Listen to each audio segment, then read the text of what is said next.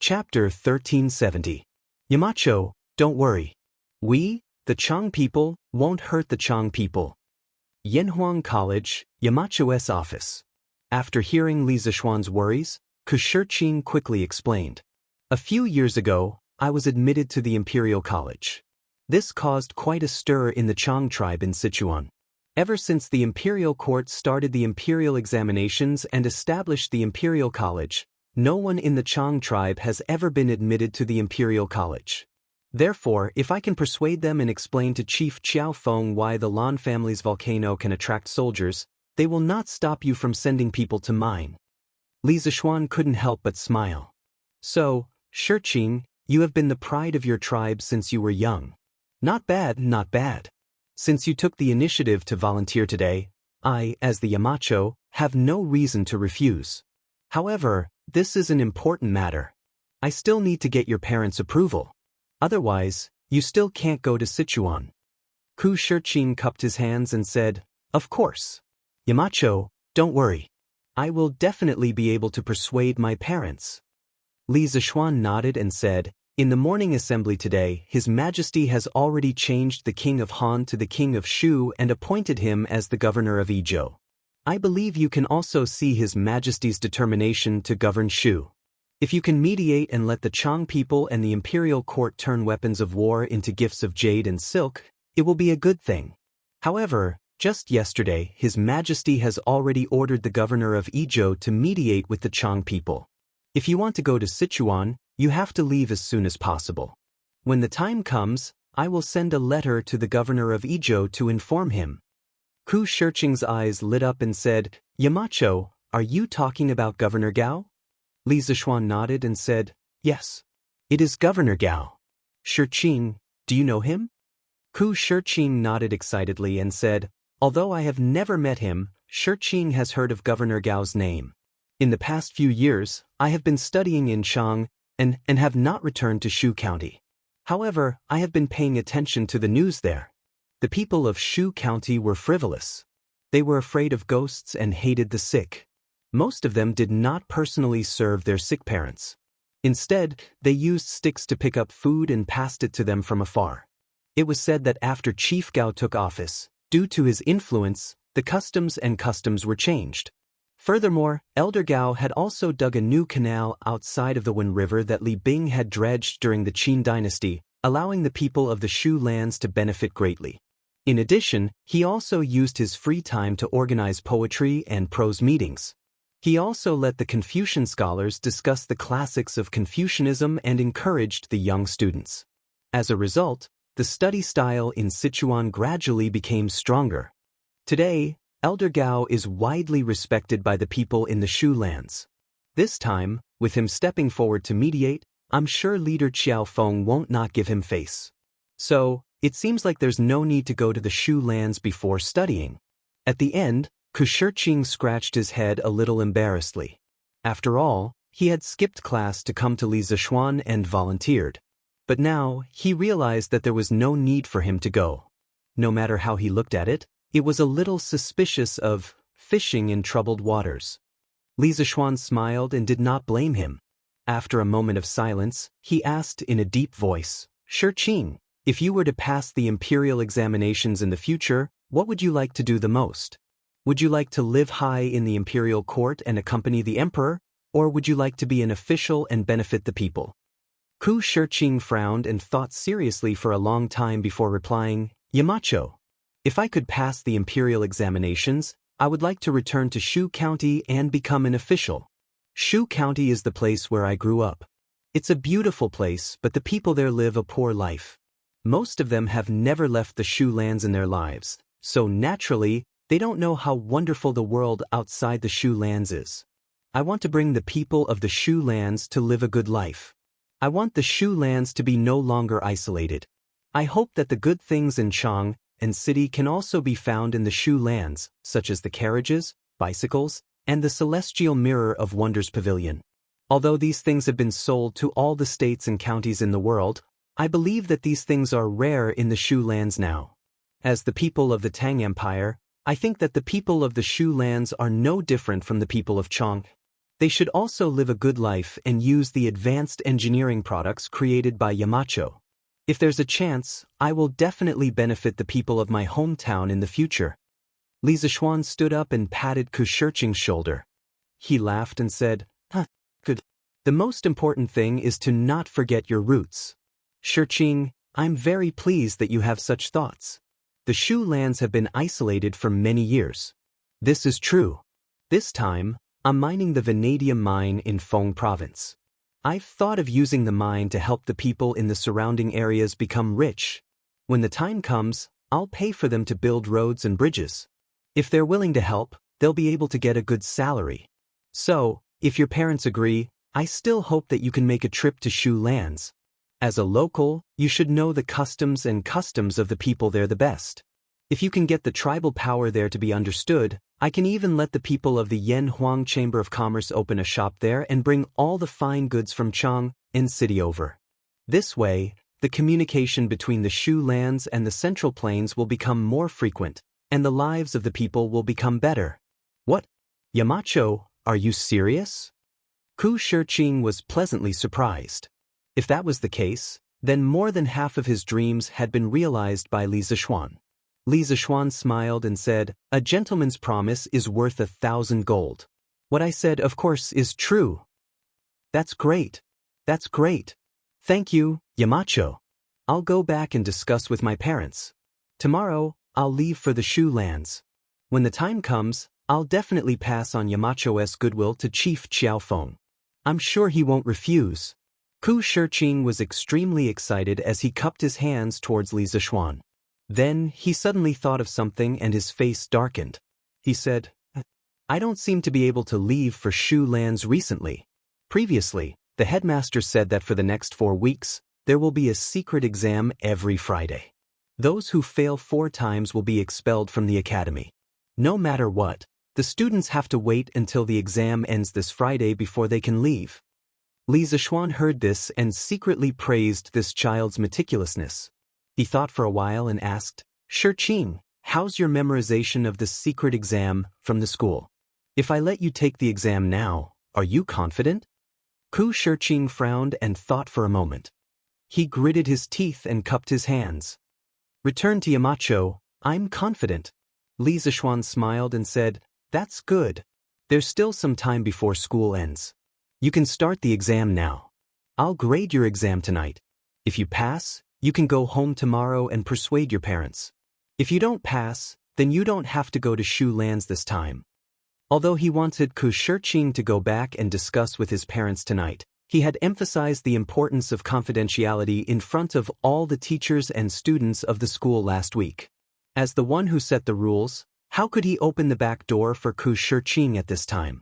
Ku Shirqing nodded heavily and said, yes. Yamacho.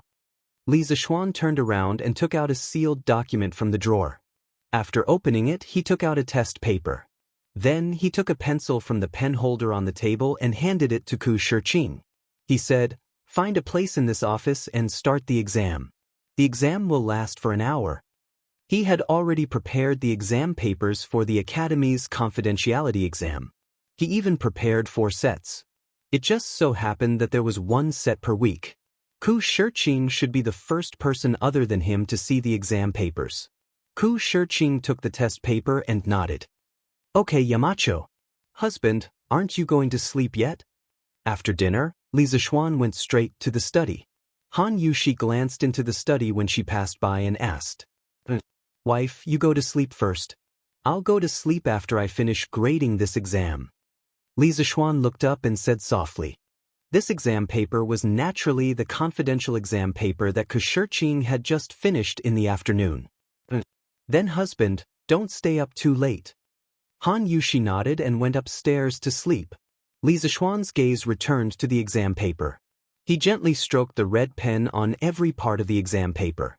Fill in the blanks, multiple choice questions, decision questions, short answer questions.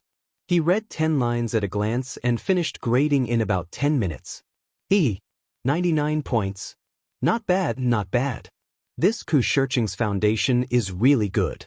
No wonder before I went to the Imperial College, he was the best in the school of mathematics. He is a good seedling.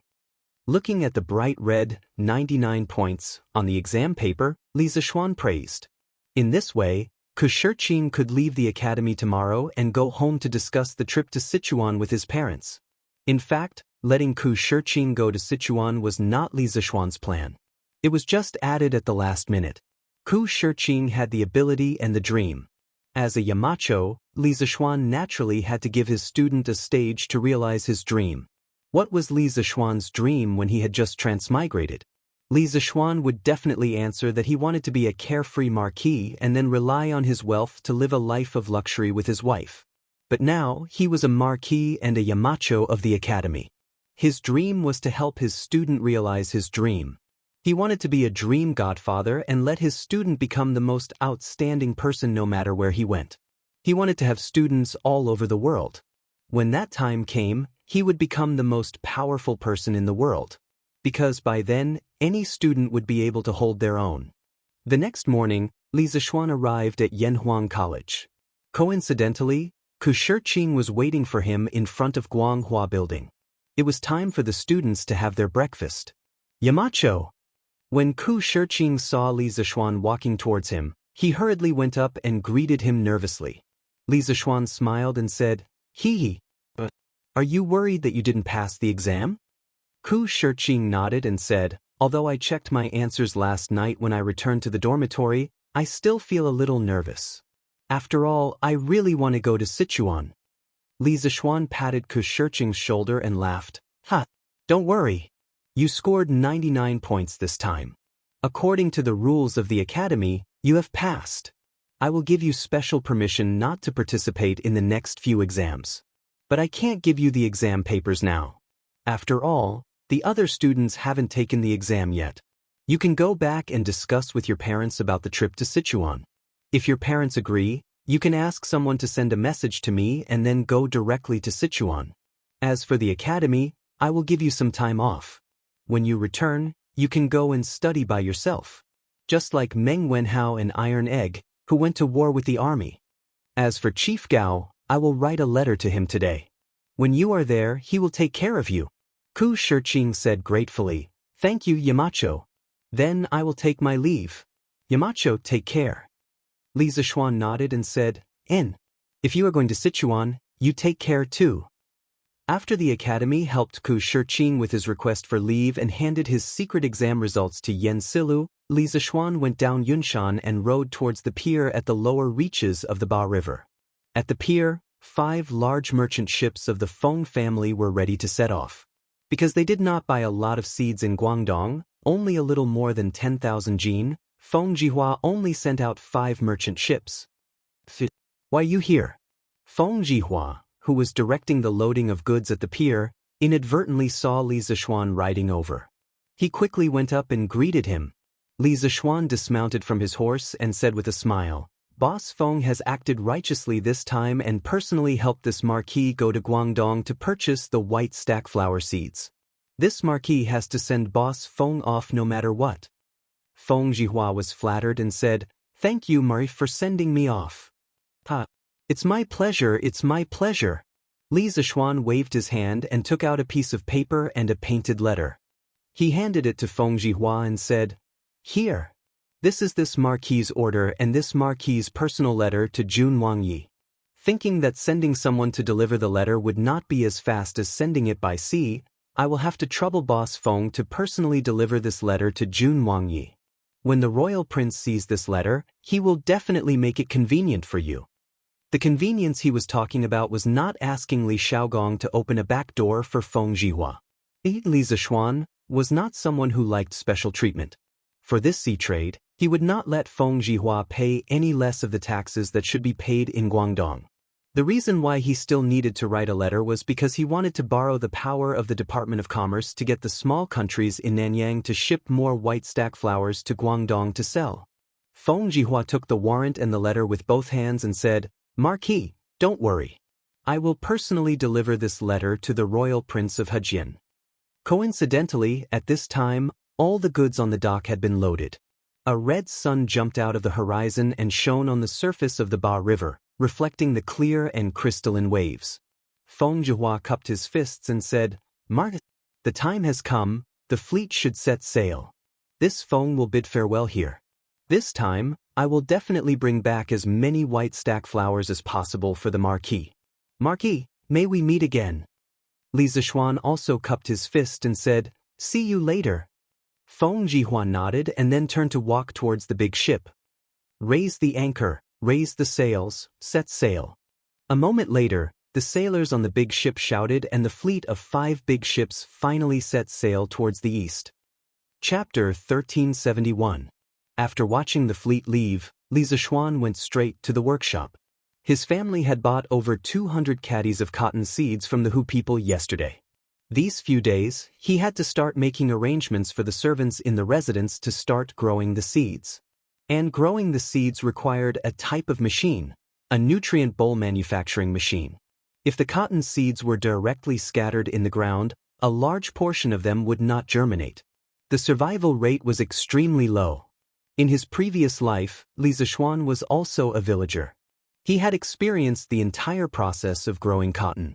He remembered that when his family was growing cotton, they had to first plant the cotton seeds in a nutrient bowl. After the seeds germinated, the seedlings would be transplanted into the ground. The so-called nutrition bowl was to load the loose, fertile soil that was easy to retain water and fertilizer, germ-free, and seedless into the machine for making nutrition bowls. Through the machine, cup-shaped nutrition bowls with a diameter of 11 centimeters and a height of 10 to 12 centimeters were manufactured. The cotton seeds were pressed into the nutrition bowls, and the nutrition bowls were covered with a thin film until they sprouted. After the cotton seeds germinated, they would be transplanted into the ground along with the nutrient bowl and the job would be done. The greatest benefit of this method was that it could greatly increase the survival rate of the cotton seeds. Compared to sowing directly, this nutrient bowl sowing method could save at least 3 times the amount of seeds. If the people of Lantian County were to use this nutrient bowl sowing method in the future, then the amount of cotton seeds they would need to plant per mu of land would not even be 1 caddy. In the modern era, the South used the nutrient bowl sowing method to plant cotton in 1 mu of land. It required about 0.7 caddies of seeds. In the North, the direct sowing method required about 3 to 6 caddies of seeds per mu of land. Therefore, the nutrient bowl sowing method had always been popular in the southern regions. However, there were also disadvantages. For example, it required a lot of manpower and resources. In addition, the nutrient bowl sowing seedlings and transplanting them could make the cotton seedlings stronger. Correspondingly, they could produce more cotton in the future. Therefore, not only did this method save on seeds, it also guaranteed a high yield. Moreover, the most important thing was that this method of growing cotton had not appeared in this era. Why was cotton only an expensive flower in the Tang dynasty for people to admire? Why was it not planted on a large scale? Because it was expensive. But why was it expensive? Other than the fact that there were very few people in the Central Plains who needed to import cotton, the most important reason was its low survival rate and low yield. Very few people were willing to plant it on a large scale. As the saying goes, the rarer something is, the greater its value. Thus, this cotton could only be treated as a precious flower for people to admire. As for using it to make clothes, that would be too extravagant. Only a fool with a lot of money would do such a thing. Therefore, Li Zishuan planned to promote his nutrient bowl planting technology. First, he had to go to the workshop to build a nutrient bowl manufacturing machine. He planned to make a hand-pressed nutrient bowl manufacturing machine for cotton. At this time, Li Zishuan was thankful that he came from a rural family in his previous life. Otherwise, he wouldn't know about these things. It wasn't difficult to make this kind of handheld cotton nutrition bowl making machine. Its structure was similar to the pushrod honeycomb coal mold made by the workshop previously. That was used to shape coal blocks, while this one was used to shape fertile soil. Therefore, Li Zishuan came to the workshop and explained it to Faubert. Faubert immediately understood and promised that the hand-pressed cotton nutrition bowl machine would be ready and sent to Yunshan Mountain by noon. Only then did Li Zishuan return to Cloud Mountain in satisfaction. At the same time, dozens of Yamen runners ran out of Lantian County. Each one of them held a notice and ran to the villages in all directions. The people from the county Yamen came to put up notices? What's going on? The Yamen runners actually came to our Yu family manor to put up notices. It's really too strange. On the wall at the entrance of the Yu family manor, the commoners looked at the notice that had just been put up and gathered together to discuss it. In the past, if the Yamen needed to announce something to the commoners, they only needed to put up notices in key places in the city. It was very rare to see a notice directly sent to the village like today. It was no wonder that these villagers felt it was strange. However, it could also be seen that county magistrate he was very attentive to Li Zishuan's orders this time. Elementary Scholar Yu. Where is Elementary Scholar Yu? Quickly let Elementary Scholar Yu see what's written on the notice. He's coming, he's coming. Quickly make way, Elementary Scholar Yu is coming. Elementary Scholar Yu, quickly read it for us. What's written on the notice? Could it be that the county yamen is going to increase our taxes again? Amidst the numerous calls, Yu Deheng, who had met Li Zishuan a few times before, walked out of the Yu family manor. Uncle Zhong, Marquis is in charge of Lantian County right now. The county yamen won't increase our taxes, so don't make wild guesses. Can you let me see what's written on the notice first? Yu Deheng comforted Zhong Lijing and then looked at the notice on the wall. After a while, he was completely stunned. Elementary Scholar Yu? Elementary Scholar Yu? What's wrong with you? What's written on the notice? Could it be that I, old Zhong, guessed correctly? Zhong Lijing saw that Yu Deheng's eyes were wide open as he stood there in a daze without saying a word. Instead, he looked very surprised. He hurriedly pulled on Yu Deheng's sleeve and said worriedly, "That's right. Elementary Scholar Yu. What's written on the notice?" The commoners were also anxious and started to shout. Yu Deheng, who was in a state of shock, finally came to his senses. He swallowed his saliva and forcefully suppressed the shock in his heart. He said, "The notice says that Marquis intends to promote the planting of white dye seeds within the borders of Lantian County. He has already asked someone to buy the seeds. From today onwards, as long as a farmer is willing to plant white dye seeds, you can immediately go to the county yamen to report. Before the seeds arrive, as long as a farmer is able to cultivate 1 mu of wasteland, they can go to the county yamen to receive a caddy of white dye seeds for free." Receive a caddy of white dye seeds for free? Elementary Scholar Yu, you're not mistaken, right? That's right. Elementary Scholar Yu. A caddy of white dye seeds is worth 7 or 8 strings of coins. Is Marquis really going to give it to us for free? Then wouldn't Marquis suffer a huge loss? Before Yu Deheng could finish speaking, the surrounding commoners immediately exclaimed in disbelief. "Everyone, please let me finish reading." Yu Deheng hurriedly shouted to maintain order.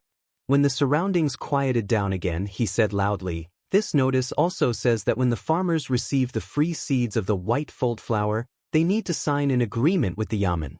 That is, when the white fold flower matures, they need to remove the seeds and hand them all over to the county yamen. Those who don't hand them over will be fined 10 strings of cash, including the principal and interest. As for the tidbits produced by the white fold, you can sell them directly or use them to make winter clothes. This way, you won't suffer from the cold during the winter. No matter what, the tidbits of the white fold belong to the farmers. The Marquis will not interfere with how you use them." As Yu Deheng's voice fell, everyone was shocked. After the shock, there was ecstasy. Marquis is actually giving out white dye seeds for free? And all the white dye seeds that are planted will belong to us? Marquis is really benevolent. If we can receive a caddy of seeds, we can at least earn 10 strings of coins. 10 strings of coins? Zhong Lijing, is there that much? Hey!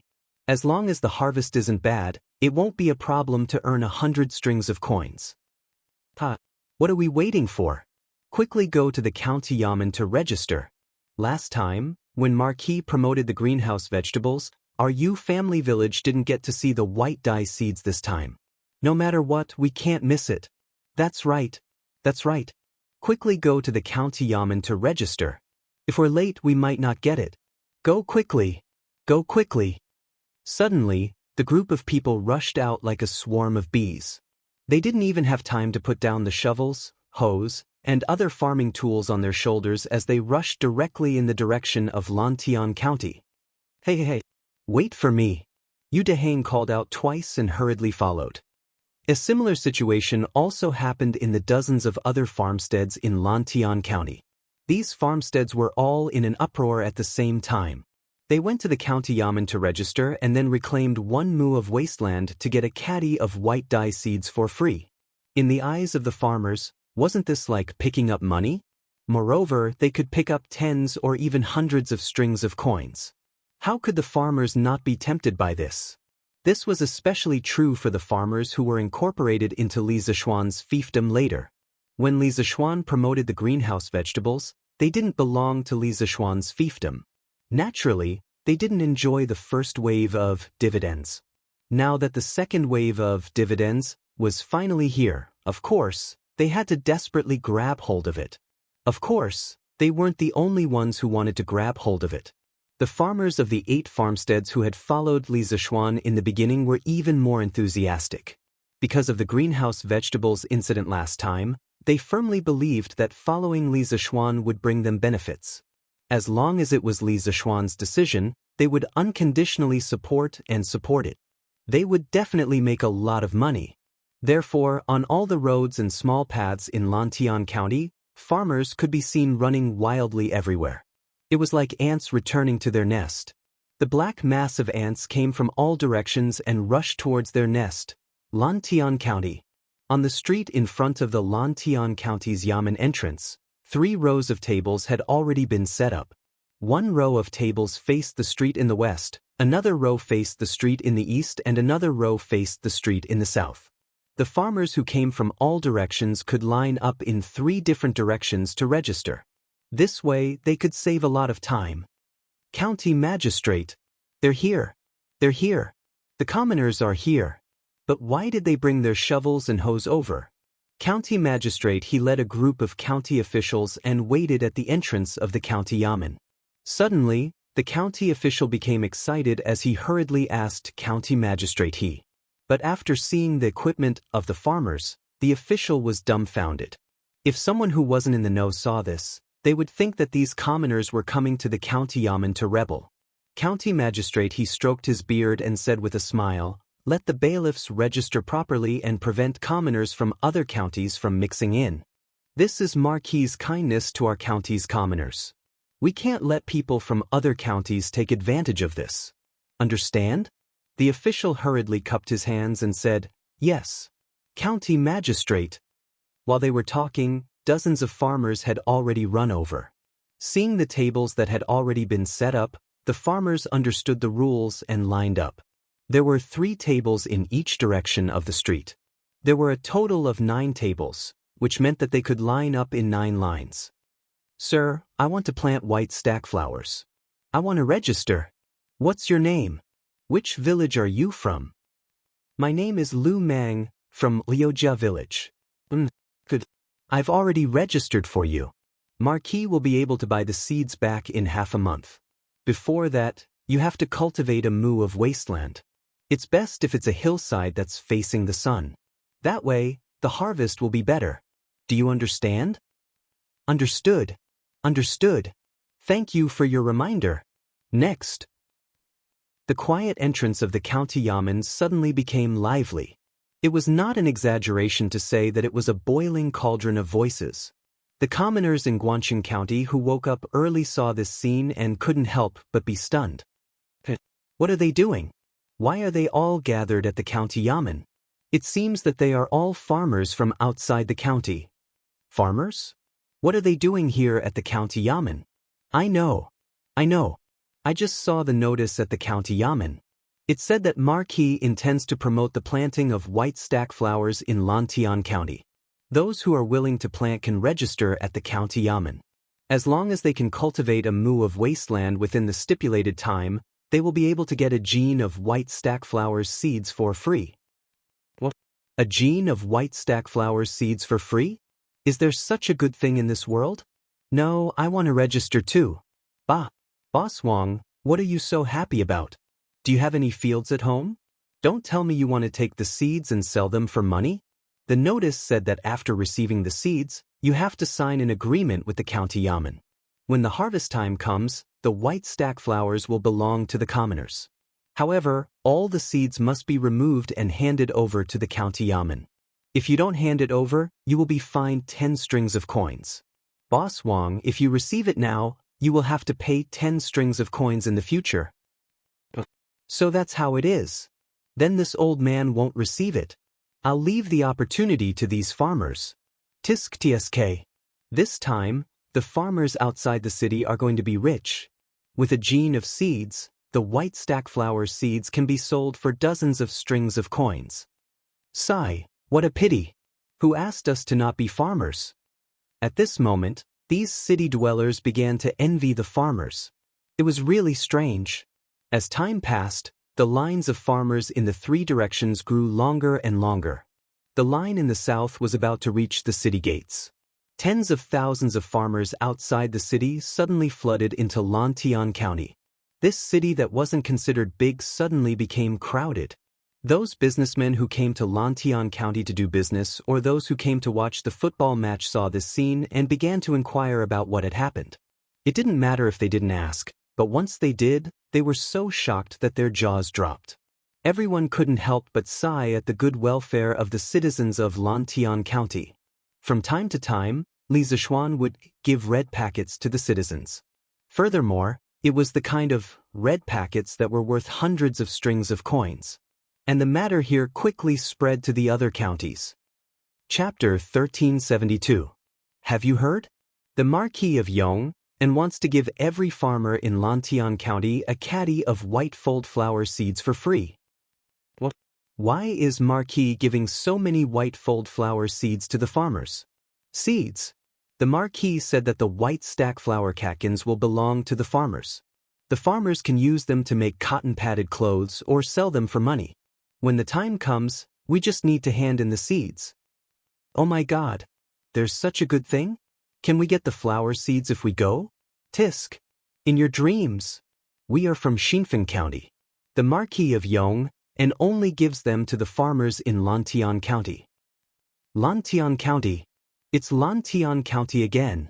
Last year, Marquis only promoted the greenhouse vegetables in Lantian County. At that time, the farmers who planted the greenhouse vegetables earned hundreds of strings of coins.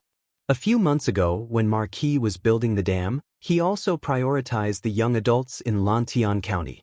I heard that not only are there meat for every meal, but the wages are also high. Now, Marquis wants to plant white fold flower seeds to make winter clothes for the people of Lantian County. Why didn't His Majesty give Xinfeng County to the Marquis of Yong and as a fief? Sigh. Who said it wasn't? Last year, matchmaker Zhao recommended a kid from Lantian County to my daughter, but my wife didn't agree. Now it's his turn to disagree. This prodigal woman. Old Wang, your wife has no taste. It's not that I want to criticize you, but this kind of woman needs to be taught a lesson. Yes, she needs to be taught a lesson.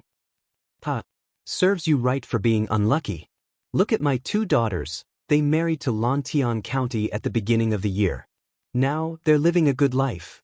After the greenhouse vegetables and dam building incident, Li Zishuan came up with another benefiting the people policy, which caused a huge uproar among the people in the surrounding counties of Cheng. Although there were no newspapers to promote it, the current momentum of public opinion was even more terrifying than being on the headlines of the newspapers. Not only the people in the surrounding counties of Cheng and city were discussing it, the people in Cheng and city were also discussing it. At this moment, all the citizens only had one thought in their minds, and that was to regret that they were not Lantian people in this life. If he was also a citizen of Lantian County, then wouldn't he be able to enjoy the benefits of Li Zishuan's benefiting the people policy?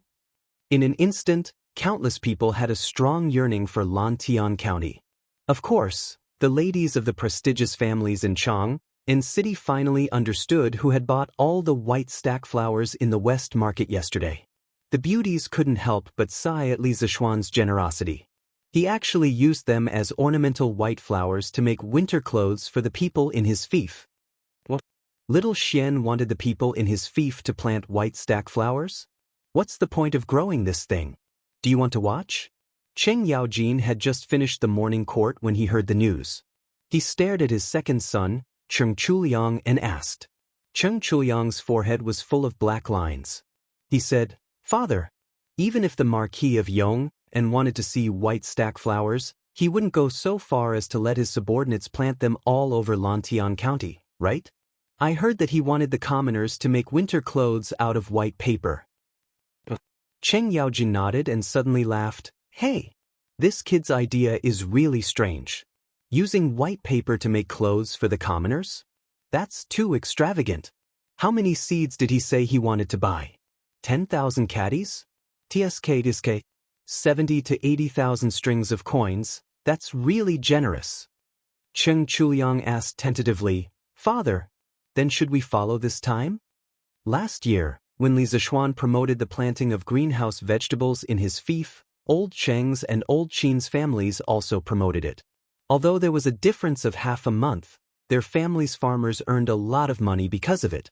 The Cheng family also gained a good reputation for being benevolent. Now that Li Zishuan wanted to promote the planting of white stack flowers, should the Cheng family follow? Cheng Yaojin frowned and said, "White stack flowers are not easy to grow. Since little Xian dares to promote it, he might have a better way to grow it. As for 70 to 80,000 strings of coins, TSK, the Cheng family can't afford it. However, the Cheng family only has 700 farmers, and a caddy of seeds per family is only 700 caddies." After pondering for a moment, Cheng Yaojin gritted his teeth and said, "Then we'll buy it.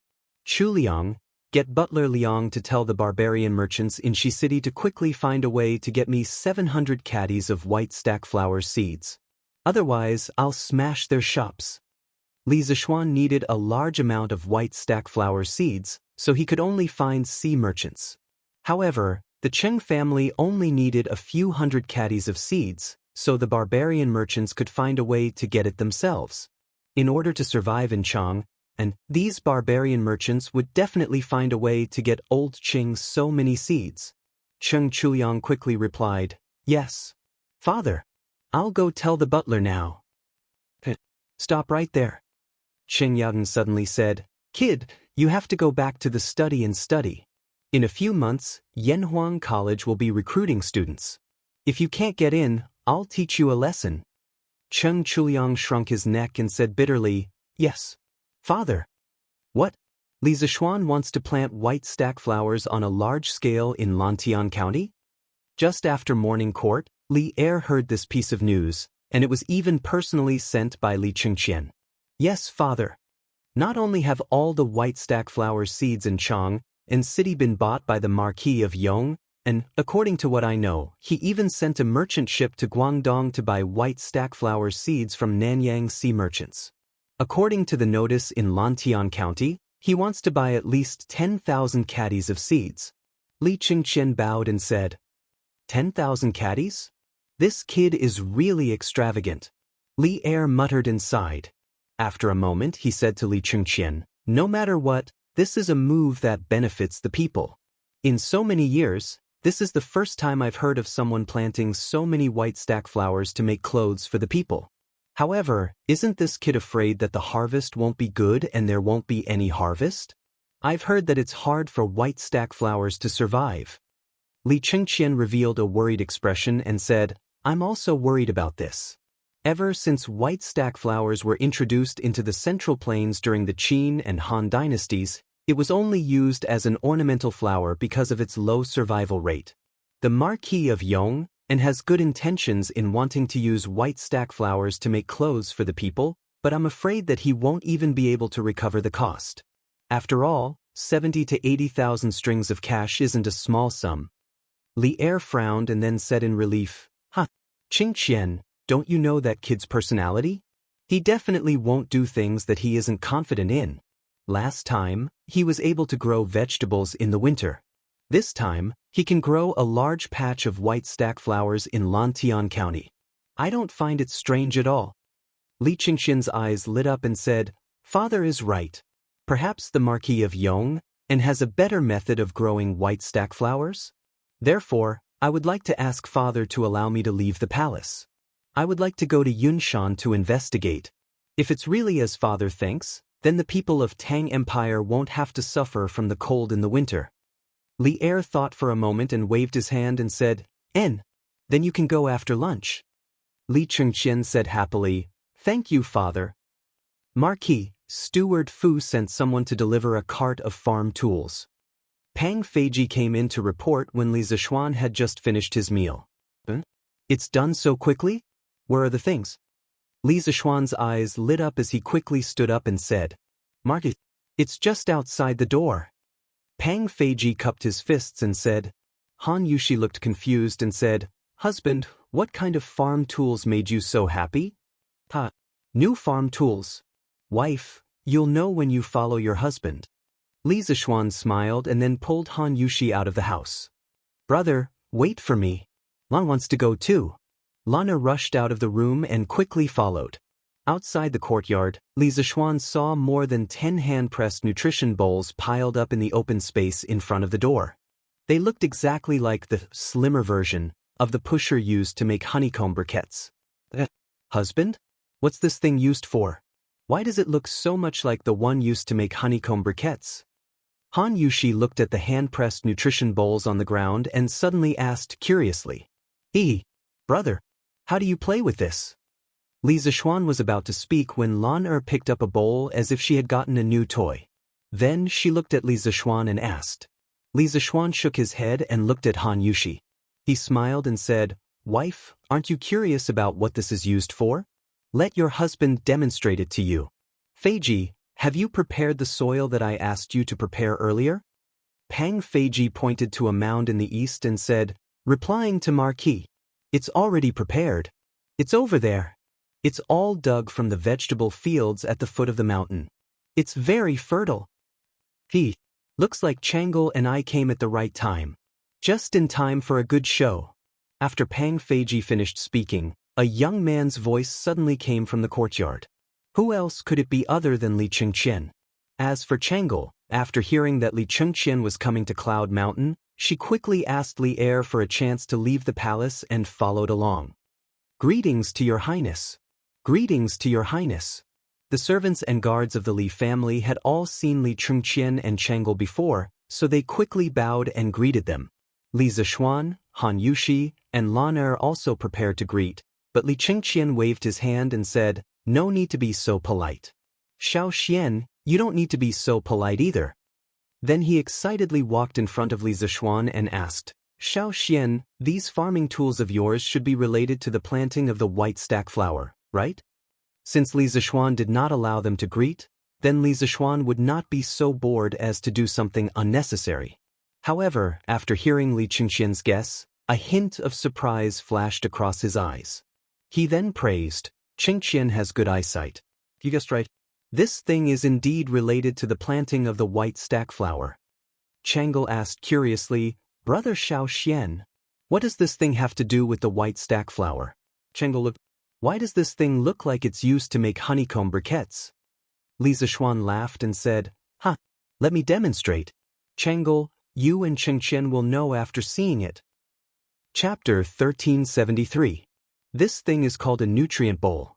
By stuffing fertile soil into it and pushing it out like I am doing, you will get cup-shaped mud cubes. These mud cubes are the nutrient bowls for the white stack flower seeds. If you press 2 seeds into the nutrient bowl, they will sprout in about 7 days. At the mound of soil next to the Yunshan residence, under the gaze of Li Chengqian, Changel, Han Yushi, and the others, Li Zishuan showed himself to explain. First, he poked the alms bowl with all his might into the mound of soil. After it was filled with soil, he stepped on the push rod, and the soil was pushed out in the shape of a cup. This was the nutrition bowl. Then, Li Zishuan took out 2 seeds and pressed them into the circular pit in the center of the nutrient bowl. The entire process was completed. This is fun. Brother, or will help you." Seeing Li Zishuan easily make a cup-shaped mud cube, Lan Er's interest was immediately piqued. She excitedly rushed over to give it a try. Li Zishuan was speechless. "You are just a little taller than the alms. How can you play with it? Go to the side and watch. Don't dirty your clothes." Lan pouted. "I won't. Brother, you look down on me. Lan will make one for you to see." After saying that, The little girl imitated Li Zishuan's previous actions. She picked up the alms and poked it into the mound of dirt. This thing is indeed interesting. I will give it a try too. Perhaps the innocent Lan had awakened Li Qingxian's childish nature. This fellow also eagerly picked up the alms and walked towards the mound of dirt. Brother Crown Prince, wait for me. Changle also wants to try. It was rare for Changle to come out, so she naturally wanted to play to her heart's content. She followed closely behind Li Qingxian with the alms and walked towards the mound of dirt with the alms. Your Highness, you can't. The leader of the Eastern Palace guards who followed Li Qingxian hesitated for a moment before stepping forward to stop him. Li Qingxian waved his hand and said, "It's fine. I am just giving it a try. There is no danger." When the guard heard that, he did not continue to stop him. "Brother Little Xian, can you teach Changle one more time?" Changle carried the alms bowl and walked to Li Zishuan's side, smiling sweetly. Looking at this bright and beautiful smile, how could Li Zishuan say no? He nodded helplessly and said, "All right then. Qingxian, Changle, I'll demonstrate it to you again. First, push the alms bowl into the mound with all your strength. You must use all your strength, or else the soil won't be able to fill the alms bowl, and the nutrition bowl you push out will be incomplete." Bang bang bang. Li Zishuan, Changle, and Lan all followed Li Zishuan and poked the alms bowl into the mound. After a while, Li Zishuan continued, "When you think it's about time, step on this push rod and push the dirt out. Yes, that's it. It might take some effort. Wow. I'm done. Brother Little Xian, take a look and see if this nutrition bowl is done correctly." Unexpectedly, Changle had finished it before Li Qingxian.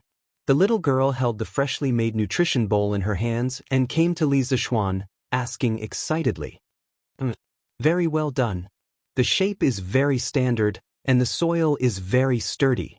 Li Zishuan nodded and praised. "Thank you for your praise, Brother Little Xian." After receiving Li Zishuan's affirmation, Changle's beautiful little face instantly beamed like a flower. At this moment, Li Qingxian's first nutrition bowl was also completed. However, it was a failure with a bumpy bottom and an incomplete exterior. It was obvious that Li Qingxian did not use enough strength when filling the soil inside. "Qingxian, this is about the same level as Lanus.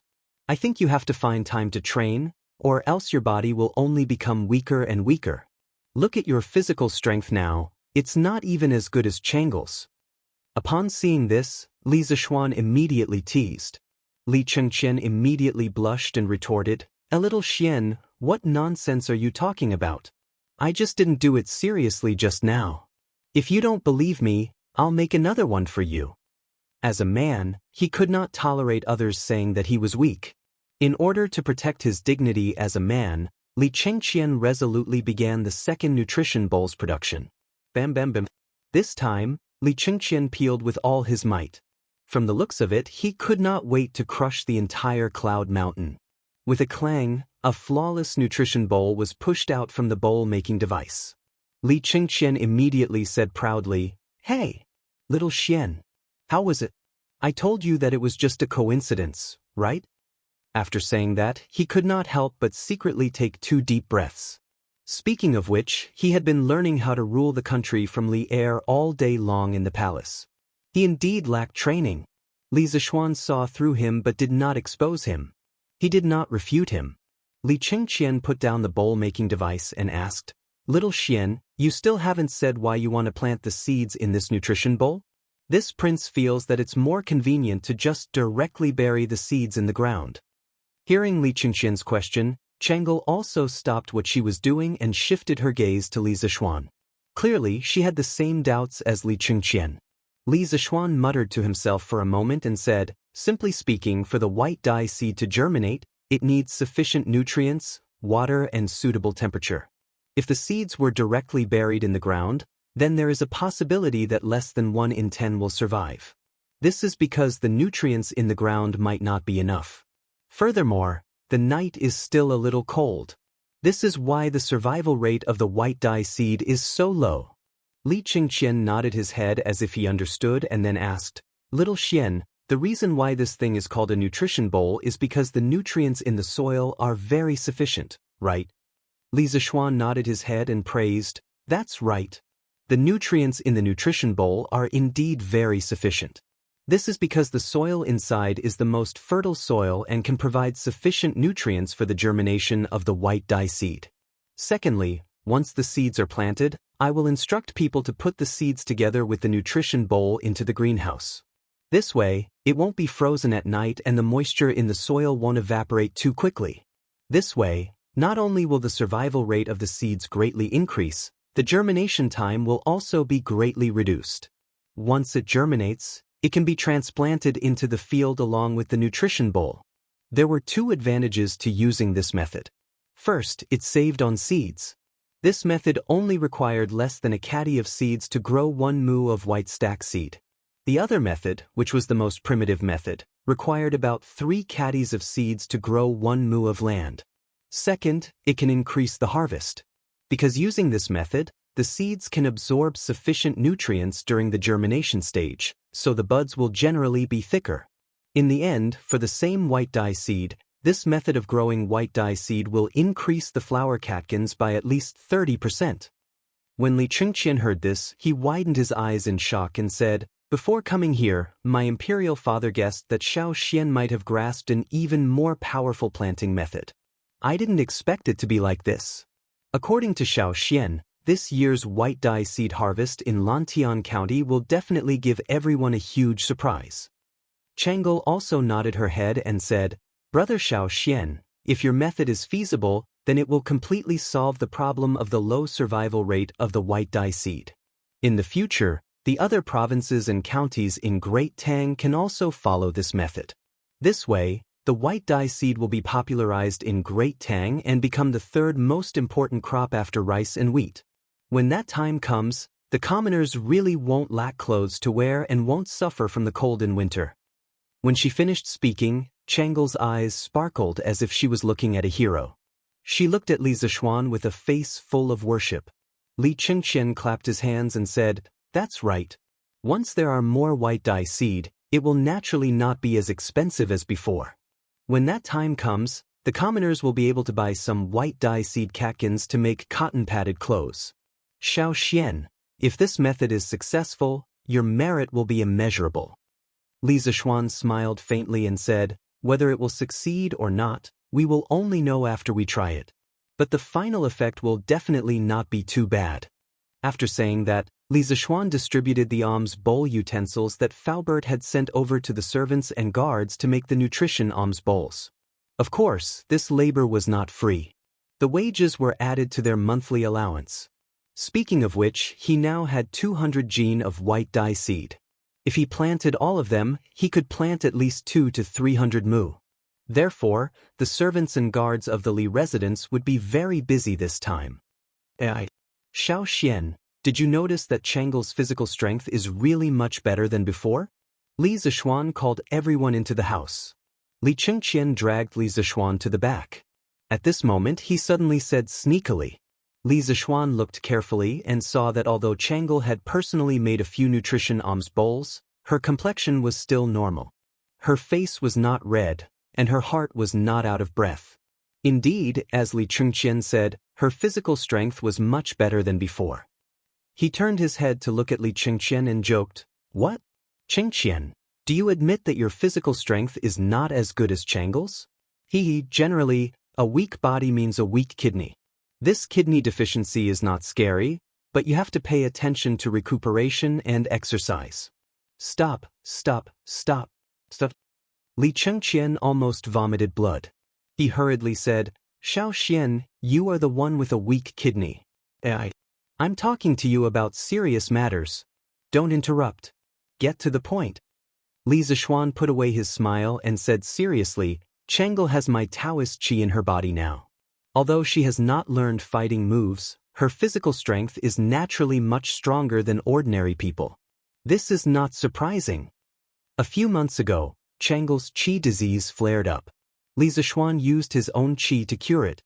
In addition, Changel usually practiced Tai Chi very seriously, so she had already cultivated qi. With Li Zishuan's help, She unexpectedly succeeded in drawing qi into her body. This was the main reason why her physical strength was much stronger than before. Li Chengqian suddenly understood, oh, so that's how it is. Xiao Xian, is internal qi really so miraculous?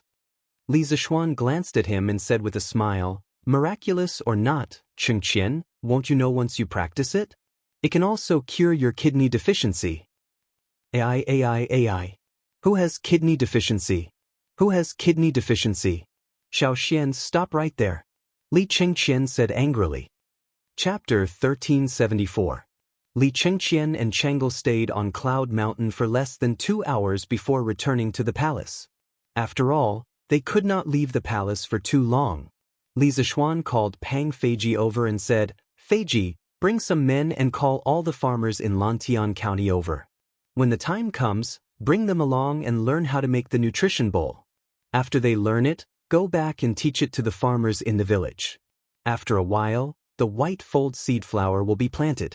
All the farmers who receive the seeds must use this method to plant the white fold seed flower. Pang Feiji cupped his fists and said, yes. After saying that, he brought a dozen personal guards and rode down Cloud Mountain. Not long after Pang Feiji left, a woman came to the courtyard of Cloud Mountain and said that she wanted to see Li Zishuan. Li Zishuan brought Han Yushi out to meet her. Only then did he know that this woman was Ku Shiqing's mother. She was here to send a message to Li Zishuan, saying that Ku Shiqing had already left for Bashu in the afternoon. Ku Shiqing's father, because he was worried, also followed along. Li Zishuan and Han Yushi comforted Ku Shiqing's mother, telling her that Ku Shiqing would be taken care of by Gao Shilian when he arrived there, so she did not have to worry. Ku Shiqing's mother stayed on Cloud Mountain for a while before leaving. Her back view looked very bleak. After all, her husband and son had gone far away, and might even encounter danger. Of course she was worried. Husband, you sent your students so far away, aren't you worried that they will encounter danger? Back in the house, Han Yushi looked at Li Zishuan and asked. Li Zishuan was stunned, then sighed and said, of course I'm worried, but what's the use of worrying? These children have to bear what they should bear. If they don't experience some things, they will never grow. Evening, sweet dew hall. Li Zishuan really said that?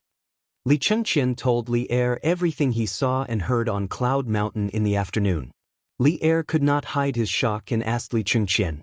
Li Chengqian clasped his hands and said, absolutely true.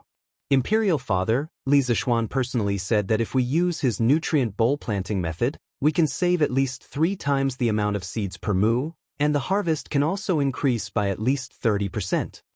Hearing this, Li Er nodded his head. Although he did not show it on his face, his heart was in turmoil.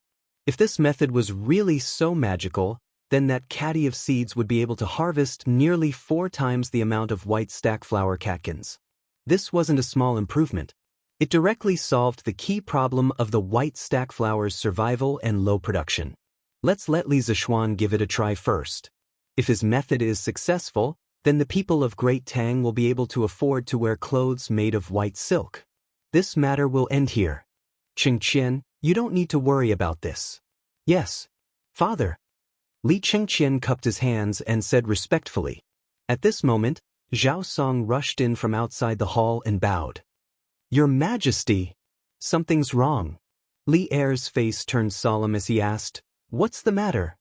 Zhao Song replied, Your Majesty, Tuli Khan has sent an envoy, requesting to surrender to Great Tang.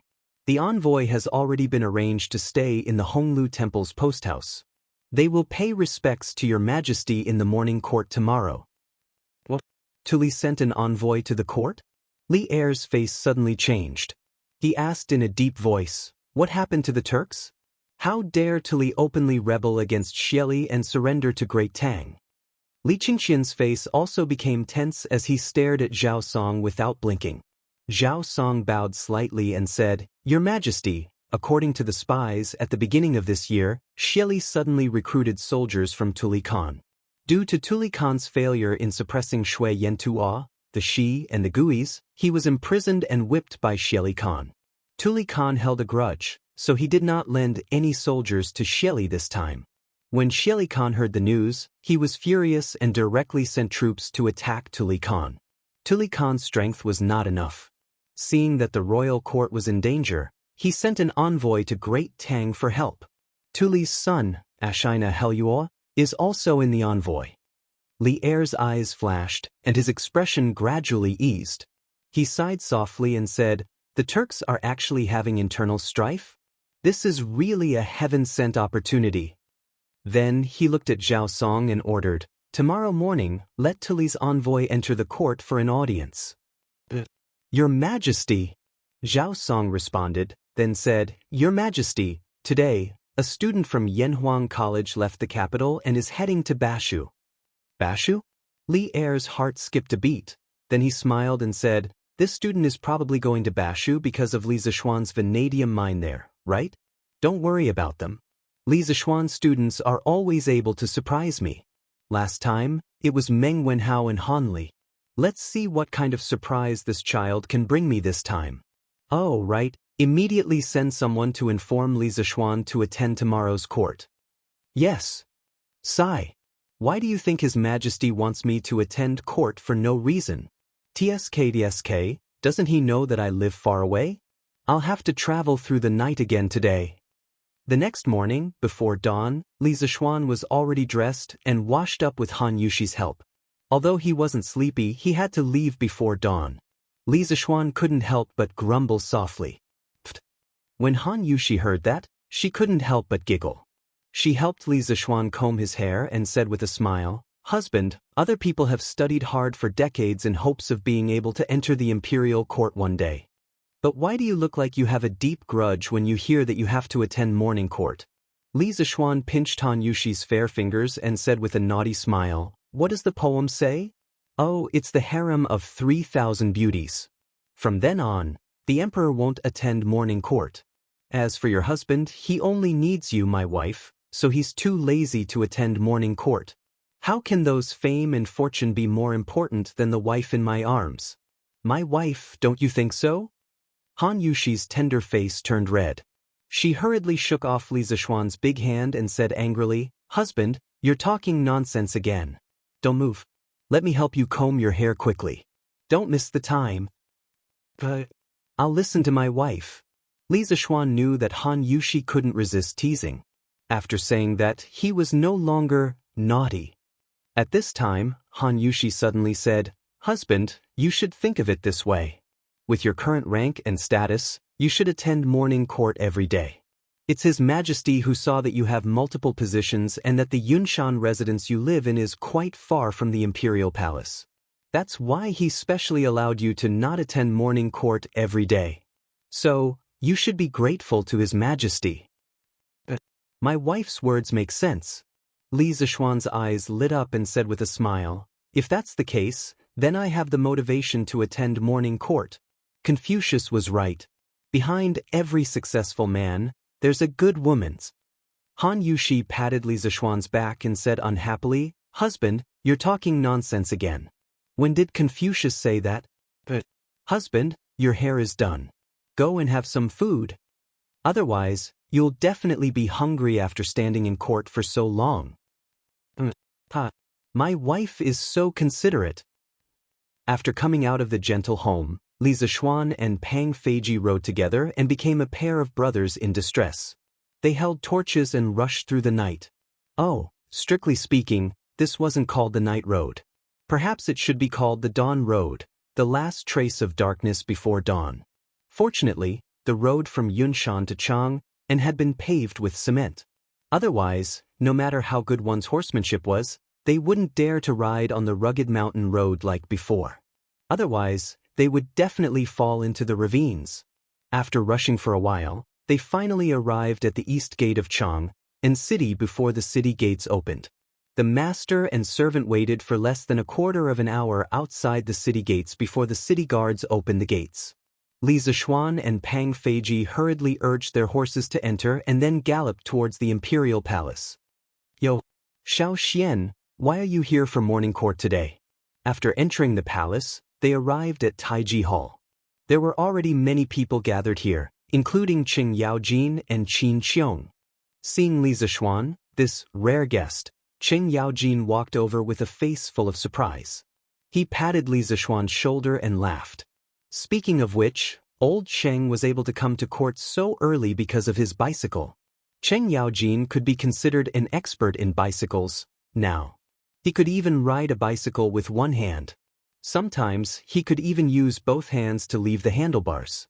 What's more, when Cheng Yaojin rode his bicycle, it was even more ferocious than when he rode a horse. Everyone was afraid of him. Actually, he was not the only one who rode a bicycle. Among the civil and military officials, those who were slightly wealthier had almost all bought bicycles. After all, bicycles were faster and more convenient than horse carriages. They could go wherever they wanted with just a pedal. Moreover, they did not have to feed the horses. It was worth mentioning that the palace was also keeping up with the times. They had specially built a parking lot outside the palace gates for the officials. When Li Zishuan found out about this, he felt a sense of accomplishment and was overjoyed for a long time. This was because he had brought a little change to this era. "Good morning, Uncle Cheng." Li Zishuan greeted Cheng Yaojin and replied, "Yesterday, His Majesty sent someone to Yunshan to inform me that I must attend today's court meeting. I dare not come." "His Majesty sent someone to inform you?" Cheng Yaojin's eyes flashed and his expression became serious as he asked. Li Zishuan nodded and said, "Yes." "Oh, right, Uncle Cheng. Did something big happen in the court these 2 days?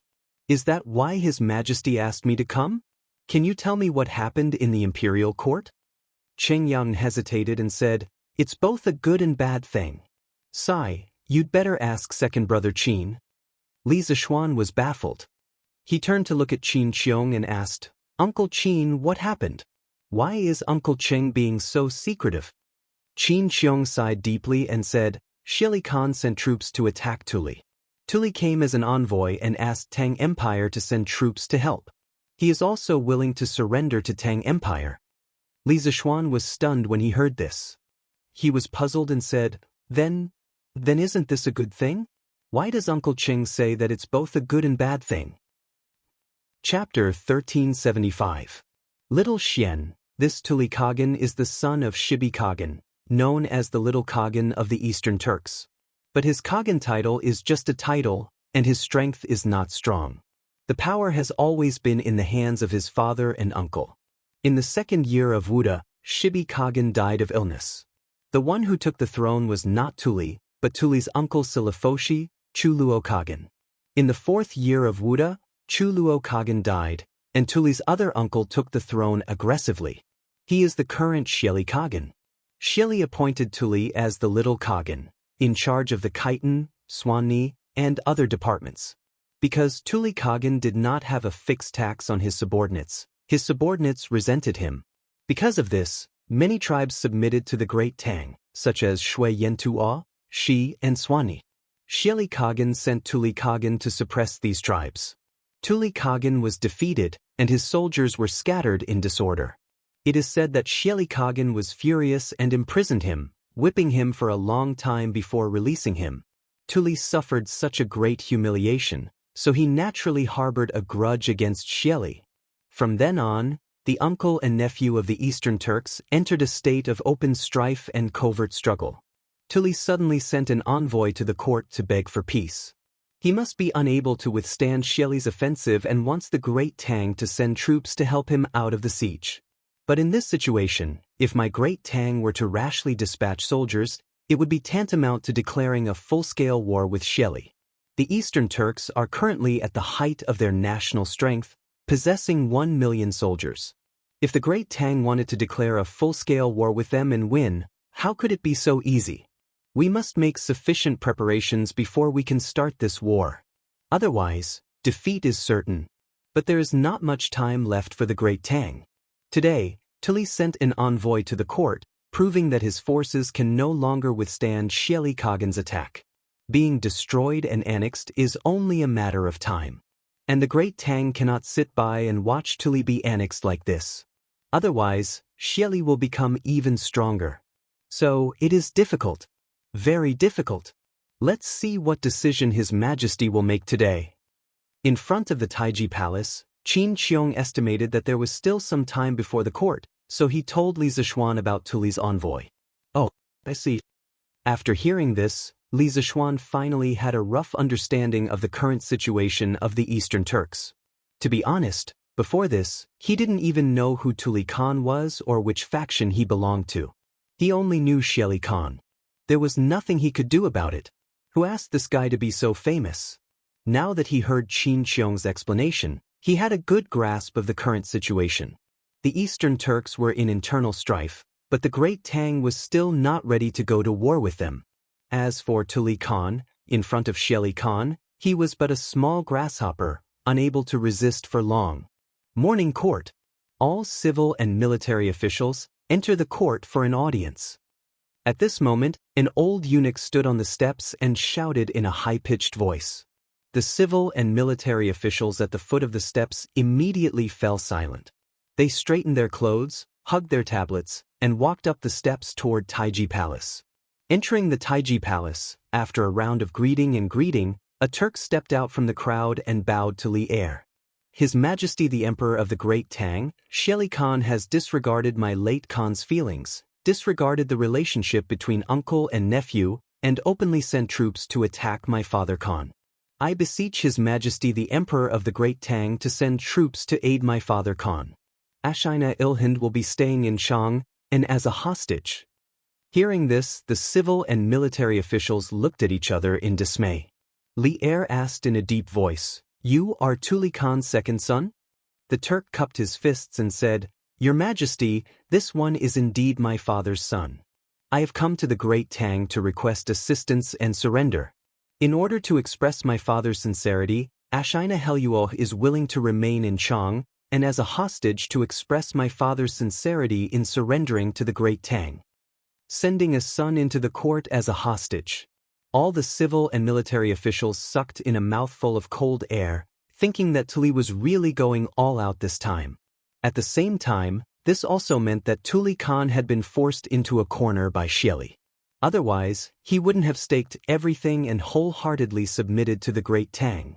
After a moment of silence in the hall, Li Er said, "Since I ascended the throne, I have ruled the country with benevolence and righteousness, and I have treated my friends well. Ashina Heluo, you don't have to mention the matter of a hostage again. My Great Tang doesn't need anyone as a hostage.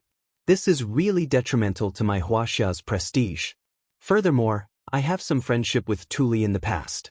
How can I take advantage of this and take his son as a hostage?" Speaking of which, Ashina Heluo was also a straightforward person. How could he say, "I am here to be your hostage," in front of the emperor? Normally, this kind of thing was tacitly understood, and no one would directly say it. Old Li was the ruler of Huaxia, so how could he not care about his face? However, Li Er saying that he had some friendship with Tuli Khan was also true.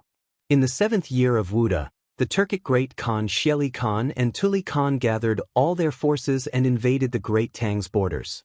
At that time, the Great Tang Emperor Li Yuan sent Li Er out to defend against the Turks on the 21st day of the 7th month. On the 12th day of the 8th month, the two sides clashed at Wulongbin, which was known in history as the Battle of Wulongbin. Li Shimin used the strategy of sowing discord, working together with Tuli Khan to drive a wedge between Xieli Khan and Tuli Khan, and became sworn brothers with Tuli Khan, causing the Turks to retreat. It did not matter whether Li Er and Tuli's friendship was due to the situation, or whether it was feigning civility, or because of benefits, or whether it was sincere friendship, but in the end the two of them became sworn brothers. It was an indisputable fact. Although this kind of thing sounded inconceivable to other people. Hearing Li Er's words, Ashina Heluo was first stunned, and then he immediately wanted to refute. After all, when he left the Turks, his father had instructed him to do so. He had to complete the task his father had given him. Who knew that Li Er seemed to know what he was going to say next and spoke first, "Ashina Heluo, you don't need to say anything more. We will not take you as a hostage. However, if you like the prosperity of Chang, and want to stay in Chang, and for a while, we naturally have no reason to refuse." Ashina Heluo's wooden brain finally reacted at this moment. He hurriedly cupped his fists and said, "Many thanks to the Great Tang Emperor for taking me in. Ashina Heluo is willing to stay in Chang, and for a while. I only hope that the great Tang Emperor can send troops to rescue my father. When the time comes, my father will definitely remember your majesty's kindness and lead his troops to surrender to the great Tang Empire, joining the court and submitting to your majesty. Li Er's eyes narrowed as he said in a deep voice, in the past, the Turks had internal strife and relied on the power of the Sui dynasty to stabilize. However, Shili Khan did not know how to cherish the situation left behind by his ancestors. Instead, he relied on his own strength to indulge his own desires. He was licentious and tyrannical, and his uncle and nephew killed each other. This is truly against the laws of nature. However, sending troops to the Turks is a matter of great importance. We need to discuss it with the court officials before we can make a decision. Ashina Heluo, you have traveled a long way from the Turks and must be exhausted. Why don't you return to the inn and rest for a while? After we have discussed with the court officials, we will send someone to inform you. Hearing this, Ashina Heluo thought seriously before finally cupping his fists and saying, Yes, your majesty. Ashina Heluo will take his leave. After that, he clenched his fists in front of his chest and bowed to Li Er. Then, he brought the 2 Turk emissaries and left the hall. After Ashina Heluo left, Li Er's eyes darkened as he looked at the court officials and asked, Dear officials, do you think that our Tang Empire should send troops to aid Tuli?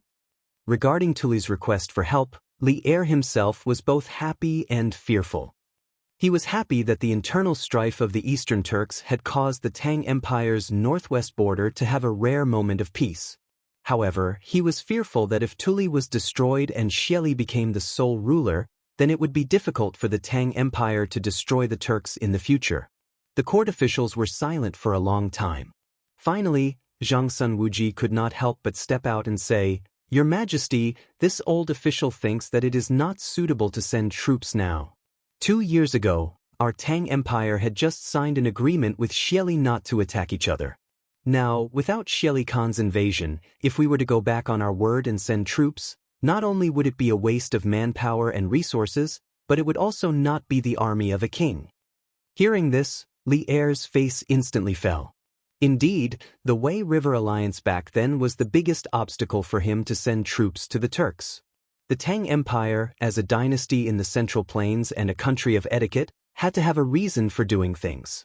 They could not be like the Turks, who could fight whoever they wanted to fight. Even if they killed their brothers, no one would blame them. The Tang Empire was particular about sending troops with a reason. Most of the court officials would not allow Li Er to do something as treacherous as going against the agreement. Duke Zhao is right, it is indeed not suitable to send troops now. This old official agrees. This official agrees. After Xianxia Wuji said that, there were immediately voices of agreement in the court. Bullsh asterisk teach. Bullsh asterisk t. What bullsh asterisk t agreement? Let me, Old Cheng, ask all of you, if Shili is free now and has sufficient provisions, do you think he will care about the agreement back then? Will he send troops to invade our Tang Empire? Although Qing Yaojin also knew that now was not the best time for the Tang Empire to send troops, but seeing so many officials talking about the Wei River Alliance back then, he could not help but stand up and scold. The Wei River Alliance was not only the shame of Li Er's life, it was also the shame of Qing Yaojin's life. Duke Lu, why are you spouting such vulgar words in the court? Furthermore, our Tang Empire is a country of etiquette and etiquette. When we go to war, we have a reason for sending troops. How can this be a game? Xianxia Wuji pulled a long face and reprimanded Qing Yaojin. Qing Yaojin immediately snorted and said, Bullsh asterisk t, sending troops with a reason. According to what you said, we can only wait for that brat Shili to bring troops to Chang and city before we can retaliate? Qing Jijia, don't be unreasonable in the imperial court. Xianxia Wuji's eyes were dark as he said coldly, Your Majesty, this old official thinks that although Duke Lu's words are vulgar, they are not without reason. At this moment, someone from the court officials' camp actually stood up and spoke for Qing Yaojin. It was Du Ruhui. Chapter 1376. Oh, Minister Du also thinks that I should send troops to attack Shili? Inside the Taiji Palace. Du Rui walked out of the crowd. Li Er's eyes lit up as he asked with a smile. Li Er knew better than anyone that the Tang Empire was not ready for a full-scale war with the Turks. But it was one thing to not be ready and another to not dare to fight. As long as the decision was made to fight, the entire Tang Empire would take action and prepare for war very quickly. Du Ruhui cupped his hands and said, "Your Majesty, I think what High Duke Lu said is reasonable. The Tang Empire does not need to be honest with Xieli because he will violate the treaty sooner or later. Now that the Turks are in chaos, it is the best time to attack. Moreover, attacking countries with civil strife has been the custom since ancient times. The Tang Empire cannot be timid because of the treaty and miss the opportunity." Fang Mao Dudun lived up to his name. Du Ruhui had sharp eyes and directly asserted that the treaty was a piece of waste paper in the eyes of the Turks. As soon as Du Ruhui finished speaking, Qing Yaojin immediately said excitedly, "Hee. Old Du, in the past, Old Cheng, didn't realize that you were also a tough nut to crack. Old Cheng, cherish you. Today, Old Cheng, would like to apologize to you for my blind eyes. When you get better, Old Cheng would like to treat you to a drinks." After saying that, he patted Du Ruhui's shoulder gently, looking very intimate, as if they were good brothers who had known each other for many years. Du Rui's mouth twitched slightly and then moved 2 steps to the side imperceptibly to keep a safe distance from Cheng Yaojin. Then he cupped his hands and said expressionlessly, "High Duke Lu, I am just talking about the matter. It has nothing to do with personal friendship. Please conduct yourself with dignity." Could I conduct myself with dignity? Cheng Yaojin was rebuffed. He could only rub his nose and laugh dryly before returning to his original position. This was just a small episode. At this time, seeing that Cheng Yaojin was no longer making a fuss, Fang Xianling stepped out from the crowd and cupped his hands. "Your Majesty, I think that Kemming's words are reasonable. Now that the Turks are in internal strife, it is a heaven-sent opportunity for the Tang Empire. When Xieli's army was at the city gate, the reason why he signed the treaty with the Tang Empire was that he could not figure out the real situation of Chang and did not dare to attack the city rashly. He definitely did not want to be friends with the Tang Empire forever. The Turkic foreigners have been eyeing our central plains for many years. Once they are ready or our great Tang falls into internal strife, they will definitely disregard the treaty and attack the great Tang. Therefore, instead of waiting for Xieli to attack us, it would be better to immediately organize our forces and attack Xieli. Right now, our great Tang has many soldiers and generals. We have sufficient provisions and fodder. After 3-4 months of serious preparation, we will definitely have the strength to fight Xieli. Otherwise, when the Tuli Kagan is destroyed and Xieli's clan becomes the strongest, when my great Tang attacks Xieli again, who knows how many of our men will die?" Li Er nodded. Just as he was about to speak, Kong Ingda stepped forward and said, "Your Majesty, I think this is inappropriate. The great Tang is the highest country in the Celestial Empire, a country of etiquette and propriety. How can we commit such a treacherous act? Even if Xieli secretly harbors evil intentions, as long as he doesn't take the initiative to attack and doesn't violate the treaty, then we can't rashly attack. Otherwise, where is the prestige of the imperial court? Where is your Majesty's propriety? In the future, who will believe the promises of our great Tang?" Zhang Sunwuji also clasped his hands and said, "Chancellor Kong is right. Since the great Tang is a country of gentlemen, it must have the demeanor of a gentleman. This time, if we attack first, although we can win the initiative, we will also be spurned by the world. At that time, the righteous army will become an unreasonable army, and the other neighboring countries will no longer believe in the promises of our great Tang. To the great Tang, the gains won't make up for the losses. Moreover, even if we don't attack the Turkic Khaganate now, we can also secretly make preparations, recruit troops, and store up provisions. Once the Turkic Khaganates break the treaty or do something that violates the treaty, it won't be too late for us to attack them then. Even if the Tuli Kagan is destroyed and Xieli's clan becomes the strongest, we have sufficient preparations and may not lose to them." Buzz. "I second the motion." The Great Tang cannot lose its face. Your Majesty's propriety cannot be lost. The Imperial Court can secretly mobilize troops, but we definitely cannot take the initiative to break the treaty. Minister of Revenue Xiao Yu stepped forward and clasped his hands. I second the motion. After Kong Ingda and Zhang Sun Wuji finished speaking, the civil and military officials in the Imperial Court seemed to have woken up from a dream, and more officials voiced their agreement. Cheng Yaojin, Fang Xianling, and Du Ruhui seemed to be a little weak and helpless. This point had nothing to do with factional struggles. In the early days of the Tang dynasty, there were basically no factional struggles in the Imperial Court. The reason why these officials didn't agree with the Imperial Court sending troops wasn't because they wanted to stand on the same side as Zhang Sun Wuji, but because what Zhang Sun Wuji and Kong Ingda said made sense. A country's promise. If the Great Tang went back on its word, it could gain a little advantage in the war against the Turks, but it would lose the country's prestige. This was something that couldn't be made up for. Li Zishuan, who was in the civil official camp, couldn't help but frown. Although he was also in the pro-war camp, he had to admit that what Zhang Sun Wuji and Kong Ingda said made sense. As a country in the Central Plains, they naturally had to pay attention to the country's prestige and couldn't go back on their words. Otherwise, if they lost their prestige and caused other countries to no longer believe in the Great Tang, this loss would be too great. After all, although the Great Tang was strong now, it wasn't strong enough to contend against all the countries in the world and didn't need any allies. How could Li Er, who was sitting high above, not see the current situation in the Imperial Court? He knew that the Great Tang couldn't send troops to reinforce Tuli in the current situation. He frowned and pondered for a long time. Just as he was about to announce that they wouldn't send troops, a guard ran in from outside and bowed with cupped fists. Reporting, Your Majesty, the envoy sent by the Khitan chieftain has arrived outside the palace. At the same time, the envoy sent by Khan Xieli has also arrived. The moment he finished speaking, all the civil and military officials in the Imperial Court were dumbfounded. What? The Khitans and Khan Xieli have both sent envoys? What are they trying to do? What is Xieli trying to do? A few minutes ago, Tuli's son and the envoy had just left the Imperial Palace.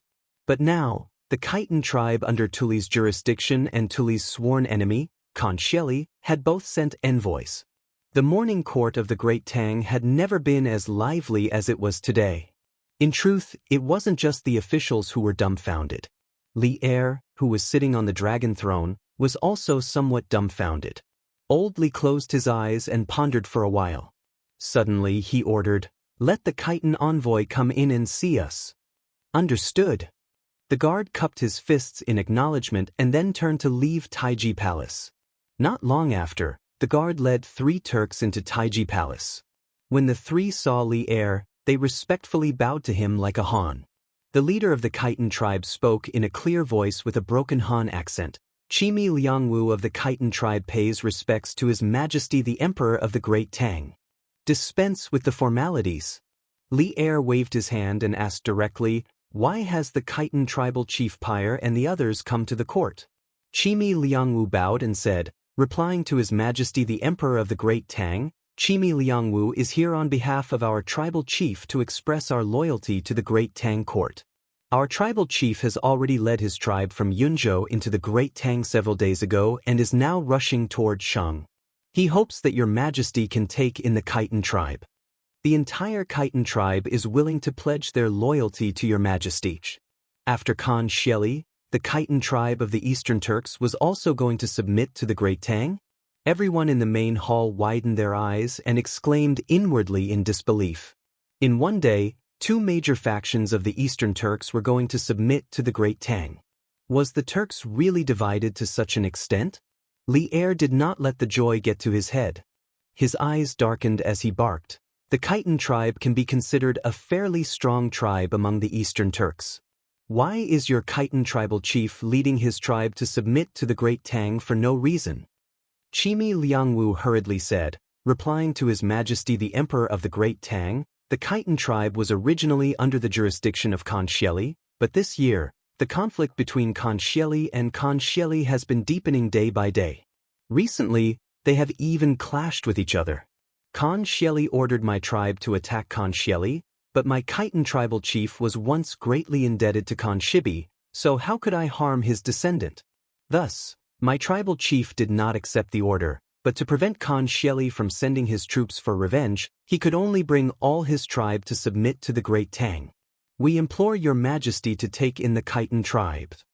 Buzz. Everyone in the imperial court was pleasantly surprised. The strength of the Khitan tribe was not ordinary. Their tribal chief had led his tribe to submit to the Great Tang, weakening the strength of the Eastern Turks and indirectly increasing the strength of the Great Tang.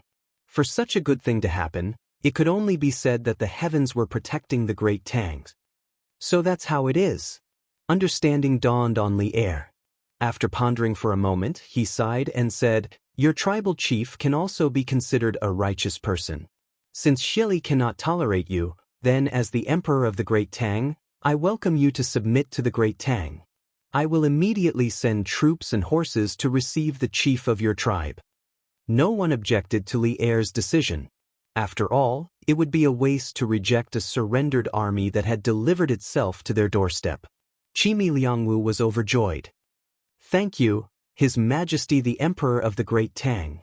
Li Er nodded in satisfaction and said, "All of you must be tired from the journey. Return to the post house to rest first. I will immediately send men to receive your tribal chief in a moment." "Thank you, His Majesty the Emperor of the Great Tang. Qimi Liangwu will take his leave." Qimi Liangwu bowed and then left the hall. Li Er narrowed his eyes and ordered, "Summon Xieli's envoy into the hall. Summon Xieli's envoy for an audience. Summon Xieli's envoy for an audience." The eunuchs passed on Li Er's decree one by one. Not long after, a burly Turkic man walked into the hall with two Turkic men of medium stature. Before that burly Turkic man could announce his identity, Li Er couldn't help but exclaim, "It's you!" Chapter 1377. Inside the Taiji Palace, seeing the burly man leading the Turkic envoys, not only did Li Er look surprised, but many of the officials in the palace also lowered their heads in discussion. "Your subject Eshina Simo greets your majesty." The burly man leading the Turkic envoys bowed to Li Er.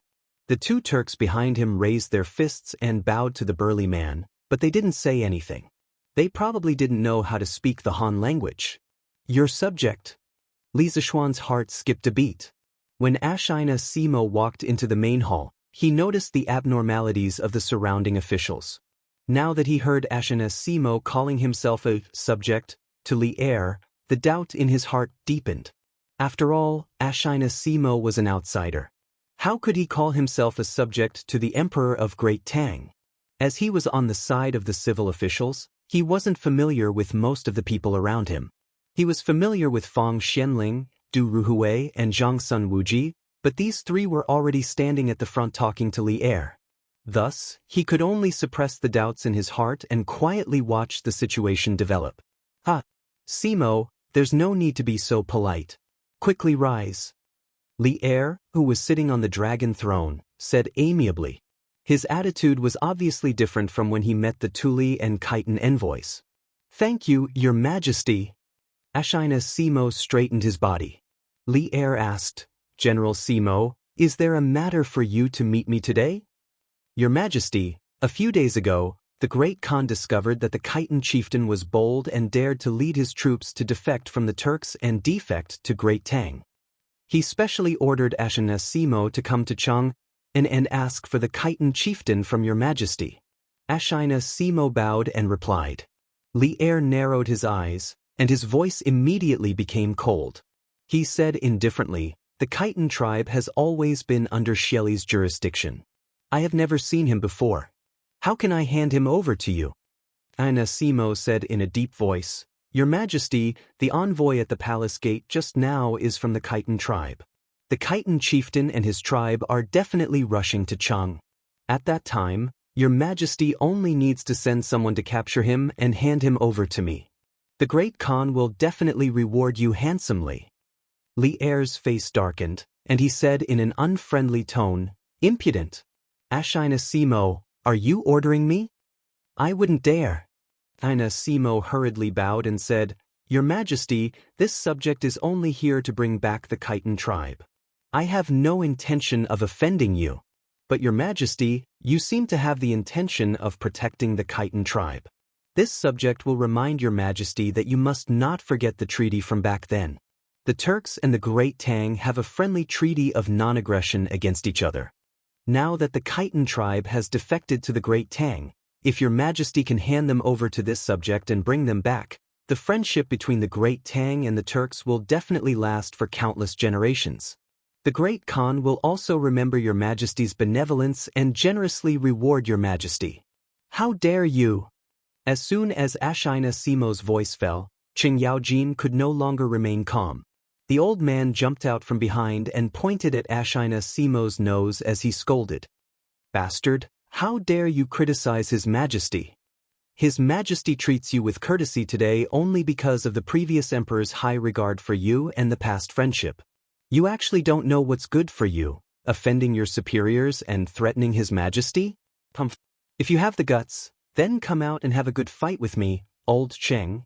Ashina Simo frowned and said, High Duke Lu, Ashina Simo did not threaten His Majesty. I only want to complete the mission given by the Great Khan and promote the eternal friendship between the Turks and the Great Tang. If I have offended you, I hope Your Majesty and High Duke Lu can forgive me. Qingyang glared at Ox Eye and said angrily, Humph! Don't use Khan Xieli to pressure this old man. I, old Qing, am not afraid of him. Enough. Go down. Quarreling in the imperial court? What a scandal! Li Er, who was sitting high above, frowned and scolded. Unwillingly, Qing Yaojin immediately stopped and retreated. Li Er looked at Ashina Simo and said in a deep voice, We indeed have a non-aggression treaty with Xieli. The Khitan tribe is in the Turks and we can't do anything about it. But now that they have surrendered to the Great Tang, they are our people. We will not hand our people over to other countries, much less to Xieli.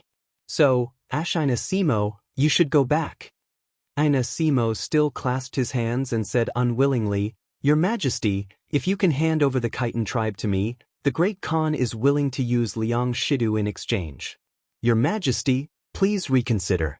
How can a mere Khitan tribe be compared to the eternal friendship between the Turks and the Great Tang? Liang Shidu. Everyone in the imperial court was first stunned, then they burst into an uproar. Many of the officials and generals were tempted by the news. Li Zishuan was also tempted, because he had heard of Liang Shidu before. Liang Shidu was originally a general in the Sui dynasty's Inyang prefecture. At the end of the Sui dynasty, he was removed from his position and returned to his hometown. Later on, he took advantage of the chaos in the world to rebel and take control of the Shufeng. Later on, Liang Shidu officially declared himself emperor and submitted to the Turks. He was conferred the title of Magnanimous Vijaya Khan and Son of Heaven. Later on, with the support of the Turks, Liang Shidu attacked the Great Tang several times, but he was defeated by the Great Tang army, and his power declined day by day. Especially after the Tang dynasty destroyed the other separatist factions, Liang Shidu was in even more danger. Thus, Liang Shidu decided to rely on the Turks, relying on them to prolong his feeble existence. Because the Eastern Turks were very strong at the start of the Tang dynasty, after the Tang dynasty destroyed most of the separatist factions, they decided to rest and recover their strength. When they could defeat the Eastern Turks, they would deal with Liang Shidu.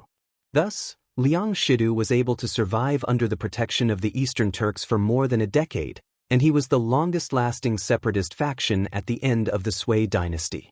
Today, in order to capture the Khitan tribe members who had betrayed him, Xieli was actually willing to use Liang Shidu in exchange. Hearing this, Li Zishuan's eyes flashed as he thought of a plan. Li Er, who was sitting on the seat of honor, was obviously shocked by Ashina Simo's words, but he quickly reacted and directly refused, It's not a big deal. Impossible. No matter what conditions Xieli gives, I will not hand over the people who submitted to the Great Tang. The Great Tang is a country of nobles and will not do such despicable things. Thus, Ashina Simo, you should give up on this idea as soon as possible. Li Er was not stupid. Although he also wanted to get rid of Liang Shidu, he would not use the Khitan tribe in exchange. Otherwise, who would dare to submit to the Great Tang in the future? Li Er would definitely not do such a thing that damaged the prestige of the country. When the officials heard this, they all breathed a sigh of relief. Clearly, they all understood the current situation very well. Xianxia's eyes darkened, and after a moment he unhappily clasped his hands and said, "Since that is the case, this official will take his leave. After returning, this official will report to the Great Khan. I hope that your Majesty will not regret today's decision." "I have never regretted it." "Send Xianxia out of the palace." Li Er angrily snorted and said, "If not for the fact that the two countries were at war and envoys were not killed, he would definitely have someone punish this rude fellow." Xianxia glanced at Li Er, and then led his followers out of the hall. The hall fell into silence once more. This was because the situation was getting more and more complicated. Li Er had rejected Xianxia's request. After returning, Shili Khan would definitely be furious. Everyone could foresee that an all-out war between the Great Tang and the Turks would soon come. "Your Majesty, Shili's request was rejected, and he will definitely be furious. This old official estimates that after he finishes dealing with Tuli Khan, he will definitely organize the army to take revenge for today. Thus, even if we do not take the initiative to send out troops, we still need to make preparations as soon as possible. Otherwise, it will be difficult to stop the Turks' wolf cavalry." Great Tang's war god Li Jing stepped forward and bowed to Li Er. This official agrees with the medicine master's words. "Since your Majesty has rejected Shili today, we must make preparations early. Whether to attack or defend, your Majesty, please make an early decision." Su Maogong of the past and Li Ji of the present also stepped forward and bowed. This official agrees. "Your Majesty, please make an early decision." Qin Qiong, Qing Yaojin, Fang Xianling, Du Ruhui, and the other officials also bowed. Li Er nodded, and then he said, "My beloved officials are extremely correct. Although the Great Tang and the Turks have an alliance, the Turks' ambitions are known to all. It is only a matter of time before they break the alliance. However, our Great Tang, as the Celestial Empire and a nation of gentlemen, cannot commit such a treacherous act. Thus, we have decided to postpone sending out troops. However, the generals of the various camps of the capital's 16 guards need to urge the soldiers to prepare for war and strengthen their training. The Ministry of Works, Ministry of Revenue, and Ministry of Works need to prepare weapons, armor, war horses, and provisions. Once the Turks violate the alliance, we will immediately send out troops to capture Shili alive. In the face of a national crisis, all officials must do their best." "This official obeys your Majesty." The civil and military officials all bowed and accepted the order. Li Er nodded and was about to say, "If there is something to report, please report. If there is nothing, the court is dismissed." Unexpectedly, Li Zishuan stepped forward. "Your Majesty, this official has a plan to deal with the Turks." Li Zishuan, dressed in a purple robe, stood proudly at the bottom of the hall, looking as if he had a card up his sleeve. He was truly elegant and had an outstanding temperament. Many officials praised him in their hearts. The main thing was that this fellow had a good appearance. "Marquion, and what plan do you have? Quickly tell me." Li Er's eyes lit up as he asked expectantly. The reason he had called Li Zishuan to the morning court was mainly to let Li Zishuan participate in the affairs between the Great Tang and the Turks. After all, when they attacked the Turks in the future, he still wanted Li Zishuan to contribute his strength. He did not expect Li Zishuan to have his own opinion on the current situation between the Great Tang and the Turks. When Xianxia left the hall, Li Zishuan had already been brewing a plan in his heart. At this moment, he had a card up his sleeve. Hearing Li Er's words, he clasped his hands and said, "Your Majesty, this official suggests that we immediately send troops to attack Liang Shidu to get rid of the last obstacle in the Great Tang." Hearing this, Li Er was slightly disappointed and said, "Send troops to Liang Shidu? What does this have to do with the Turks?" Li Zishuan said in a deep voice, "Your Majesty, this time, the Turks sent an envoy to exchange Liang Shidu for the Khitan division. It is clear that the Turks are in a state of chaos and are unable to protect Liang Shidu. Why don't we take this opportunity to take him down?" Back then, Liang Shidu gathered troops to occupy the Liang Shidu and established a country on his own, causing the Liang Shidu land to become a natural barrier between the Great Tang and the Turks. This time, if we send troops to the Liang Shidu land, he will definitely ask for help from Xili. Xili cannot bear to lose this barrier and will definitely send troops to help. Once Xili sends troops to help Liang Shidu and fight with the Great Tang army, he will have violated the alliance agreement from back then. This will undoubtedly give your majesty a reason to send troops to the Turks. Since he violated the alliance agreement first, why can't we take the initiative to attack the Turks? Therefore, the symbolic meaning of this battle is far greater than its practical meaning. It is not as simple as obtaining territory. Because during this battle, once the Eastern Turks rescue Liang Shidu, it will directly give our Great Tang a reason to attack the Turks. If Xili sees through our plan and does not rescue Liang Shidu, it is also fine. Being able to get rid of the separatist forces that have occupied the Liang Shidu land for many years will also be beneficial to maintaining the stability of our Great Tang's rear. Coincidentally, we can also train our troops in advance for sending troops to the Turks in the future. Therefore, once this plan is out, no matter how Xili responds, we will be in an invincible position.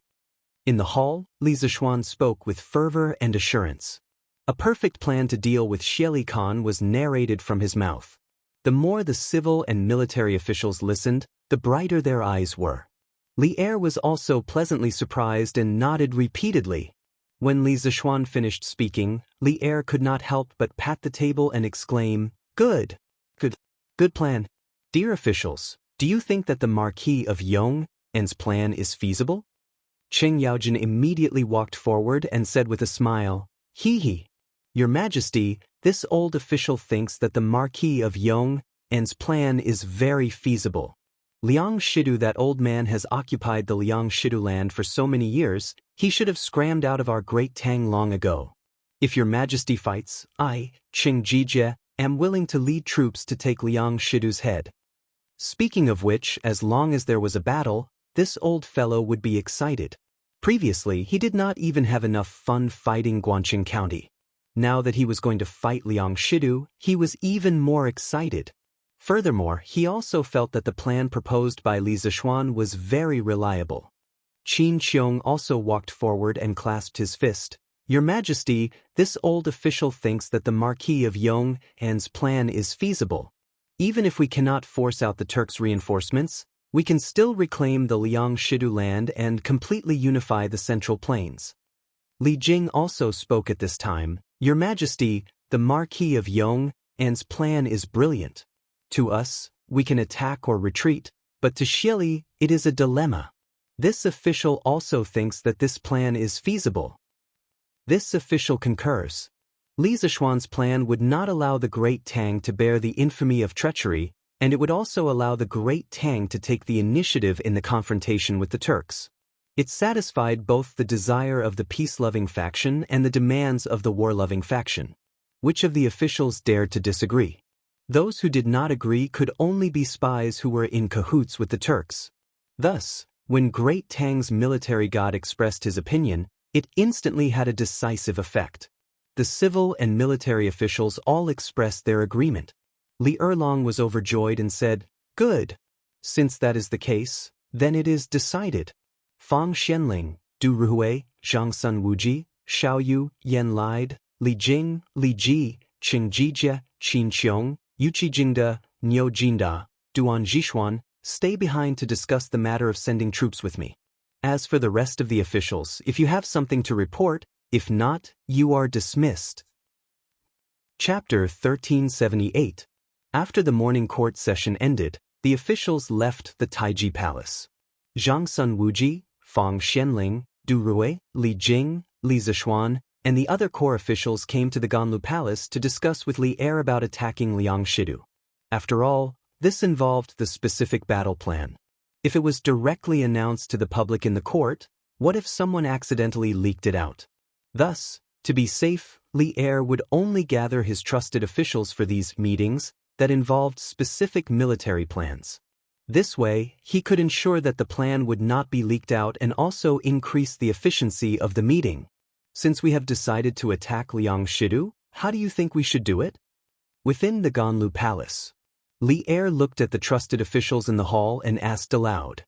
Zhang Sun Wuji stepped forward and said, Your Majesty, during the Wuda era, Liang Shidu had invaded our Tang dynasty many times and was defeated by our army. Many of his subordinates have already surrendered to our Tang dynasty. Furthermore, the 18 rebellious kings have all been wiped out. Today, Liang Shidu is unable to join forces with the rebellious kings and is weak. Internally, the Turks have political problems and it is hard for him to withdraw. Thus, I feel that Liang Shidu is no longer a threat. Why don't we send someone to ask him to surrender? Xiao Chun nodded and echoed, What Duke Xiao said is right. Now that Master Liang's fate is exhausted, he can't make any waves. If we can take him down without losing a single soldier, it would be for the best. Li Er nodded but did not say anything. Li Ji spoke, Your Majesty, I feel that this plan is not appropriate. In the court session, according to Marquis Yong An's plan, the best result would be to force Liang Shidu to ask for help from Xieli and lure him to break the alliance. If we do as Duke Xiao said and send a messenger to persuade Liang Shidu to surrender, what if that person really surrenders?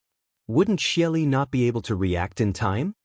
Du Ruhui clasped his hands and said, General Li is right, but that's only one of the reasons. More importantly, Liang Shidu is a vicious person. Ever since the Sui dynasty, he has been seizing power from the Yu County.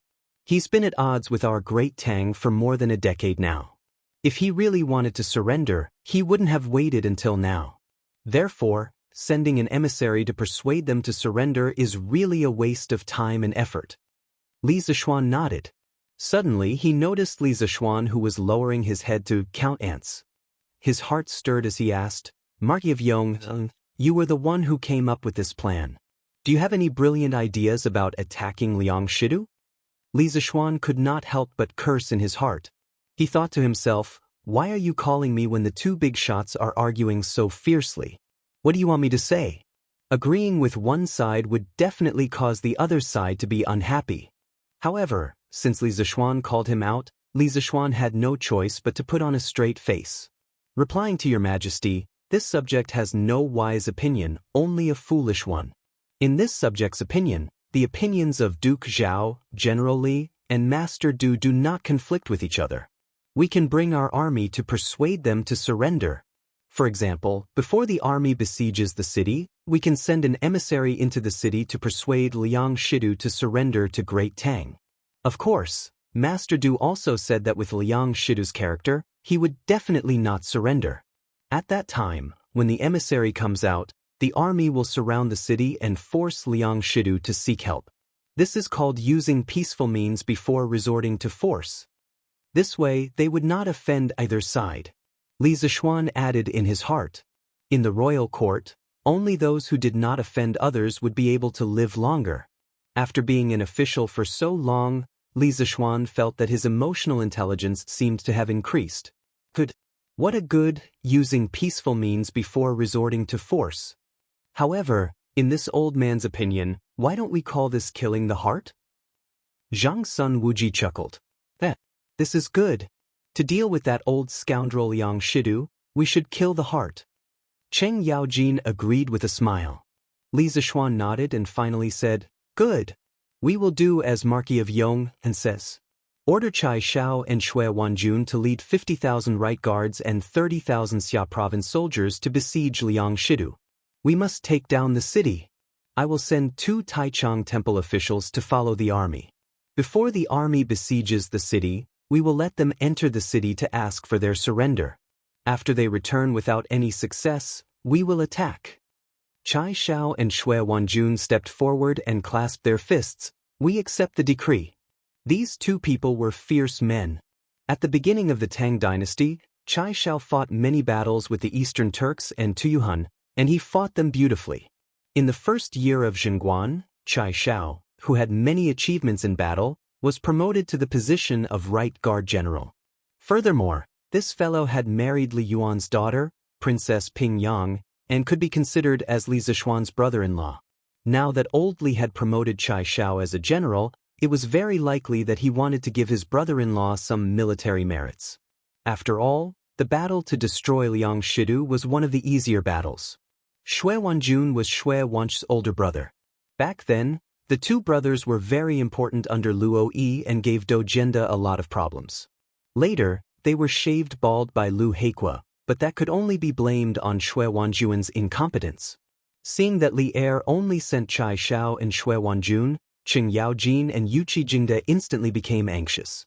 Old Sheng immediately stepped forward and said, "Your Majesty, this old subject also requests to fight." Yuqi Jingde was unwilling to fall behind and also clasped his fists. "Your Majesty, this old subject also requests to fight." Last time, this old subject missed the Battle of Guan City. This time, this battle is against Liang Shidu. This old subject can't miss it no matter what. Li Er thought about it and finally nodded. "That's good. Send Jingde as the chief supervisor to destroy Liang Shidu, Chai Xiao as the general of the left, and Xue Wanjun as the general of the right. Within 3 days, organize the troops and horses and head to the north." Yuqi Jingde was overjoyed and quickly clasped his fists. "This old subject thanks your Majesty." Chai Xiao and Xue Wanjun inexplicably gained a superior, but Yuqi Jingde's qualifications were there, so they couldn't say much. They could only bow and say, "This subject obeys the decree." But this way, Qing Yaojin was completely displeased. Old Sheng said unwillingly, "Your Majesty, there's still this old subject." Li Er said unhappily, "Liang Shidu's fate is already exhausted.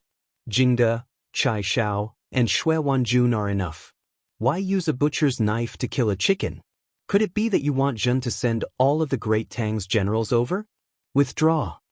To be honest, the current Li Er really didn't put Liang Shidu in his eyes.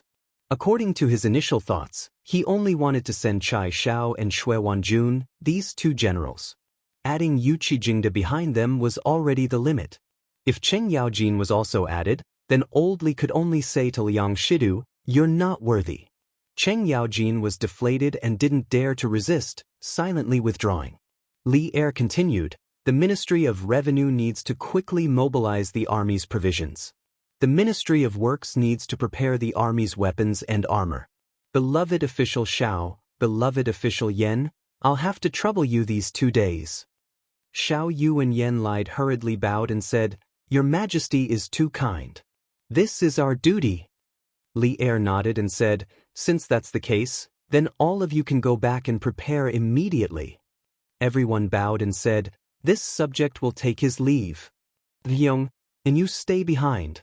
Old Li suddenly added, causing Li Zishuan, who had already taken a step forward, to helplessly withdraw his foot. "Your Majesty!" Cheng Yaojin patted Li Zishuan's shoulder, then cast a sympathetic look over and left in front of Li Zishuan. "You brat, do you know why Zhen asked you to stay behind alone?" After all the important officials left, Li Er stood up and walked to the bottom of the hall, looking at Li Zishuan and asking with a smile. Li Zishuan pondered for a moment, then cupped his hands and said, "Could it be that your Majesty wants to let this subject send a student to bring a telegraph machine, a celestial lamp, and a telescope to follow the army like last time when they attacked Guan City?" Li Er shook his head and said, "Of course not. Liang Shidu is just a grasshopper after autumn. Why would we need to use a divine artifact to destroy him? Besides, I don't want to let the Turks know about the telegraph machine, the celestial lamp, and the telescope so early.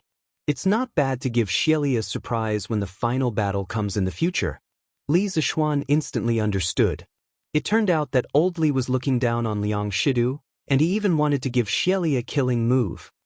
Then why did your Majesty ask this subject to stay behind? Li Zishuan really couldn't guess, so he asked. Li Er stared into his eyes and said, "Let me ask you, how much iron can your iron smelting factory make in a day? And that steel smelting factory, how much steel can it make in a day?" Li Zishuan's heart moved, hesitated for a moment, then answered, "Your Majesty, if this subject's iron smelting factory goes all out, it can make about 2,000 jin of iron a day. As for the steel smelting factory, it can also make about 2,000 jin of steel a day." Speaking of which, his daily production of 2,000 jin was actually not high. It was only a few hundred tons a year.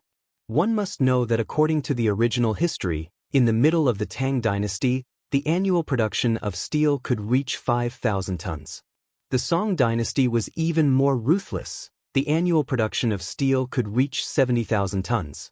Therefore, his annual production of a few hundred tons was not high. The main reason was that the scale of the iron smelting factory and steel smelting factory was a little small. But then again, his iron smelting factory and steel smelting factory could already be considered the highest production in the Tang dynasty. 2,000 jin a day? Li Er's expression changed slightly, and he let out 2 light breaths. He said to Li Zishuan, "You must have seen the situation in the imperial court today. The war between the Tang dynasty and the Turks is not far away. Although the Turks have made a decision now, their strength is still not to be underestimated. It is said that Xieli has more than 1,000,000 soldiers under his command, and all the Turks are soldiers. Moreover, they live in the grasslands all year round, and most of them are brave and good at fighting. Therefore, this war with the Turks will definitely not be easy to fight. As the saying goes, if a worker wants to do a good job, he must first sharpen his tools. Before the war, I intend to transfer the elite soldiers of the 100 Cavalry to expand the Black Armored Army, and also upgrade the armor and equipment for the Black Armored Army. The steel used for this will be provided by your workshop. How about it?" Hearing this, Li Zishuan bowed without any hesitation and said, "This subject is duty-bound." Seeing Li Zishuan agree so readily, Li Er was surprised and said, "You have always been a person who does not move without benefits. Today, I have not promised you any benefits, so why did you agree so readily?" Li Zishuan said seriously, "Your Majesty must be joking. The country is facing a great enemy, not to mention offering some steel. As long as the enemy can be annihilated, even if you want the subject to give up all my assets, this subject is willing. Although this subject is usually stubborn and mischievous, in the face of such major issues, I can still distinguish between right and wrong." Li Zishuan was not stupid. He knew better than anyone else that only when the country was stable could he live a carefree life in the Tang dynasty. Li Er's eyes were filled with admiration. He smiled and said, Good lad. I did not misjudge you. You will probably be able to mine the vanadium mine in the Shu lands soon. When the time comes, I hope that you can refine a batch of the vanadium steel that you mentioned earlier to make armor and swords for the Black Armored Army. I want to make the Black Armored Army, the sharp sword of the Tang dynasty, even sharper, and pierce Xieli's hearts. Chapter 1379. 2-in-1 chapter. That's right. Yesterday, I heard from Xianxia that you have a new method of growing white stack flowers. It can save on seeds and also increase the harvest. Is this true? In the Ganlu Palace, after giving orders on the war, Li Er talked to Li Zishuan about farming. Recently, Lantian County had been bustling with activity to grow white stack flowers. Hearing this, Li Zishuan clasped his hands and said, "Your Majesty, this method was something that my master spent a great deal of effort researching. It is indeed exceptional, but as for how good it is and how good it is, it still needs to be tested.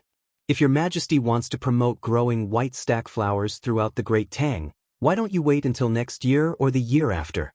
At that time, you might not even need to buy white stack flower seeds from the small Nanyang countries. You can just find me." Having his plan exposed, Li Er was slightly embarrassed. Immediately, his expression returned to normal. He smiled and said, "Oh? This means that you are quite confident in your method? That's good. My imperial plantation can also open up some wasteland. In a moment, I will have Xianxia send people to Guangdong to buy some white stack flower seeds. When the time comes, I will copy your method and plant white stack flowers in the imperial plantation." Since Li Zishuan was so confident, Li Er decided to believe in Li Zishuan and make a risky investment. When the time came, the white stack flowers he received could be used to make winter clothes for the imperial concubines and princes and princesses.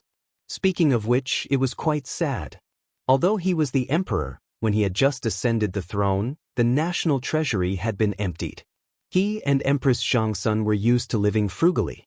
Many of the people with large wealth wore winter clothes made of white stack flowers, but none of his imperial concubines and princesses had ever worn them. He knew Li Zishuan's character very well. Anything that could make Li Zishuan so confident was basically a sure thing. Therefore, he planned to take advantage of Li Zishuan's east wind to make a small fortune. When Li Zishuan heard Li Er's words, he couldn't help but feel sad for Empress Zhangsun, Li Chengqian, and Chang'e, who said the royal family was happy. Looking at all of them being detained by old Li to the point that they couldn't even afford to wear cotton-padded jackets, they were truly a disgrace to the great Tang Empire. If your majesty has such intentions, then I will immediately write a letter and have my men bring back more seeds. When the time comes, I will directly distribute them to your highness. Li Zishuan cupped his hands and said. Li Er nodded and said, that's for the best. However, the following conversation between the two of them was a little unbearable to the ears. But your majesty, why don't you give me the money needed to buy the white fold flower seeds first? Scram.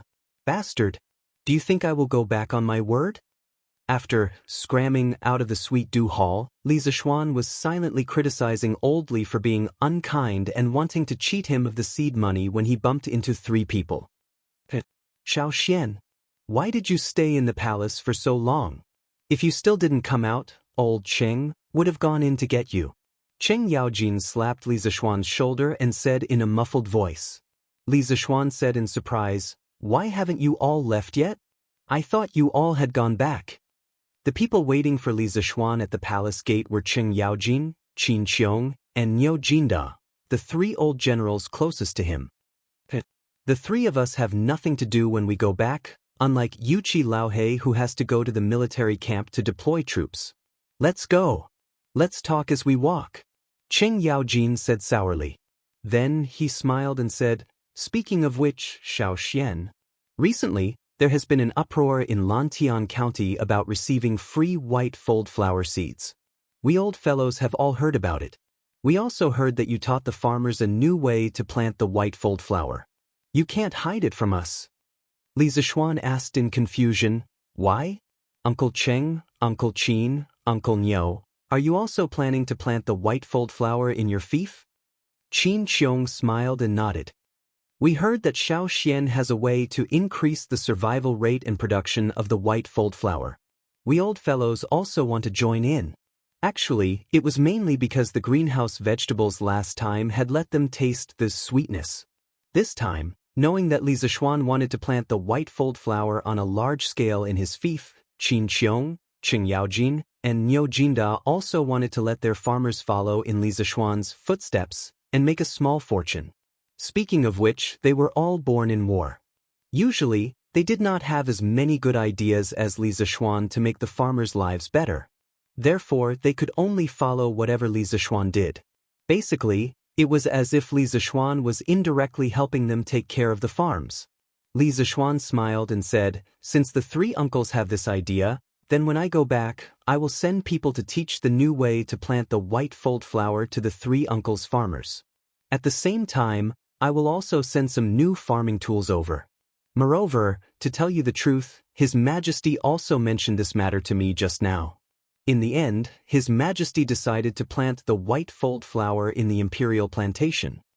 When everyone heard that even Li Zishuan wanted to use Li Zishuan's method to plant the white fold flower in the imperial plantation, they could not help but be filled with confidence in Li Zishuan's method. Niu Jinda smiled and said, then this time, we will have to bask in your glory again. Li Zishuan hurriedly waved his hand and said, Uncle Niu, please don't say that. All of you have taken good care of this nephew on a daily basis. What does this small matter count as? Oh, right, since the uncles also plan to plant the white fold flower, then I will get people to buy more seeds from Guangdong. Hey! Xiao. No need. The number of farmers in our families can't compare to yours, and we don't need much seeds. I have already asked the Hu merchants in Shi City to think of a way to get them. Xiao, you don't have to worry. Cheng Yaojin hurriedly said. A hint of awkwardness appeared on Qin Qiong and Niu Jinda's faces. Then they took 2 steps to the side at the same time, creating some distance between them and Cheng Yaojin. Li Zishuan asked doubtfully, Uncle Cheng, I have already sent people to buy all the seeds from the Hu merchants in Shi City. Where else can you go to buy more? Cheng Yaojin chuckled and said, Hee. Those who merchants naturally have their own methods. I have already told them that if they do not hand over 1,800 jin of seeds within half a month, I will go and smash their shops. They can go to the Abbasid Caliphate to transport more seeds, or they can send ships to Guangdong to buy from the Nanyang merchants. In any case, I, Qing Yaojin, only need to pay for the seeds. Furthermore, the Hu merchants in Shi City have all agreed. How about it? Xiaoxian? Isn't my method better than yours? Good. Cough cough, Uncle Cheng's method is indeed good. Li Zishuan was instantly speechless. He could not help but observe 2 seconds of silence for those Hu merchants in Shi City. They were truly unlucky to have met this old hoodlum, Qing Yaojin. Abbasid Caliphate and Great Tang were separated by 1,000 li. If those Hu merchants did not want their shops to be smashed by Qing Yaojin, they would most likely have to travel through the sea to find their enemies in the business world, the Nanyang merchants, to buy seeds. Truly lamentable. After leaving the palace and passing through the Vermilion Bird Avenue, Qin Qiong and Niu Jinda, because they were taking different paths, returned home. Cheng Yaojin, on the other hand, was still able to follow Li Zishuan for a while longer. At this moment, Li Zishuan recalled the doubts he had in the royal court today. Thus, he asked, Uncle Cheng, what is the background of that envoy Shelley sent, Ashines Simo? It seems like many officials in the royal court are familiar with him, and he even addressed himself as a subject to His Majesty. What is going on? Cheng Yaojin was stunned. After pausing for a moment, he sighed and said, Ashines Simo, this person is actually also a man. He was originally an Eastern Turkic noble, the son of Ashina Tuliush. In the 19th year of founding Emperor, Chimin Khagan of the Turks fled to the Sui dynasty. The tribes of Mabe supported Ashina Simo as the Eastern Turkic Khagan. After the internal affairs of the Turks stabilized, Chimin Khagan returned to the Eastern Turkic Khagan, and Ashina Simo took the initiative to give up the position of Khagan. However, as Ashina Simo looked more like a Hu and not a Turk, Chuluo Khagan suspected that he was not from the Ashina race. Simo had been through the 2 generations of Chuluo Khagan and Shelley Khagan, and he was often a Genbi. However, in the end, he was unable to manage the military and set up a Genbi. In the first year of Wuda, Ashina Simo had been an envoy to Great Tang many times. Currently, many old officials in the royal court were familiar with him. In the 8th month of the 7th year of Wuda, Shelley Khagan and Tuli Khagan led their troops to invade Tang. The current emperor led his troops to defend against the Turks and explained the pros and cons to them. Thus, Shelley Khagan sent Simo and Tuli Khagan to meet the emperor and ask for peace. The emperor agreed to their request. In the 8th month of the same year, Ashina Simo came to Chang'an to meet the emperor of that time, who is the current emperor emeritus. The emperor emeritus summoned him to the front of the imperial bed and praised his sincerity and gave him the title of Hushuan Commandery Prince. Thus, in today's morning court session, Ashina Simo called himself an official, which is reasonable. After hearing this, Li Zishuan nodded his head in realization. He then sighed and said, I didn't expect Ashina Simo to have such a deep relationship with Great Tang. Furthermore, from what Uncle Cheng said, he can be considered a righteous man. What Li Zishuan did not know was that according to the original development of history, in the 4th year of Xingguan, after the Tang army destroyed the Eastern Turks, Ashina Simo and Shelley Khagan were both captured by the Tang army. Later on, Li Er recognized Simo's loyalty and appointed him as the right Marquis General and Governor of Huazhou. Thus, Ashina Simo became one of the few Turks in the history of Great Tang. After bidding farewell to Cheng Yaojin, Li Zishuan brought Pang Feiji and rushed toward Mount Yun. Along the way, Li Zishuan could not help but sigh in his heart as he looked at the commoners who were struggling to make a living, the merchants who were hawking their wares, and the children who were playing around in the streets. The war between Great Tang and the Turks was about to arrive. The current peace would probably be gone soon, right? The Turkic Khaganate had over 1 million soldiers. The information he had obtained from Li Er had given Li Zishuan a huge amount of pressure. Millions of soldiers might not be much to modern people, but in the ancient times where there were few people, they were basically an invincible existence. One had to know that the total population of the Great Tang was only about 20 million. Not to mention that the Turks lived on the grasslands and on horseback all year round. The physical strength of their soldiers was more or less better than that of the Great Tang. This war was really going to be a fierce one. Although in the original history, the Great Tang had completely defeated the Turks, there were no absolutes in the world. Facing such a strong Turk, if there was a slight mistake, the Great Tang had the possibility of being overturned. Furthermore, the current Great Tang had already deviated from the original historical path in many areas. Who could guarantee that they would be able to win again?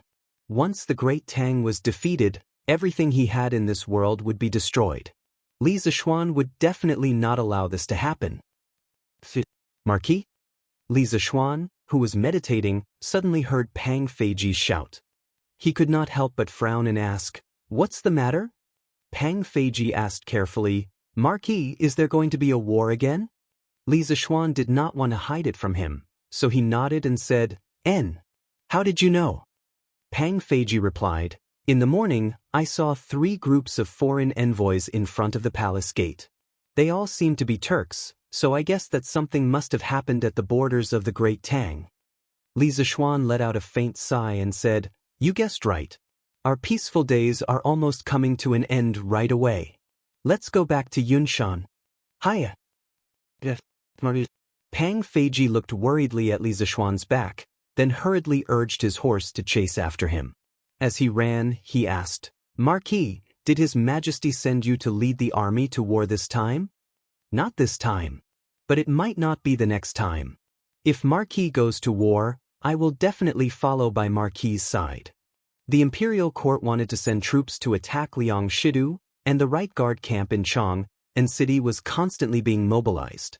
The officials of the 6 ministries were also extremely busy, and the various government offices were still brightly lit even in the middle of the night. The war had just ended not long ago, and the people of Chang and city once again smelled the scent of war. Thinking back to the day when the Turk envoys appeared in Chang and city, the people could not help but talk about it. Was the crisis of the Turks 2 years ago about to happen again? Were the Turks going to break the treaty and attack the Great Tang again? In an instant, many people in the city were in a state of panic. However, this situation did not last long. The day before the army set off, the imperial court suddenly posted notices in the city, announcing that Liang Shidu had occupied the northern side for many years and did not practice benevolence, causing the people to suffer. The emperor could not bear to see the people suffer and decided to summon Liang Shidu to surrender. If Liang Shidu was not willing to surrender, the Great Tang would attack the northern side. After knowing that the imperial court was not going to war with the Turks, the people of Chang and city heaved a sigh of relief. Then, they began to sing praises for Li Er's compassion for the people. From this, it could be seen that the Turks were not only a huge mountain in Li Er's heart, but also an insurmountable mountain in the hearts of the people of the Great Tang. Chapter 1380. Husband, the army of the imperial court is about to set out on an expedition today. Are you not going to send them off outside Chang? The next morning, Han Yushi asked Li Zishuan, who had just finished practicing his swordsmanship. After returning from the morning court, Li Zishuan had told her that the imperial court was planning to move against Liang Shidu. Thus, Han Yushi had learned of this news much earlier than the people of Chang. A trifling Liang Shidu is nothing more than a clown. He won't be able to cause any waves. This expedition has nothing to do with your husband, so your husband won't be joining in on the fun. Li Zishuan wiped his sweat as he indifferently said. Then will husband participate in the next expedition? Han Yushi dazedly glanced at Li Zishuan and asked this question for no reason. Although Li Zishuan had not said much to her, her woman's 6th sense told her that the next expedition would involve Li Zishuan. Hearing this, Li Zishuan's hand movements suddenly paused. After a moment, he met Han Yushi's eyes and said with extreme seriousness, "If I were alone in this life, then even if the Great Tang was no match for the Turks, I would just go overseas. But in this life, I have my parents, my little sister, and you, my wife. Thus, I have the responsibility to protect all of you and the Great Tang. When the time comes, if His Majesty summons me, your husband will go and fight, and I will definitely win. My wife, you don't need to worry. Han Yushi frowned, and her beautiful eyes were about to tear up. She said softly with some stubbornness, "My husband has great ambitions and cares about the world. I will naturally not stop you. On the battlefield, swords have no eyes, but what I can do is that if my husband lives, I will accompany you for life. If my husband dies, I will be a widow for life." As their eyes met, the entire courtyard, the entire world, seemed to come to a standstill. He only had eyes for her, and she only had eyes for him. "Ha! Silly girl, what are you talking about? How could your husband die on the battlefield? Wife, your husband promises you that I will accompany you until you grow old, and I will definitely live one more day than you. I won't let you be sad and become a widow." Li Zishuan gently caressed Han Yushi's cheeks and smiled. "Husband, you must keep your word." Han Yushi looked at Li Zishuan with sparkling eyes and said, "Of course." Chang and City. At 7 in the morning, Yuchi Jingda, Chai Shao, and Shui Wanjun brought 50,000 Right Wei soldiers and Li Er's imperial edict out of the south gate of Chang. The army was majestic, and their footsteps were orderly. The citizens who had woken up early lined the streets to send them off, praying in their hearts that the army would return victorious this time. 2 days ago, Li Er's reply to Tuli Khan's son, Ashina Heligo, was that the imperial court would send troops to the north, using Liang Shidu to pin down Xieli's army, thus reducing the pressure that Tuli Khan was facing. Ashina Heligo believed it. Naturally, he was moved to tears by Li Er. On the other side, the imperial court's army received the Khitan troops in Bingzhou yesterday. In a few days, the Khitan chief would arrive in Chang, and to meet Li Er. Since then, the wishes of 2 out of the 3 emissaries had been fulfilled. The remaining emissary, Ashina Simo, was already on his way back to the Turks. In the morning, Li Zishuan made a trip to the academy. Today was Saturday, and all the teachers in the academy had to take part in the confidential exam. As the person who set the questions and made the Yanhuang College confidential regulations, he naturally did not need to take part in the exam. He was here in the morning to invigilate the exam. As for the students of the academy, they had already finished the first confidential exam yesterday afternoon. There was a total of 1 hour of exam time, so Li Zishuan quickly carried a stack of exam papers and walked out of the academy. For the sake of fairness, the exam papers of the teachers of the academy had to be personally marked by him, the Yamacho. Not long after he returned to the study, Pang Feiji came in and reported, "Marquis, the young master of the Zheng family wishes to meet you. He even brought a carriage of gifts." After saying that, he looked a little uneasy. Last time, the elder brother on the mountain back gave Li Zishuan a gift in a carriage. In the end, what was in the carriage was not a gift, but a living person. "Oh, Zheng Qianjun? Let him in." Li Zishuan raised his eyebrows. He guessed that there must be new developments in the tea plantation and fairy tea in Jiangnan, so he nodded to Pang Feiji. Pang Feiji took the order and left. After a while, Zheng Qianjun was brought to the main hall. Li Zishuan also came out of the study. Zheng Qianjun hurriedly bowed and said, "Qianjun greets Marquis." No need to be so polite." Li Zishuan nodded and said, "Qianjun, why are you looking for me today?" Zheng Qianjun saluted and said, "Marquis, my father used your method to stir-fry the first batch of fairy tea in Jiangnan and ordered the servants to transport it here by water. There is a total of 50 kilograms. They are all in the carriage outside. Marquis, please take a look." 50 kilograms? Li Zishuan was slightly shocked. He thought to himself that Zheng Yinhong had gotten so many dried tea leaves in such a short time. In Jiangnan, only the Zheng family had this ability. It seemed that he had found the right partner. "Feiji, go and get a box. I want to see the color." After thinking for a while, Li Zishuan ordered. He not only wanted speed, but also quality. Pang Feiji cupped his fists and left. After a while, he returned with a box of tea leaves. The tea box was made of high-quality white porcelain. It was snow-white and had a very good texture. Li Zishuan opened the tea box and saw that it was filled with flat, smooth, sharp, tender, and heavy tea leaves. Li Zishuan couldn't help but nod his head and say, "Not bad.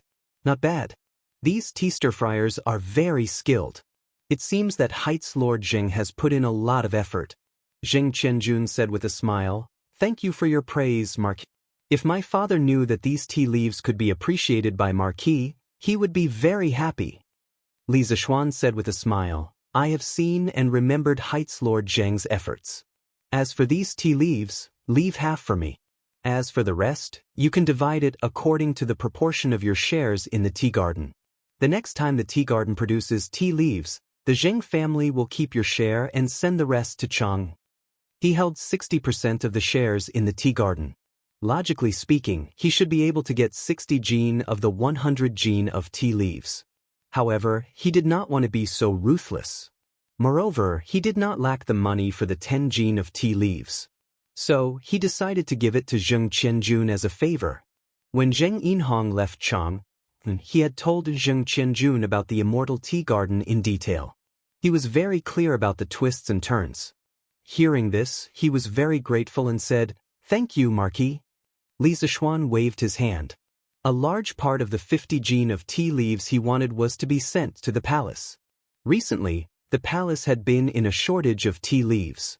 When the concubines in the harem heard that drinking immortal tea could slow down their aging, they all wanted to sleep with the teapot every day. They tried to find ways to ask Li Er for some immortal tea. Li Er was very annoyed. If he did not send some tea leaves, old Li would probably come personally to snatch them. Therefore, there was no shortage of tea leaves in the palace. Li Zishuan planned to send 15 kilograms of tea leaves to the palace first. As for the remaining 20 kilograms, he would keep some for himself, give some to the academy, and give some to the old generals in Chang, and who had a good relationship with him. If there was any left, he would directly give it to shopkeeper Lu of the Drunken Immortal restaurant, so that the lucky customers in Chang and could also enjoy the taste of immortal tea. Alright. Because of the urgency of the time, the tea garden could only send this much tea leaves. There will be more and more in the future. So, I was thinking that during the football league in Chang, and the gathering of businessmen from all states and counties, we can promote our immortal tea. First, we can make a name for ourselves. Then, we won't have to worry about the sales in the future. Zheng Qianjun hesitated for a moment and then cupped his hands to Li Zishuan. Li Zishuan narrowed his eyes and asked, How do you plan to promote the immortal tea? Recently, he was more concerned about the situation in the north and the people's livelihood and farming in Lantian County. As for business, he did not want to be too distracted. When Zheng Qianjun heard Li Zishuan's question, he immediately became spirited and said, Marquis, this is what I think. The Wind Thunder team of the Zheng family has not been defeated since the start of the competition in March. Only a few days ago, they tied with the ferocious tiger team of the king of Xianxia. Now they are in the limelight. I plan to customize a batch of clothes for the Wind Thunder team with the words, Immortal Tea, embroidered on them. It can more or less create some momentum for the immortal tea. Marquis, what do you think? Li Zishuan thought to himself, isn't this similar to the sponsors of modern football teams? It's really not easy for Zheng Qianjun to think of this. Very good. I didn't expect you to be so business-minded. Li Zishuan nodded and praised him. Then he said, using the team to promote the immortal tea is indeed a feasible way. In this way, if the Wind Thunder team can become a League One team, all the shareholders of the immortal tea garden can take out 3,000 strings of money every year to keep the words, Immortal Tea, on the team uniform of the Wind Thunder team. If the Wind Thunder team can break into the top 3 of the League One, the immortal tea garden can give 5,000 strings of money every year.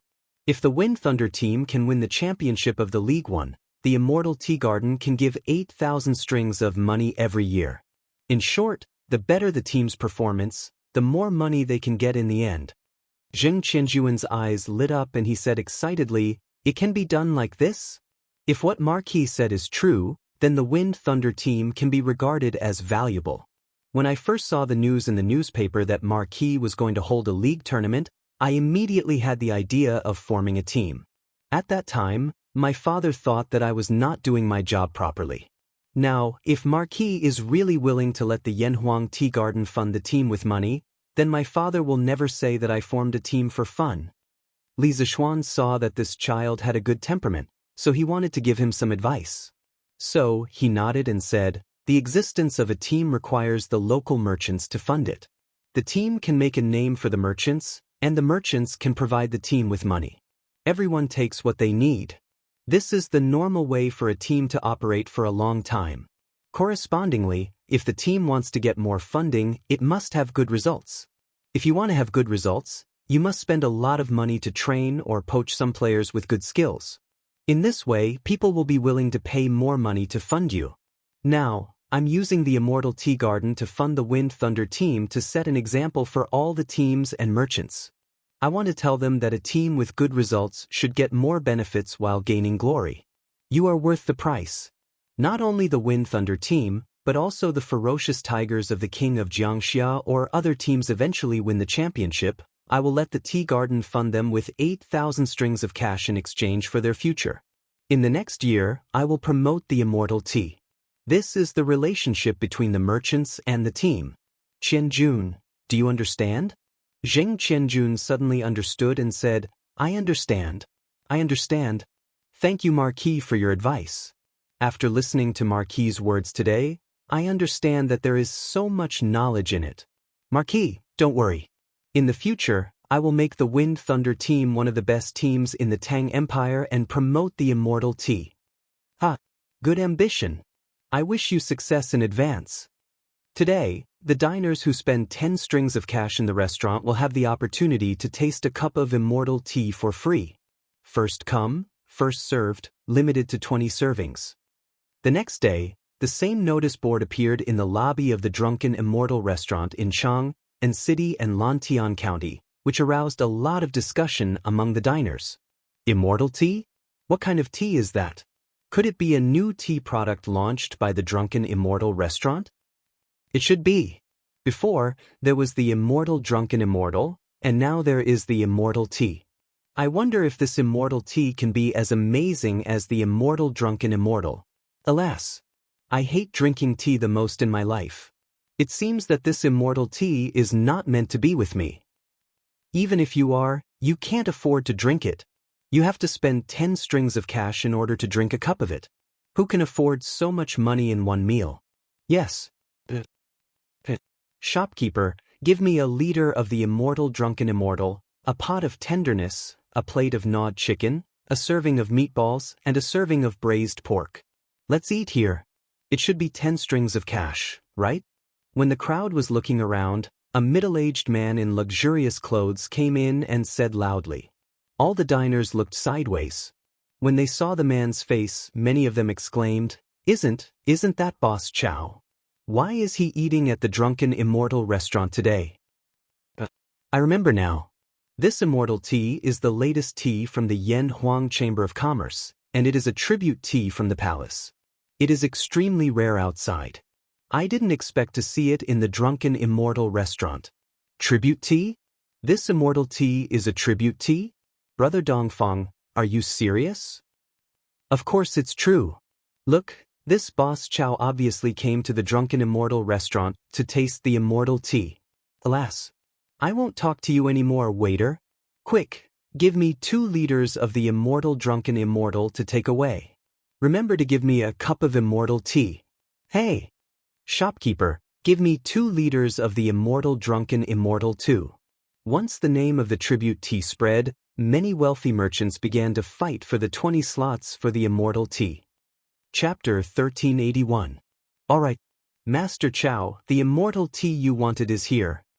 Inside the Drunken Immortal Inn, the waiter brought out a cup of clear tea.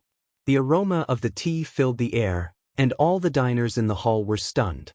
Why is this Immortal Tea so fragrant? I've never smelled such fragrant tea before. That tea was clear and bright, not turbid. It's amazing. As expected of the Immortal Tea.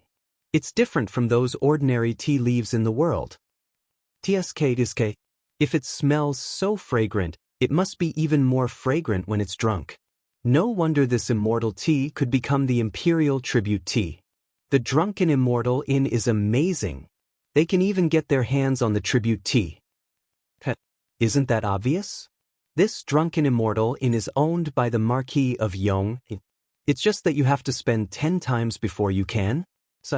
I wonder when this immortal tea will be sold separately. It should be soon. Now that the drunken immortal inn can take out a batch of immortal tea for the diners to taste, it means that it's not far from officially selling immortal tea. The 20 servings of immortal tea had already been sold out. Chang and city never lacked rich people. Moreover, they didn't lose out because the immortal tea didn't require any additional fees. They could taste the immortal tea by buying 2 liters of immortal tea. As for the 2 liters of immortal tea, they definitely couldn't finish it here, so they could only bring it back. As for the diners who didn't get a spot, they looked on enviously as the rich people tasted the immortal tea. Boss Lin, you're here today too. Looks like we're thinking the same thing. It wasn't Chao Wendong's first time drinking immortal tea, but he still drank it very carefully and reluctantly. At this moment, he saw the back of the diner at the next table who seemed familiar. After taking a closer look, who else could it be other than Lin Wenyuan? He smiled. Yo, it's Boss Chao. Lin Wenyuan turned around and was shocked at first. Then he smiled and said, I can't help it. It wasn't easy to get some immortal tea from Marquis yesterday. I don't know where my friends got the news from, but they wanted me to give them some. There were some favors that couldn't be ignored, so he had no choice but to give it to her. In the end, I didn't get much, so I might as well come to the drunken immortal inn to drink some immortal tea. In the first batch of tea leaves, Li Zishuan took 50 caddies. Of the remaining 50 caddies, the Zheng family took 37 caddies, which was close to 3/4 of the tea leaves. As for the first batch of members of the Yan Huang Chamber of Commerce, each of them only received 1 or 2 caddies. Adding on some favors, there was not much left, not to mention selling it. Therefore, when they heard that the immortal intoxication inn had immortal tea to try, they all eagerly came over to drink it. Taking advantage of the fact that the commoners still didn't know about the deliciousness of the immortal tea, they still had the upper hand.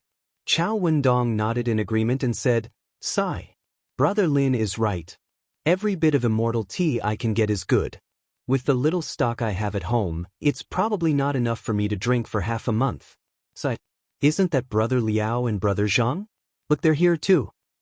In the first batch of diners to taste the immortal tea, other than Chao Wendong, Lin Wenyuan and the other members of the Yan Huang Chamber of Commerce, there were also some other rich people in Chang, in City and Lantian County. But without exception, those who tasted the immortal tea were full of praise for it. The texture was smooth and the taste was slightly bitter. But with a careful taste, one could feel the rich tea fragrance and even a hint of sweetness. The elegant sweetness moistened the throat, making one unable to rinse their mouth for 3 days.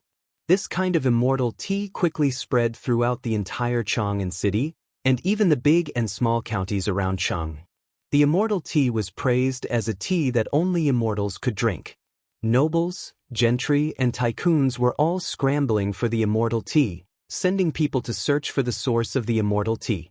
There were even people who were willing to pay 10 strings of coins for a tale of immortal tea. The level of craziness was simply breathtaking. Of course, compared to going to the black market to buy, more people chose to drink the tea at the Drunken Immortal restaurant. Many people secretly made up their minds to send their servants to the Drunken Immortal restaurant tomorrow to compete for the quota of immortal tea. The immortal tea brought a great sensation to the people of Chang and City. Li Zishuan's celestial bane had also been seducing the hearts of the young men and women in the world. When Celestial Bane was first published, its sensational effect was not as great as that of Mortal Man. This was because readers discovered that Celestial Bane was not like Mortal Man, which was a pure immortal cultivation novel. There were not as many fighting scenes as Mortal Man, and the world in Celestial Bane was not as grand as the world of Mortal Man. The plot only revolved around Grass Temple Village, Blue Cloud Sect, Sound of Heaven Temple, Fenxiang Valley, Ghost King Sect, 10,000 Poisons Sect, Hahuan Sect, and Longevity Hall. It was far inferior to that of Mortal Man. Moreover, compared to the hot-blooded pace of leveling up, slaying monsters in Mortal World, people discovered that although there were fighting plots in Celestial Bane, it was mostly about love and hatred. Readers who were passionate about leveling up and slaying monsters had abandoned the book midway. However, only a small portion of people abandoned the book. Moreover, compared to those who abandoned the book, there were more people who turned into fans because of the excessive love descriptions in Celestial Bane. This was because the ladies of the boudoir did not like to read novels about fighting and killing like mortal man. They liked romantic novels like Celestial Bane. After all, Celestial Bane was a romance novel in the guise of Xianxia.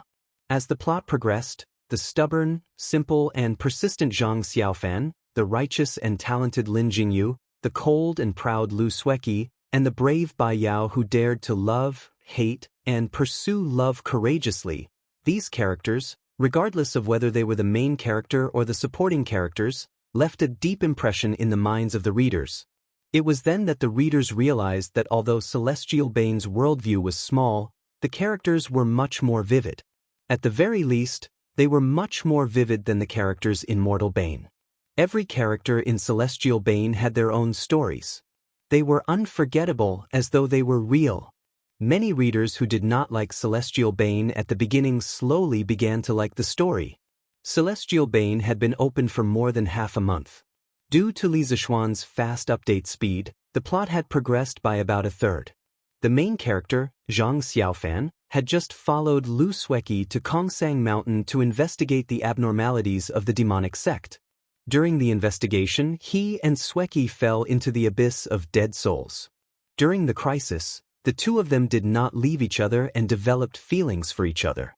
Later, they were separated by Blackwater Mystical Snake. Later, Zhang Xiaofan fell into the Blood Drop Cave. In the cave, he met the daughter of the demonic sect's Ghost King sect master, Bai Yao, and inadvertently learned the demonic sect's heavenly book. Yesterday, Tang Dynasty Daily updated that the righteous faction stopped the demonic sect from capturing Kuei alive. During that time, Zhang Xiaofan was forced to use both the Azure Cloud sect's Tai Chi Xianxing Dao and the Divine Sound Temple's Brahma Prajna to save Hidi. Although he saved Hidi, he was criticized by the righteous faction because they suspected him of secretly learning the Divine Sound Temple's secret art and using the most evil weapon, Bloodthirsty Orb. Today's update was about the Azure Cloud sect's interrogation of Zhang Xiaofan. Before the interrogation, Bai Yao quietly came to Bamboo Peak to visit Zhang Xiaofan. In the bamboo forest, Zhang Xiaofan and Bai Yao confided in each other and hugged each other tightly.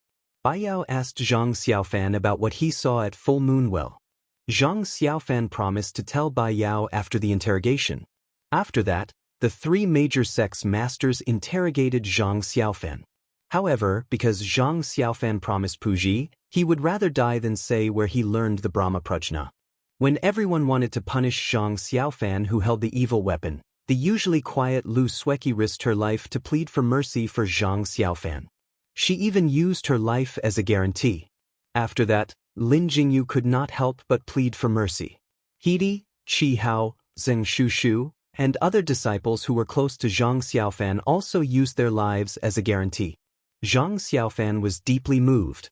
But at this time, Taoist Song Song secretly colluded with the demonic sect and plotted to take revenge on Reverend Daoxin. The demonic sect took the opportunity to attack Azure Cloud Mountain. Gulp. Reading till here, all the readers clenched their toes. Due to the weekend off, Sun Zifan, who was reading novels at home, was no exception. And because there was the word mortal in the middle of his name, Sun Zifan had always been paying close attention to Leather Knight's new book, Celestial Bane. Others felt that Celestial Bane was not as exciting as Mortal.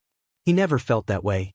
Since the release of Celestial Bane, he had been reading it all the way until now.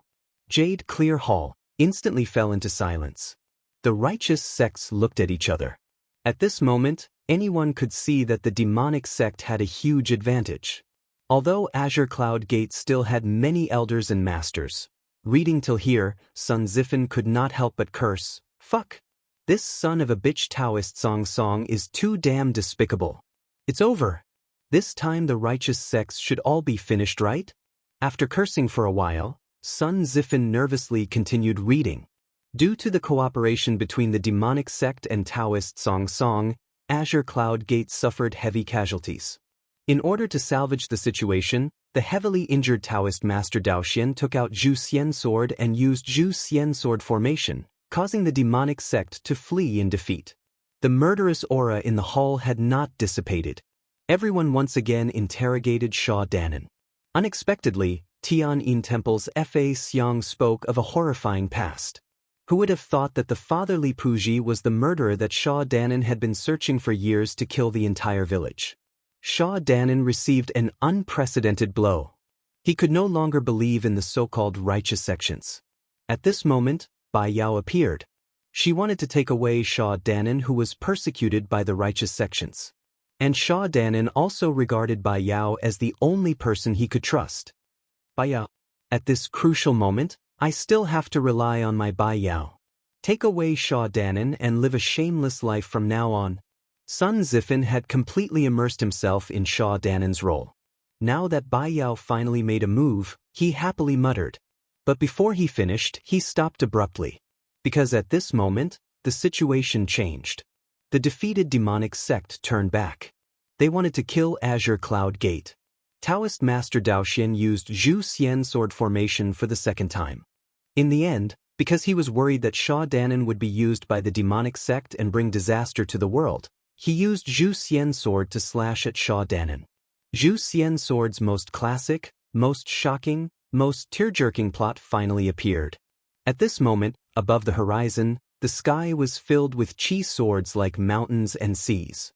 Zhu Xian sword formation has already started attacking the demonic sect. Taoist Master Daoxian used all his spiritual power. In an instant, all the colorful chi swords in the sky shone brightly.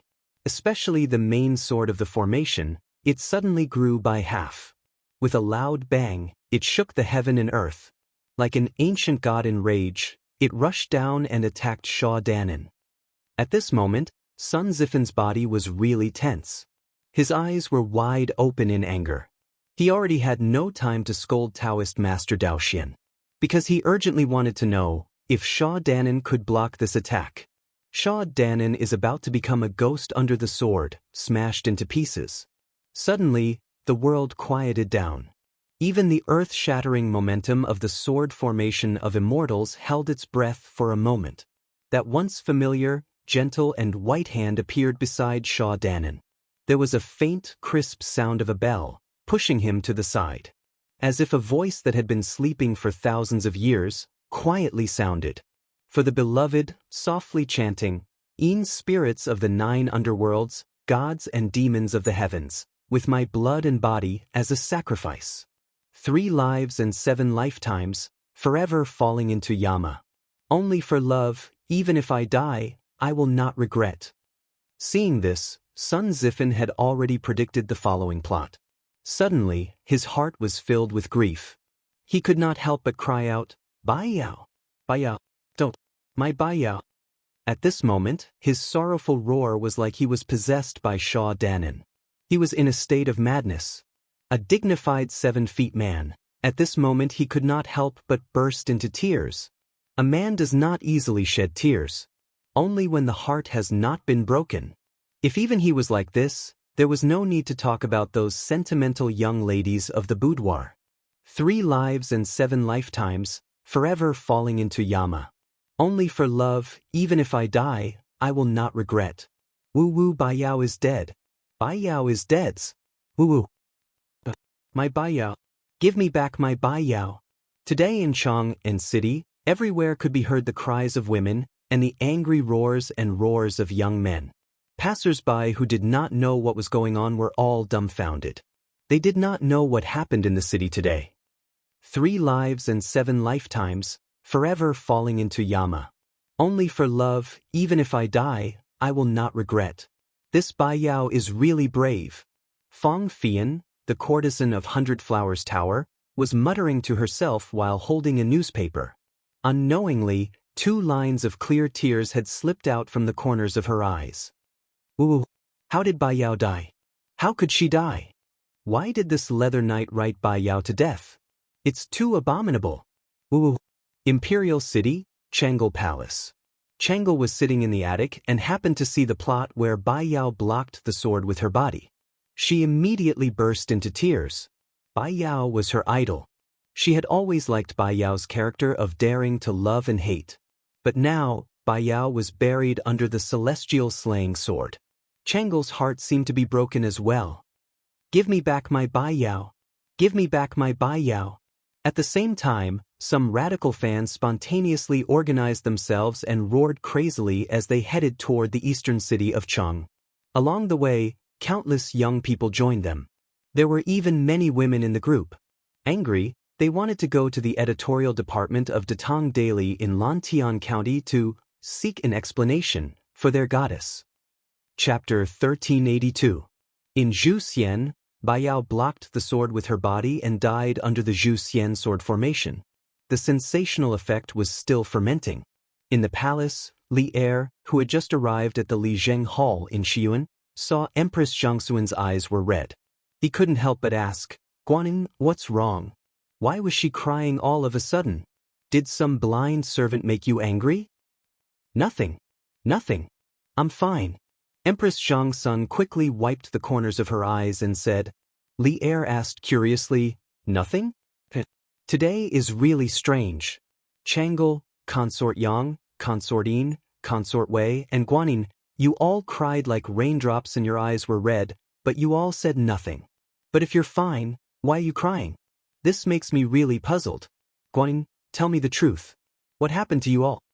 Seeing that Li Er insisted on getting to the bottom of things, Empress Xiangxun couldn't help but reveal a trace of embarrassment on her face. In any case, she was the mother of several children, but now she was still shedding tears because of the love, sorrow, and separation in these novels. If this were to be known, how embarrassing would that be? In the end, she couldn't withstand Li Er's aggressive gaze and said softly, "Your Majesty, it's really just a small matter. I just read a novel in Datong Daily today and saw a sad part, so I couldn't help but cry.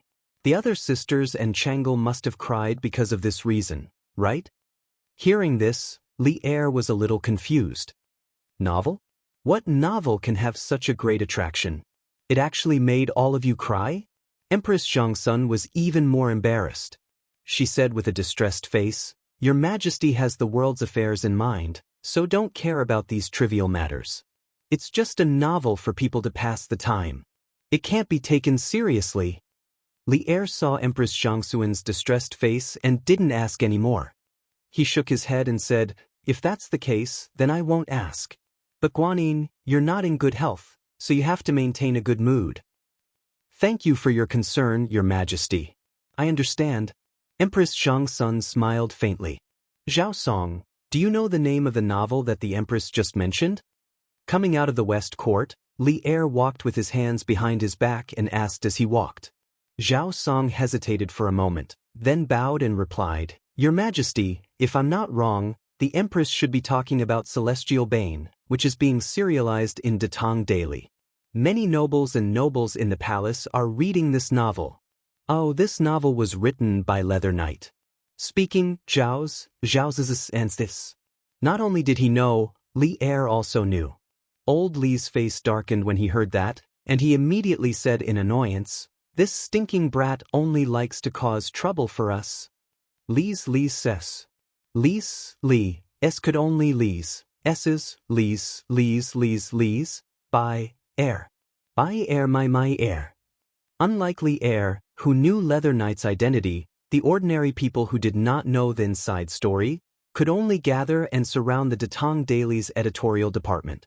Back when Li Zishuan serialized his first novel, Mortal, he, wittily, used a pen name instead of his real name. Other than to prevent the officials from impeaching him for writing novels that would bring shame to the imperial court, the main reason was that he was afraid that one day, readers would block his door or send him razor blades. Looking at it today, his decision back then was really smart. Otherwise, even if he was a marquis, the readers who were enraged by Er's death would have rushed to the Yunshan villa to surround him. It was easy for people to lose their minds in anger. Bai Er was the dream lover of many readers. Now that she had ended her life in such a way, how could the readers bear it? It was almost the same hatred as killing one's wife, right? Therefore, the number of readers who went to surround the workshop was getting bigger and bigger. This scene was somewhat familiar. In March, Many readers also went to surround the workshop to urge Leather Knight to release his novel as soon as possible. However, the number of readers today was much bigger than last time. When the mighty group arrived at Lantian County, there were almost 4,000 to 5,000 people. It was really scary. Godfather Ma. Godfather Ma. Not good. More readers are coming to block our workshop. And there are more than last time. Detang Daily's editorial department. Song Xiaoxi ran into the room in a panic and said anxiously. Today was Sunday in Yanhuang College, so Ma Zhou had been in the editorial department since morning. After hearing Song Xiaoxi's report, Ma Zhou was suddenly confused and asked, "Readers are surrounding the workshop again? What's the reason this time?" Because he had to teach students in the college, Ma Zhou would usually arrange the affairs of the editorial department a week in advance. For example, he did not need to handle the section of Bragging World every day. Naturally, there would be editors who would ask for manuscripts from the authors and arrange the updates for each novel. However, Celestial Bane was an exception. The manuscripts of Celestial Bane were given by Ma Zhou to the editors under him every once in a while. Each time he gave it, it would last for almost a week. Godfather Ma, I don't know. I can only hear them shouting from afar, "Give me back my Bai Air. Give me back my Bai Air." I don't know anything else, Song Xiaoxi said with a bitter face. At this moment, a middle-aged scholar in the editorial department stood up and said, "Steward Ma, I'm guessing that they're here for Celestial Bane." Today, Celestial Bane just happened to be updated to Chapter 84, Blood Curse. During the Great War of Immortals and Demons, Bai Air used the Infatuation Curse to block a blow from the Celestial Bane ancient sword and sacrificed her life to save Zhang Xiaofan. This middle-aged scholar was called Fan Shui. He was one of the first batch of scholars to join Detang Daily's editorial department. Now, he had become an official editor in the editorial department and was in charge of the section of Bragging World. Ma Zhou's expression changed when he heard that. He stood up like lightning and said, "What? Why didn't you say so earlier? Retreat. Everyone in the editorial department, retreat. Let's end work early today. Work that isn't done can be done at night. Everyone, come back and continue working tonight." Of course, he had read the manuscript of Celestial Bane in advance, so when Fan Xiaohui said that, he immediately understood what was going on. At this moment, Ma Zhou was really complaining in his heart. Why did he have to shoulder Li Zishuan's sins? It was easy to fool the readers last time when they urged him to write, but this time, the female lead was written to death and the angry readers came knocking on his door. He could not shoulder the blame for Li Zishuan. Someone would die. Steward Ma? Are we really retreating? Fan Xiaohui had been in the editorial department for a long time, but it was the first time she saw Ma Zhou so flustered. She could not help but feel confused. Retreat. Of course, we have to retreat. If you don't retreat, I'll retreat first. Whoever is slow will bear the consequences. As Ma Zhou spoke, he put on his coat and walked out of the door without looking back. Everyone in the room looked at each other, but in the next moment, everyone moved. In just a few seconds, the entire editorial department was empty. It was not empty. There was still Song Xiaoxi who had not recovered from his shock. "Master Ma, you're retreating just like that?" Song Xiaoxi took a long time to react. Then, his face changed and he said in a panic, "No. I have to tell Steward Fu and let him think of a countermeasure. Nothing must happen to the workshop." After saying that, Song Xiaoxi ran away like a wisp of smoke. "Give me back my Bai Yao. Give me back my Bai Yao. Let the Leather Knight come out and die." Hand over the Leather Knight. After everyone in the Detang Daily editorial department left, less than half an hour later, the mighty group of readers finally arrived in front of the workshop. Why are there Imperial troops around the workshop? The readers of Celestial Bane finally noticed the abnormality. They stopped shouting slogans and began to whisper among themselves. At this moment, the workshop's door was tightly shut. In front of the door, there were 400 to 500 Imperial guards in armor and holding lances. They were staring at the angry readers with vigilant faces. A tall, middle-aged general with a stern face walked out and shouted loudly, That's right, we're in the middle of the night. The workshop of Curious Interest Pavilion is an important place of the imperial court. I have been ordered by His Majesty to guard this place with my men. No one is allowed to cause trouble here. Please leave at once. The group of imperial guards had been secretly guarding the workshop. Now that the situation was urgent, there were 4,000 to 5,000 people blocking the workshop. Faubert was worried that the readers would attack the workshop, so he had to ask the imperial guards near the workshop to step in. They are not ordinary imperial guards. They are the imperial guards of the Northern Yamen. Finally, the readers who had seen the world noticed something from the armor and equipment of the soldiers in front of the workshop. They could not help but exclaim, "What? The imperial guards of the Northern Yamen? Why are the imperial guards of the Northern Yamen here? Could it be that His Majesty knows that we are here to cause trouble, so he specially sent them here?" Hearing that the opposing army was the imperial guards of the Northern Yamen, many of the readers of Celestial Bane who came to block the workshop's door retreated. But, second young Master Tion, what are you talking about? We are not here to cause trouble. We are here to ask for an explanation from the editorial department. Who told Leather Knight to write our lovely Bai Yao to death? In any group, there were cowards and boorish people. At the back of the group, a slightly plump young man in luxurious clothes with a gray cloth wrapped around his head suddenly shouted. If Li Zishuan was there, he would definitely fly over and beat the plump young man up. That was because the plump young man was none other than Sun Zifan. Most of the people who came to cause trouble were young students from various universities in Chang and City, as well as some fearless young masters from rich families. However, there were no students from Yanhuang College.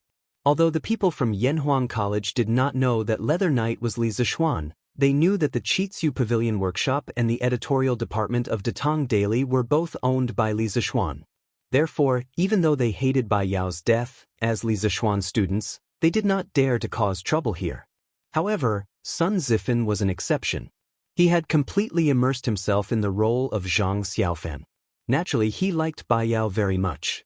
Now that Bai Yao was written to death, he did not care about anything else. Seeing that someone was leading a group to cause trouble in the editorial department, he quickly disguised himself and followed them.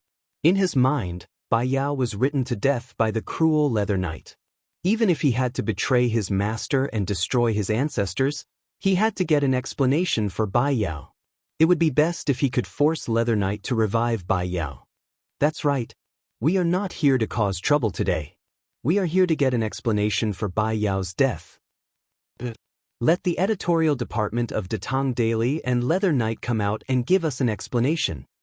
Sun Zifan's words gave the people who came to cause trouble a high-sounding excuse. Therefore, more and more readers began to shout. General Liu, what should we do? A soldier saw that the group of readers in front of him did not want to leave, so he was a little annoyed. The general furrowed his brows, then yelled, "Listen up, people on the other side. The editorial department of Tang Dynasty Daily has already left for work. The Pai Xiajue you're looking for, I don't know who he is, but he's definitely not here. If you don't leave, I will send all of you to the Supreme Court for the crime of offending the workshop." What? The editorial department of Datang Daily has already finished work? Hearing this, many people were a little discouraged. After all, they were only here to cause trouble for the editorial department, not the workshop. Sun Zifan curled his lips, then pinched his throat and shouted, "Who are you lying to? It's not even 5 in the afternoon. How could the editorial department have finished work so early?" General Liu's gaze froze. He wanted to find the source of the voice, but there were too many people in front of him. He could not tell who was deliberately causing trouble. It's not even 5 in the afternoon. The editorial department can't have finished work so early. You're lying. Yes, you're lying. The rest of the people reacted and shouted. General Liu's face turned cold and said, If I say that the editorial department has finished work, then they have finished work. If you don't believe me, you can choose 10 people as representatives and go in to take a look. But let's choose. Hearing this, the readers immediately agreed, and Sun Zifan, who was in the crowd, suddenly became low-key at this moment, because he was afraid of being recommended by others. After a while, 10 readers walked out of the crowd and entered the workshop under the lead of a military guard. After a quarter of an hour, they walked out dispiritedly. Judging from their expressions, they had returned empty-handed. How was it? I ask you, is there anyone else in the editorial department? General Liu asked loudly. The 10 readers shook their heads in defeat. They did not find anyone in the editorial department. The readers opposite them were in an uproar. General Liu took advantage of the situation and shouted, "Since there's no one in the editorial department of Datong Daily, then you should go back quickly. Don't disturb the security of the workshop. Otherwise, when His Majesty blames you, no one can afford to take the blame." Everyone looked at each other, and in the end, they could only scatter like birds. Let's go. Let's go. There's no one in the editorial department. What else can we do? Let's go then. I won't read Celestial Bane in the future. Yes. Boycott Celestial Bane. If I read it again in the future, I'll be a dog. But if Leather Knight doesn't revive Bai Yao, I won't read any of his novels in the future. That's right. That's right. If he doesn't revive Bai Yao, I won't read his books in the future. The angry readers left the workshop unwillingly. Then everyone's anger was transferred to Leather Knight. Chapter 1383. I say, Martin, this Ma has long advised you to change this plot, but you insisted on not doing so. Now that you've angered so many readers, the sales of our bragging world will definitely plummet in the future. In the Cloud Mountain Resort, Ma Zhou, who had luckily escaped, immediately came to complain to Li Zishuan. In fact, as early as 15 minutes ago, Li Zishuan had already received the news that the editorial department was being surrounded. Now that he saw a big man like Ma Zhou complaining pitifully, he found it funny. Brother Ma, this kind of crucial plot is often the result of a slight change. How can it be changed at will? Moreover, the later plot revolves around Zhang Xiaofan finding a way to resurrect Bai Yao. As for the readers boycotting Celestial Bane and Leather Knight, you don't have to take it to heart. I believe that they'll slowly understand me and persevere in reading it. Ma Zhou was speechless. He thought to himself, like hell I'll believe you. You've already tricked the readers into coming to the editorial department to block the door, and you still expect them to forgive you? You must be dreaming. However, the first half of Li Zishuan's words piqued Ma Zhou's interest. He quickly asked, "Resurrect Bai Yao?"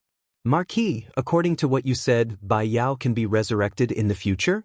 If that's the case, then that's great. Those readers will definitely understand us.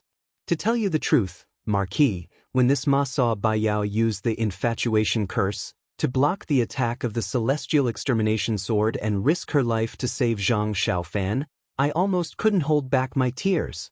Other things aside, Celestial Bane is indeed unparalleled in terms of emotional rendering. Mortal man can't be compared to it." In the end, Ma Zhou couldn't help but sigh with emotion. Today, he came to look for Li Zishuan for 2 reasons. Firstly, he wanted to complain. Secondly, he wanted to ask for the next part of the script. Because his stockpile of scripts happened to be gone, he did not know what the next part of the plot was. According to the original plot, Bai Yao's soul should have been destroyed when she used the love curse. However, Huan Ling took a part of her soul for her. So, the rest of the plot was Sha Danan running around to revive Bai Yao. Li Zishuan smiled. He didn't admit or deny it. He went back to his study and took out a stack of documents. I can't tell you whether Bai Yao has been resurrected or not. It's a secret. These are the manuscripts for the last 80 chapters. Brother Ma, you can take a look at them yourself. Hearing Li Zishuan's words, Ma Zhou suddenly had an ominous premonition. He didn't immediately take the document.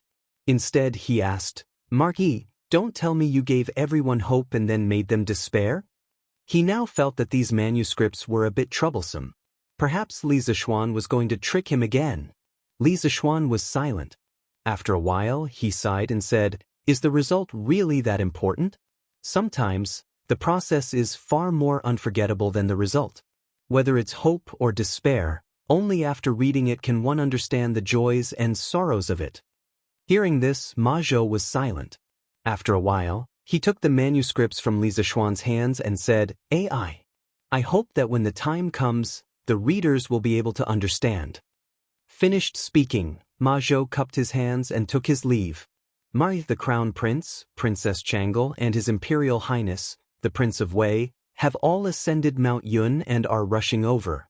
Not long after Ma Zhou left, Pang Feiji came in to report. Hearing this, Li Zishuan held his forehead and said, "Damn. They've all come to settle accounts with me." Back then, Li Tai had helped him copy the manuscripts for A Mortal's Journey to Immortality. Naturally, he knew the true identity of the Leather Knight. Correspondingly, Li Qingqian and Changle had also known long ago. Although they complained, they still had to go out and welcome him. They had to give the Crown Prince face. Not long after, Li Zishuan welcomed Li Qingqian and the others outside the residence. After exchanging greetings, everyone entered the room. Changle impatiently asked, "Brother Xiaoxian, why did you write Bai Yao to death? Will she come back to life in the future?" Her words carried 70% anxiety and a trace of blame. Obviously, she loved Bai Yao's character very much. "That's right. Yamacho. Look at how cute Bai Yao is. Why did you write her to death?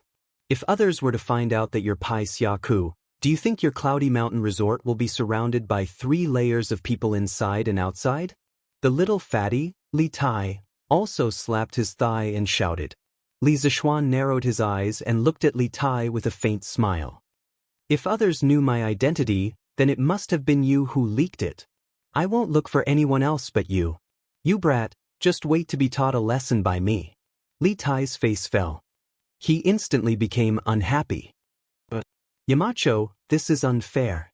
I'm not the only one who knows that the Leather Knight is you. The Crown Prince, Changle, my father, and Mr. Ma all know. Why must I be the one who leaked the news?" Li Zishuan ignored the little fatty. Instead, he looked at Changle and answered the previous question. "Changle, Bai Yao is only a character in a novel. Why do you have to take it seriously and hurt your mind?" Changle anxiously said, "Brother Xiaoxian, in Changle's heart, Bai Yao is not a fictional character. She's a real person. If you write her to death like this, Changle will feel terrible." Li Qingqian interrupted, "Xiaoxian, you don't know. Today's latest chapter of Celestial Bane not only made Changle cry, but also my mother and Ku's mother. They were all sad after reading it.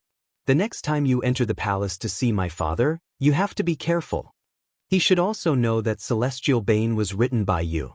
Li Zishuan heard this and suddenly had the urge to curse. He only wrote a novel. How did he offend the emperor? His Majesty is wise and mighty. He definitely won't punish me for such a small matter. Li Zishuan looked at Li Qingqian and muttered gloomily. Then he said to Changle, "Changle, in the novel, Zhang Xiaofan was in a desperate situation. If Bai Yao didn't save him, then the one who died would be Zhang Xiaofan. What do you think I should choose?" Changle's face suddenly turned bitter and said, "But, can't someone not die? Let Zhang Xiaofan, Bai Yao, and Lu Sueki all live happily together. Isn't that good?" Li Zishuan was speechless. Changle wanted Zhang Xiaofan to start a harem. After thinking, he said, "Sometimes tragedy is a kind of touching, and also a kind of beauty. What's important is not the ending, but the process. Some characters are destined to have a sad ending as soon as they appear. You also said that Bai Yao is not like a fictional person. She is a real life, so her ending is not something that we writers can control." Xiao Feng's death was inevitable. Even Jin Yong himself could not change his ending, because this hero who valued friendship and righteousness had been brought back to life and had his own consciousness. He was a living person, and his birth was destined to be a tragedy. Jin Yong could only let Xiao Feng walk towards his death step by step. Xiao Feng's death was inevitable. Even Jin Yong himself could not change his fate, because this hero who valued friendship and righteousness had been brought back to life and had his own consciousness. Another example was the Legend of the Sword and Fairy, especially the Legend of the Sword and Fairy, which caused a huge sensation in his previous life. Some people said that there was no Xianxia after the Legend of the Sword and Fairy. Although the Legend of the Sword and Fairy ended in a tragedy, Zhao Ling, Li Xiaoyao, Lin Yueru, Tang Yu, Anu, and the Wine Sword Immortal, these characters with distinct personalities would always live in everyone's heart. The soul-stirring love and the ultimate sacrifice to save the world made people have mixed feelings every time they recalled it. Although tragedies could hurt the heart, tragedies could be even more unforgettable. But hearing this, Changel was silent for a long time. It was rare that she did not continue to argue. She looked at Li Zixuan and said, "Brother Xiaoxian, will Bai Yao be resurrected in the future? I remember that she has the Hehuan jade on her." It was rare for this little girl to be so attentive. She even noticed this. Hearing this, Li Zixuan replied, "Changel, you can read the rest of the plot carefully. If I tell you now, won't it be boring for you when you read it?" Changel was silent. She nodded and did not say anything else. Fatty Li Tai smiled and said, "Yamacho, when I came here, I saw an acquaintance among the readers who went to the workshop to cause trouble. Guess who it is?" Li Zixuan curiously asked, "Who is it? Could it be a student of our college?" "Yamacho, you guessed it right. It's a student of Yanhuang College, Sun Zifan." Li Tai laughed gloatingly. Li Zixuan was annoyed and said, "This brat dares to betray his master. I'll teach him a lesson when I go to the college tomorrow." Something happened. Something happened. In the student dormitory of Yanhuang College, Hua Hongyi was writing at his desk. Liao Feichen suddenly pushed the door open and shouted as he walked in, "What's wrong? Feichen? What could have happened?" Hua Hongyi looked up at Liao Feichen and asked curiously. Liao Feichen quickly replied, "Something big happened." "Hong, stop writing. Listen to me first. Something big happened at the foot of the mountain." The readers of Celestial Bane collectively rioted and surrounded the editorial department. Hua Hongyi was startled and said, "Oh, they're angry because of Bai Yao's death, right?" Liao Feichen asked curiously, "Hongyi, you've also read the latest chapter of Celestial Bane?" "Of course. Celestial Bane is a good book. I can't compare to it." Hua Hongyi sighed and said with emotion. Liao Feichen thought for a while and suddenly laughed, "You can't compare to it in the past, but that doesn't mean you can't compare to it in the future. Hongyi, your novel concept is very attractive. The current results are much better than mine and Tianhua's." Today, the readers of Celestial Bane collectively rioted and said that they want to boycott Celestial Bane. "Hongyi, your dream of Great Qin has a chance. Maybe it can reach the top in one fell swoop." Since the start of Dream of Great Qin, Li Zixuan, in his real-life identity and Leather Knight identity, tipped 1,000 strings of coins each, causing quite a stir. Many people began to pay attention to this book at the first moment. Later, more and more people were attracted by this pseudo-time travel storyline. The protagonist of this book was actually very similar to Li Zixuan. Or rather, he was a complete copy of Li Zixuan in the Qin dynasty. The protagonist's predecessor was a student at Yanhuang College. He knew martial arts and engineering. After the protagonist dreamt of the Qin dynasty, he wanted to use martial arts and engineering knowledge to change the Qin dynasty and prevent the Qin dynasty from walking down the path of destruction. Now, the plot had progressed to the point where the protagonist invented the curved plow. This kind of novel plot made people feel very happy. When the news of Li Zixuan's knighthood because of the bent yuan plow spread throughout the world, it was unknown how many people were envious and wished that they could replace him. After all, to be able to jump from a commoner to a baron, this kind of thing had the color of a legend. Many people secretly thought that if they had the engineering knowledge in Li Zixuan's mind, wouldn't they also be able to be knighthoods? It was rare that there was a novel that used this plot. It could be considered to have fulfilled the wishes of those envious people. Many people gradually fell in love with this novel and put themselves in the shoes of the protagonist. When they saw that it was enjoyable, they naturally wouldn't be stingy with tipping. Now, on the daily bestseller list of Bragging World, Dream of the Qin Dynasty was already firmly in second place. However, there was still a big gap between this second place and the first place, Celestial Bane. "Feichen, you can't say that." After hearing Liao Feichen's words, Hua Hongyi couldn't help but shake his head and said, "The words of those readers can't be taken seriously.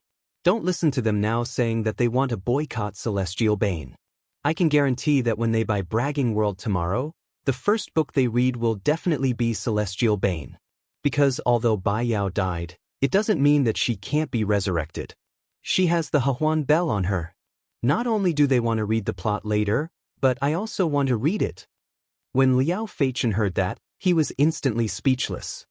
He thought to himself, this is a typical case of the eunuch being anxious while the emperor is not.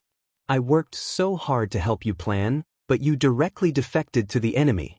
Seeing Liao Feichen's disappointed expression, Hua Hongyi smiled broadly and said, Hee hee. Feichen, you don't have to be so dejected.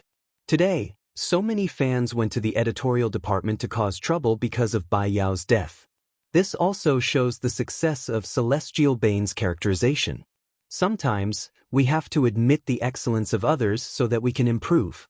Although Dream of Great Qin is creative, I know that it can't compare to Celestial Bane. Besides, Leather Knight was my benefactor in the past. Gloating over his misfortune isn't what a gentleman should do. Even if I wanted to defeat him, I should have fought him head-on. Even if those pronunciations really want to boycott him, I'm still his defeated opponent. There's nothing to be happy about. However, I believe that if Dream of Great Qin is polished properly, it still has a chance to surpass Celestial Bane. Hua Hongyi's frank words made Liao Feichen feel a little ashamed. He waved his hand and said, Forget it. I won't worry about you and him anymore. I have to go write my manuscript. After saying that, he climbed onto his bed and went to get a pen and paper. Chapter 1384. Hua Hongyi's prediction was right. On the second day, when Big Words, World of Martial Arts went on sale, as usual, many people came to the newsstand to line up to buy it. Brother Meng? Didn't you say yesterday that you won't read Celestial Bane anymore? Why are you buying Big Words, World of Martial Arts now? I bought Big Words, World of Martial Arts to watch Dream of Great Qin, not Celestial Bane. Brother Yang, didn't you say that you won't read Celestial Bane anymore? Then why are you here today? I'm talking about Leather Knight. If he doesn't revive Bai Yao, I won't read Celestial Bane anymore. So I have to see if he can revive Bai Yao. Such shameless people were everywhere, and their reasons and excuses were varied. However, no matter what they said, their physical reactions were surprisingly honest. The readers immediately flipped to Celestial Bane's page and began to read today's update seriously. Chapter 85, 10 Years. Today's update ignited a glimmer of hope in many readers. After the Great War of the Immortals and Devils, Zhang Xiaofan joined the Devil Sect's Ghost King sect and was given the name Ghostly by the Ghost King. In the following 10 years, Ghostly ran around to revive Bai Yao and obtained the second volume of the Heavenly Book from the Ghost King. He cultivated Buddhism, Taoism, and Devil Sect at the same time, and his cultivation base improved rapidly. He fought for the Ghost King and killed countless people. In the Devil Sect, he was known as the Blood Young Master, along with the Poison Young Master Qin Wen and the ingenious Young Master Jin Pinger. This is great. Bai Yao's soul was captured by the Joyous Bell, and her physical body is lying on the Frost Jade bed. There's still a chance of revival. That's great. As long as there's a chance. She'll definitely be revived in the end. I guess Pai Xiaoke must have seen our wrath yesterday. No matter what, it's fine as long as Bai Yao can be revived.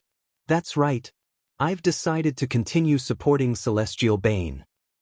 Let's tip him first. Let Leather Knight see our sincerity. Yes. I'm going to tip them. The reader's attitude towards Celestial Bane underwent a complete reversal the next day. That was because today's plot brought them a glimmer of hope. As long as there was hope, there was hope. The readers who said yesterday that they would never read Celestial Bane again were now on the move. They came to the newsstand one after another to tip Celestial Bane. The speed of this reversal made the passers-by even more flabbergasted. Sun Zifan? Where did you go yesterday? Yunshan, at the entrance of Yanhuang College. Sun Zifan, who had just come to school, was caught red-handed by Li Zishuan. Sun Zifan said guiltily, Shan. Yamacho, I didn't do anything yesterday. He's sleeping at home. Is that so? Why did I hear that someone went to the workshop yesterday and caused trouble with others? Li Zishuan said calmly. Sun Zifan's eyes widened. He did not know if Li Zixuan was deliberately tricking him or if he really got the news.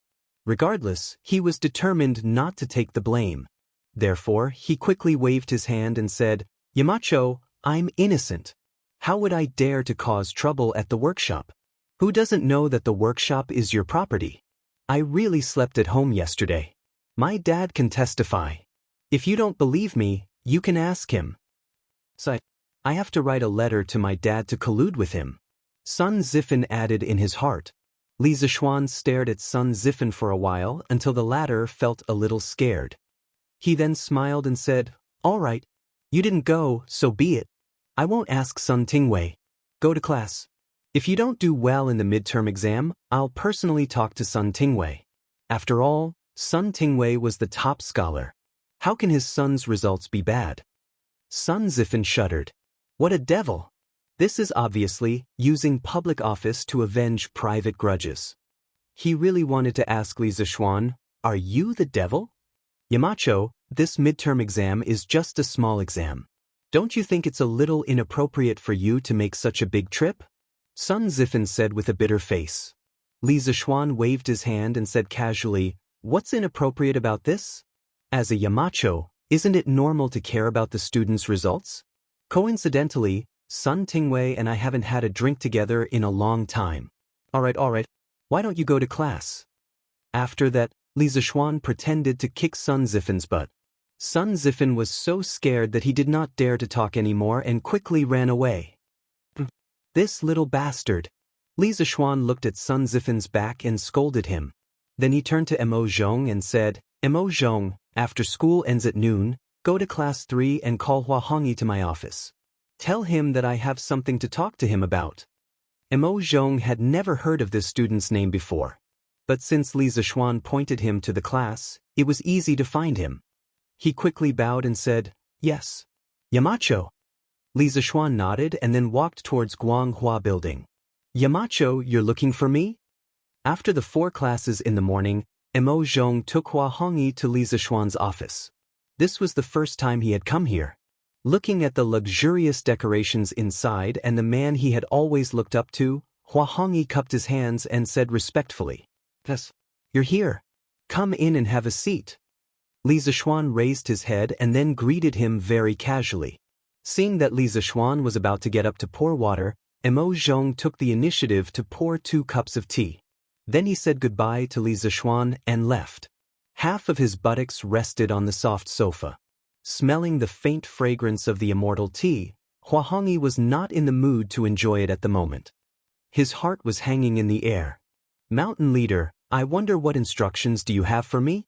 After hesitating for a moment, Hua Hongyi took the initiative to break the silence and asked. Li Zixuan smiled and said, "Don't be so nervous. I didn't ask you to come here for anything important.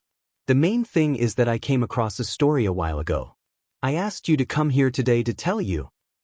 Tell a story? Even though Hua Hongyi's brain usually worked faster than others at this moment, he still couldn't wrap his head around it. After a while, he finally recovered and then cupped his hands and said, "Yamacho, please tell me. I'm all ears." Although he didn't understand Li Zixuan's intention, he was sure that Li Zixuan didn't have nothing better to do and deliberately used him to pass the time. Li Zixuan nodded and began to speak slowly. The name of this story is The Myth. A few years ago, there was a student in Chang'an's Imperial College called Yi Xiaochuan. This person was quite intelligent. Not only was he good at the construction of mechanisms, but he also liked to study antiques. One day, Yi Xiaochuan bumped into 2 fire tomb robbers fighting beside a tomb. By chance, he accidentally opened a mysterious treasure box from the Qin dynasty. Together with a chef, Gao Yao, who was passing by, they inexplicably returned to the Qin dynasty more than 800 years ago. Hua Hongyi's eyes widened when he heard this special story's opening. Why did this sound so similar to his book, Dream of the Great Qin? Could it be that Yamacho knew that he was the author of Dream of the Great Qin, Hua Hongyi? Soon, Hua Hongyi didn't have the time to think about these things because he was completely immersed in Li Zixuan's story. That's right, the story that Li Zixuan wanted to tell Hua Hongyi was the plot of the television series The Myth in his previous life. However, he had deleted the modern plot in The Myth. Both transmigrated to the Qin dynasty, but Hua Hongyi's dream of the Great Qin could borrow from the myth in many ways. In terms of the current era, Hua Hongyi's creativity was definitely commendable for being able to write Dream of the Great Qin. At the very least, he could be considered the founder of this era's transmigration genre. However, Hua Hongyi was still lacking in the level of the story's brilliance and the control of the characters' emotions in the novel. Therefore, Li Zixuan told Hua Hongyi about a television series that he liked in his previous life, The Myth. He wanted to let Hua Hongyi draw inspiration from it and push Dream of the Great Qin to a new height comparable to Celestial Bane. He wanted to create a novel that was the highest god. The reason why he did this was mainly because after writing Celestial Bane, he didn't plan to continue writing. Back then, he personally wrote novels in the Datang Daily mainly because he wanted to bring the online novels of his previous life to the Tang dynasty in the form of newspapers. He wanted to bring the novel culture to a new height. That way, he would have another form of entertainment in this boring era. The appearance of Dream of the Great Qin made Li Zixuan want to retire. That was because his original goal had been achieved. There were already people who took the initiative to innovate in novels. Then, he could honorably retire to the second line. Firstly, he didn't lack the money he earned from writing novels. Secondly, he had more and more things to do later on, so he didn't have the time to write novels. When he was bored, he would rather read novels. However, Dream of the Great Qin wasn't brilliant enough. Hua Hongyi's current ability to control the plot wasn't enough for him to be promoted to the highest god status. Therefore, he wanted to give him special treatment. Hua Hongyi was creative and willing to work hard. Therefore, Li Zixuan was willing to train him. The story was told from midday to sunset.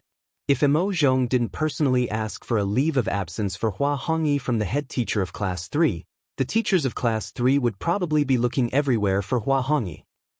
At this time, their bodies emitted a blue light.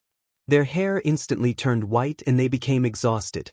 The blue light was summoned by the stars and left their bodies. From then on, they could no longer live forever. Lola wanted to rescue Gao Yao from the heavenly palace, but Gao Yao refused. The buoyancy of the stars disappeared. The heavenly palace collapsed, and everyone was buried in the heavenly palace. As Li Zixuan finished the last part of the plot, Hua Hongyi, the big man, was already in tears. Dream of the Great Qin is well written. However, if you can mix the story in, I'm sure your Dream of the Great Qin will be fuller and more exciting. Write well and play to your strengths. I have high hopes for you. Li Zixuan stood up and patted Hua Hongyi's shoulder. Then he left with his hands behind his back. He had to give Hua Hongyi some time to digest the story. Yamacho, Hua Hongyi was shocked. Only then did he realize that Li Zixuan already knew that he was the author of Dream of the Great Qin. He also understood Li Zixuan's intention. Therefore, he quickly stood up and wanted to thank Li Zixuan. However, Li Zixuan had already left. Thank you, Yamacho. Hua Hongyi bowed deeply in the direction that Li Zixuan disappeared. Then, he quickly wiped his tears and left. He had to quickly go back and record this exciting story that he heard this afternoon. Chapter 1385. Dream of the Qin stopped updating. The original author, Hua Gongli, said that he had recently received guidance from an expert and had an epiphany. He needed to replan the plot, so he stopped updating for 5 days. He also promised that the plot would be even more exciting after the next update. This made the Qin fans feel sad, but at the same time, they were looking forward to it. At Yanhuang College, all the teachers passed the first confidential exam last week. All of them scored above 90 points. After all, Li Zixuan had told them beforehand that if they failed even one of the 4 exams, they would be immediately suspended. Therefore, every confidential exam directly affected whether or not they could continue teaching at the college. None of the teachers did not take the confidential exams seriously. Furthermore, in the future, the hiring of teachers in Yanhuang Academy would be accompanied by a confidential examination after the interview and written examination. Only after passing all of these could the teacher be officially hired. It was not that Li Zixuan was trying to stir up trouble. It was just that the people of this era did not have much awareness of confidentiality. In comparison, since the students had 4 chances, they only needed to pass once. Therefore, in the first secret exam, only 400 people passed. There were still 200 people who failed. Regarding this, Li Zishuan didn't say anything. In any case, by the 4th exam, if there were still people who didn't pass once, then he would really have to chase them away. It was worth mentioning that his father-in-law, Han Tianhu, heard that Lantian County was going to plant white dye seeds on a large scale and wanted to follow suit. He wrote a letter to ask for Li Zishuan's opinion. Li Zishuan discussed with his wife and decided that when the seeds were shipped back, he would sponsor his father-in-law with a batch of seeds and farming tools. In any case, it was only a matter of 1 or 2,000 strings of money, so Li Zishuan did not take it to heart. However, the recent Lantian County's wasteland reclamation campaign had attracted Li Zishuan's great interest. In this era, the population was sparse. The entire Tang dynasty only had a population of 20 million, so one could imagine how much land had not been developed. In fact, the imperial court had always been supportive of the people reclaiming land. In order to encourage the people to reclaim land, some states and counties even stipulated that the land that was reclaimed would belong to whoever reclaimed it. There were also certain preferential taxes. As for Lantian County, the conditions given were even more favorable. Not only did the land reclaimed by the commoners belong to them, as long as the area of the land was larger than 1 mu, they would be able to obtain a caddy of white fold flower seeds for free. Therefore, ever since Li Zishuan announced this decree, the enthusiasm of the people of Lantian County to open up wastelands suddenly rose. In just a few days, the county had opened up more than 10,000 mu of wastelands. Many people had opened up more than 1 mu of wastelands because they heard from the village chief that Li Zishuan had invented a new method of planting white dye seeds that could save seeds. 1 mu of land did not even need a caddy of seeds. Therefore, many farmers directly opened up 2 mu of wastelands to plant white dye seeds. Now that everything was ready, all that was left was the seeds. On the 22nd day of the 4th month of the 2nd year of Zhengguan, Yanhuang College's Thursday, the Great Tang Imperial Court had sent out 50,000 Wuwei troops and 30,000 Xia Province soldiers. They had finally crossed Xia Province and arrived in the vicinity of Shuhu. The so-called Shufeng was the area northwest of Hutao and Hotao in Inner Mongolia. It was roughly west of Ordos and southwest of Baianar. Shufeng was more than 700 li away from Cheng. Yuqi Jingde led 50,000 troops and rushed for more than 10 days. At this moment, he was standing on a hillside and using the telescope on his neck to look at the city of Shuafang several li away. He ordered the 3 armies to set up camp here. Order Shen Fa and Zhong Chang, the 2 Taichang temple officials, to bring the imperial edict to Shuafang city and summon Liang Shidu to surrender. He had shamelessly asked Li Er for permission to use this telescope before he left. He was the only one in the entire army. Li Er had strictly ordered him that in an emergency, even if he had to destroy the telescope, he could not let it fall into the hands of the Turks. Understood. The messenger hurriedly cupped his hands in acknowledgement and went to pass down the order. Chai Xiao, who was standing to the side, looked at the telescope in Yuqi Jingde's hand and said with some envy, "Brother Jingde, can this Chai also take a look?" Yuqi Jingde immediately put away the telescope and said, "No, no." It wasn't easy for this old man to get this thing from His Majesty. His Majesty also said that this old man should take good care of it. If anything goes wrong, I reckon that a beating from the military would be a light punishment. Li Zishuan had indeed produced many handheld binoculars for the Great Tang military, but they had all been sealed up by Li Er and strictly controlled. Each one had a serial number, and there was a detailed record of who it was given to or lent to. This was because old Li believed that this thing was a national treasure and could not be leaked. Chai Xiao said unhappily, "It's just letting this Chai take a look. What could go wrong? Brother Jingde, you're not such a stingy person.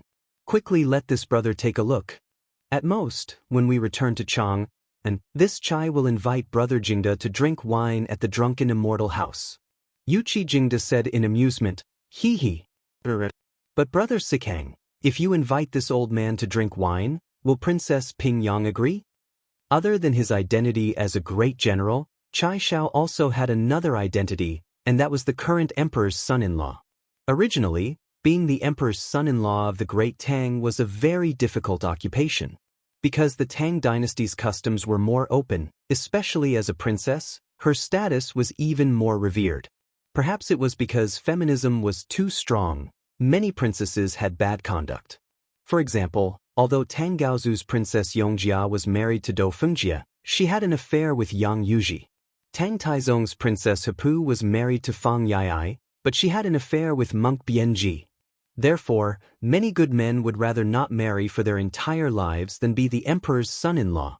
Unless it was someone who wanted to muddle through life, as long as there was a bit of ambition and wanted to accomplish something, they would keep a respectful distance from the emperor's son-in-law of the Tang dynasty. Chai Xiao was even more tragic. Not only was his wife a princess, she was also the famous princess Ping Yang, Li Xiaoning. During the last years of the Sui dynasty, she was also someone who had led the army and fought in battles. How could an ordinary delicate princess compare to her? Therefore, Yuqi Jingda's words were deliberately teasing Chai Xiao. Brother Jingda, what do you mean by this? It's just a meal of wine anyway. Would San Yang not comply with me?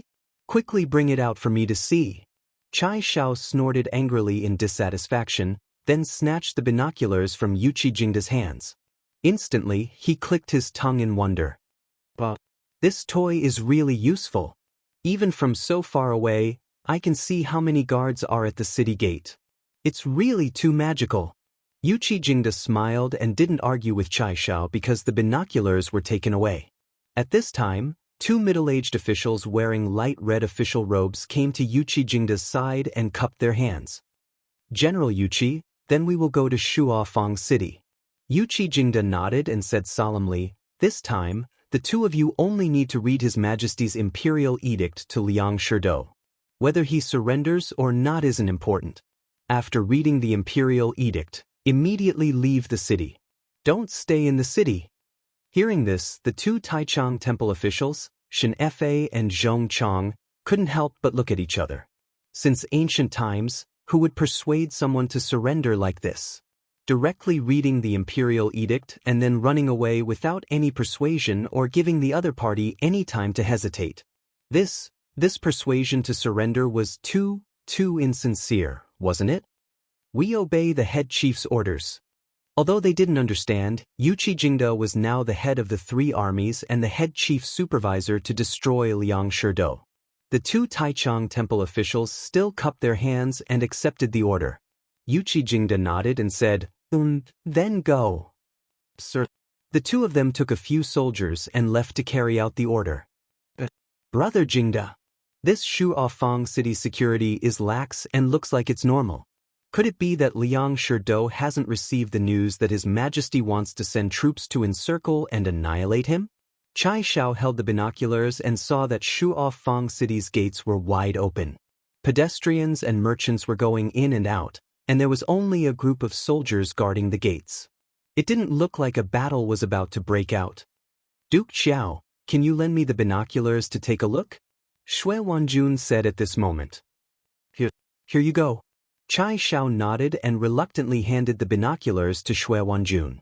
Yuqi Jingda said, ever since Liang Shidou was repeatedly defeated by our Great Tang, he no longer dared to fight with the Great Tang and has been holed up in Shuafang City. We're leading troops to encircle and annihilate Shuafang City, so it's normal that he doesn't know about it. However, as long as our tens of thousands of men make any strange movements, he'll definitely sense it and immediately lock down the city gates. Shui Wanjun said, then, according to the head chief's words, sneak attacks are not advisable and we can only attack head-on? Yuqi Jingda's gaze darkened, and he thought for a moment before replying. Shuafang City's walls are tall and sturdy, so attacking head-on will be difficult. Moreover, according to what I know, Shuafang City isn't a monolithic block, and there are many people who are greedy for life and afraid of death. Last time, the Imperial Court's army surrounded and attacked Guan City, and they used the strategy of dividing the city from the inside and attacking from the outside. This time, we might be able to use the same tactic. However, everything will have to wait until the two Taichang temple officials come out of the city. Reporting. Your Majesty, Two Tang Empire officials have arrived outside the city. They say that His Majesty, the Emperor of the Tang Empire, has an imperial edict for you. Shuofang City, Liang Kingdom's palace. It was the morning court session of the Liang Kingdom. A soldier quickly ran into the main hall of the palace and reported loudly to Liang Shidu, who was seated high above. In the 3rd month of the 13th year of the Dai dynasty, Liang Shidu sent troops to attack and occupy Diaoyin, Honghua, and other prefectures. He became the emperor, and the country's name was Liang. He prayed to the heavens in the south of the city, and when he buried a jade in the ground, he obtained the seal, which was Fu Rue, and established the era's name as Yong Long. Therefore, this fellow had been the emperor for a full 11 years, and he could be considered to have had his fill of being the emperor. As soon as that soldier finished speaking, the officials in the Liang Kingdom's imperial court instantly burst into an uproar. What? Tang Empire officials came with an imperial edict? What should we do now? Is the Tang Empire going to attack our Daliang again? Bam! When Liang Shidu saw the panicked officials in the hall, he couldn't help but slap the table and shout, "Silence, all of you. Just 2 Tang Empire officials and you're already panicking. Where is your decency? Didn't he, Li Shimin, send 100,000 troops? What are you afraid of? Don't forget, we have Great Khan Xieli backing us up behind the state of Liang. Your Majesty is wise." Hearing that, the officials calmed down. Liang Shidu looked at that soldier and said, "Go and invite those 2 Tang Empire officials in. I want to see what tricks Li Shimin has up his sleeves." Sir. Half an hour later, the 2 Taichung temple officials, Xianxia and Zhongchang, walked into the Liang Kingdom's palace with their heads held high and their chests puffed out. Then they looked at Liang Shidu and said directly, "Liang Shidu, His Majesty has an imperial edict for you. Hurry up and receive it." "How dare you? How dare you not bow when you see His Majesty? And you even called His Majesty by his name. How disgraceful." As soon as he finished speaking, an old eunuch below Liang Shidu walked out and shouted. Shenfi snorted and said fearlessly, "What, His Majesty?" Liang Shidu didn't get permission from His Majesty to proclaim himself as emperor. "As Han people, you work for the Turks. What right do you have to make me bow? Take down these 2 arrogant bastards." The eunuch was furious and quickly shouted. Zhongchang stepped forward and said, "Umph. As the saying goes, envoys are not killed when 2 countries are at war. Liang Shidu, you're a hero of a region. Do you want to be ridiculed by the world?" Stop. At this time, Liang Shidu, who was sitting on the dragon throne, finally spoke. His eyes were like lightning as he looked at Xianxia and Zhongchang and said in a deep voice, "That's enough. You didn't come here just to show off, right? If you have something to say it quickly. Don't test my patience." Xianxia and Zhongchang looked at each other. Then, Xianxia opened the imperial edict and said in a clear voice, "The Tang Emperor decrees that Shidu, the Tang Emperor, stole from my province. The Turks helped. Now that the rebellious kings have been suppressed, the Khitans and Turks have also surrendered to me, leaving only you to occupy the northern side. If you surrender, I will give you the title of king. If you refuse to come to your senses, I will kill you. If the officials of the Liang Kingdom want to surrender, I will also give you the title of king. I hope that you can see the situation clearly and abandon the darkness to the light. Do not resist stubbornly and bury yourselves. This is the emperor's decree." Old Li's imperial edict was ruthless. He directly said that Liang Shidu was a thief and even persuaded his officials to abandon the darkness to the light in front of Liang Shidu. At this moment, Liang Shidu was so angry that his nose was crooked. At this moment, the officials in the main hall were somewhat flustered and began to discuss in low voices. "Bastard! How dare Li Shimin bully me?" Liang Shidu slammed the table and said angrily, "I swear here that I will not surrender to the Tang Empire. If Li Shimin wants to attack the northern side, then let him send his army. I will be waiting for him at the Shuofang city. Men, send these 2 people out of the city. Never let them enter the city again." Xianxia said loudly, "Liang Shidu, don't be stubborn. His Majesty is wise and can command 1,000,000 troops to flatten the Shuofang city at any time." Arrogant. If Li Shimin really has the ability, then let him attack the city. Chase the two of them out. Liang Shidu's expression changed as he roared angrily. Liang Shidu, you will regret it. Shin Fa flung his sleeves and pulled Zhong Chang out of the hall. Chapter 1386. Your Majesty, what the Tang emissary said is not without reason. Previously, there were 18 rebellious princes helping our great Liang, but now that the Tang Empire has unified the Central Plains, if we do not surrender, we will be attacked by the Tang Empire's army sooner or later. Exon Deshang, shut up. As soon as the two Taichung Temple officials left, a middle-aged official stood out from the main hall of the Liang Imperial Palace and clasped his hands. However, before he could finish speaking, Liang Shidu interrupted him with a loud shout. Since the founding of my great Liang country, the country has been peaceful and the people have lived in peace and contentment. Right now, the Li Tang has only sent 2 civil officials, and you're already scared out of your wits? At such a critical moment, Exon Deshang, you dare to cause chaos in the people's hearts. You must be a spy sent by the Tang Empire. Men, throw Exon Deshang into the prison and behead him on a date.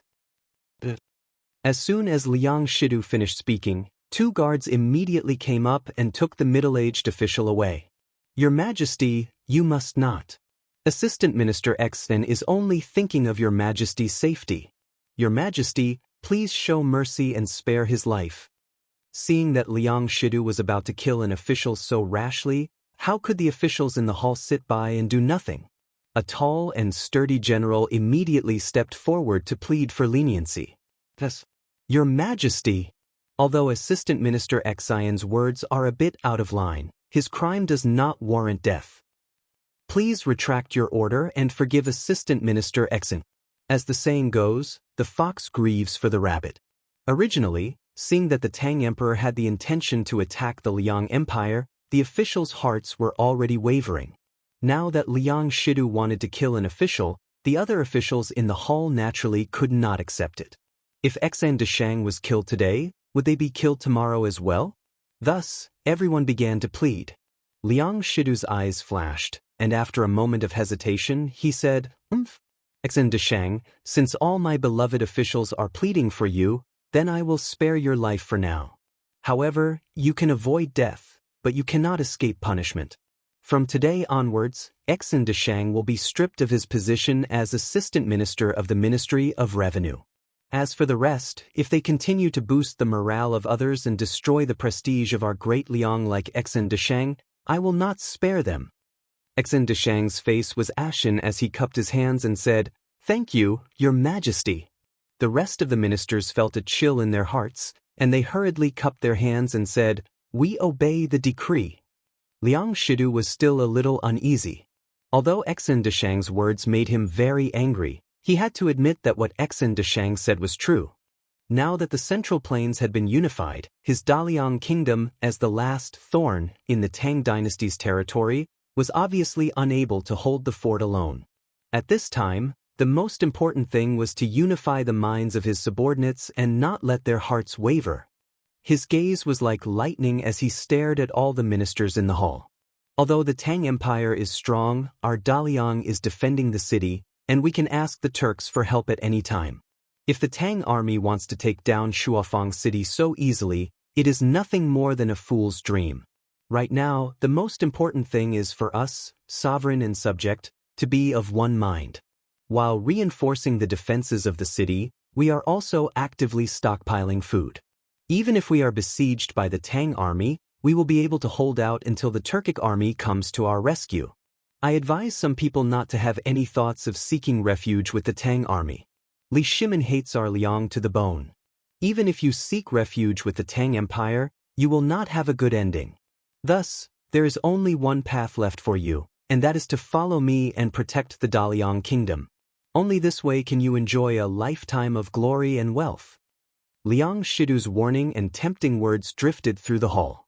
When the ministers in the hall heard this, they all had different thoughts, but on the surface, they were all sincerely convinced, and cupped their hands and said, We swear to live and die with the Daliang kingdom. Liang Shidu laughed heartily and said, Good.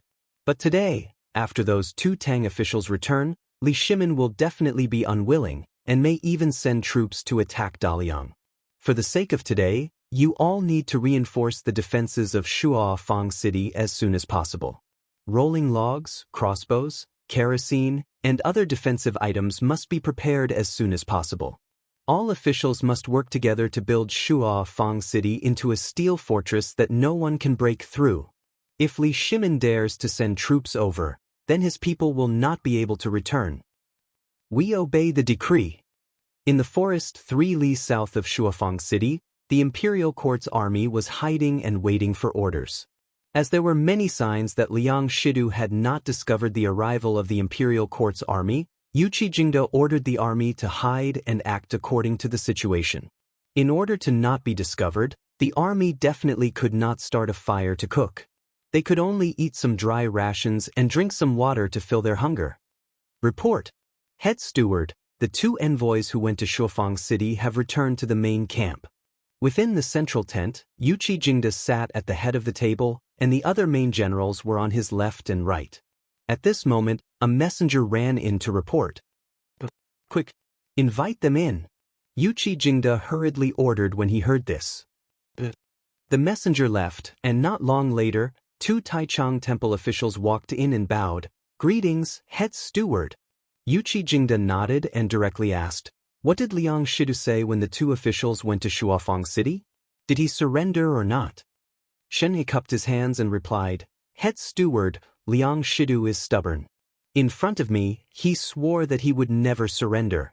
He also said that if His Majesty was not satisfied, he could just send troops to attack the city. Arrogant. This guy is just relying on the protection of the Turks, but he dares to intimidate His Majesty and look down on His Majesty. When the Ol Chai attacks the north, I will definitely take his head. Hearing this, Chai Shao snorted coldly and said angrily. Yuqi Jingde pressed his hand down and said, Sikang, there is no need to be angry. I already expected that Liang Shidu would not surrender. 2 years ago, Xiexi's troops were able to reach Chang, and because of Liang Shidu leading the way.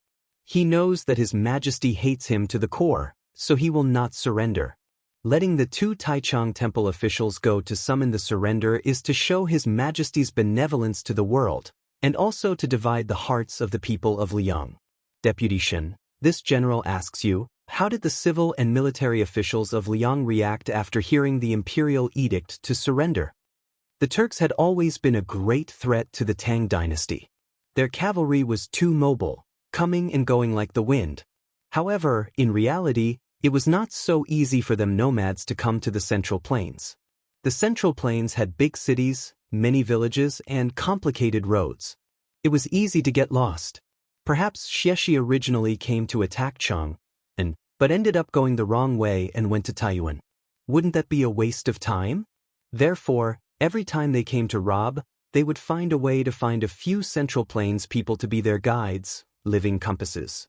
It was not only worry-free but also laborious. Shufang City's Liang Shidu was a famous guide, the ancestor of the tour guide world. He especially liked to lead the way for the Turks and even help them come up with ideas. It was not an exaggeration to call him Tang Dynasty's #1 guide. In the 9th year of Wuda, Li Er had just ascended the throne when Xieshi Khan led an army of more than 100,000 to crash the scene, making old Li almost unable to get out of the situation. This face-slapping operation was related to Liang Shidu. The Wei River Alliance was the shame of Li Er and all the Tang Dynasty officials. Therefore, the entire imperial court hated Liang Shidu to the core and wanted nothing more than to capture him and tear him into pieces. Shenfa recalled, at that time, after I finished reading the imperial edict, many of the officials in the hall began to discuss in low voices. They seemed a little moved or fearful. Yuqi Jingde nodded and laughed. It seems that although Liang Shidu is stubborn, the other Liang officials are not willing to be defeated and die with him. In this way, we have a chance to divide the officials in Shuafang City and have them cooperate with us from the inside. Shui Wanjun cupped his fists and said, Head Chief is wise. In this way, we can also reduce our casualties and fully guard against the Turks' sneak attack.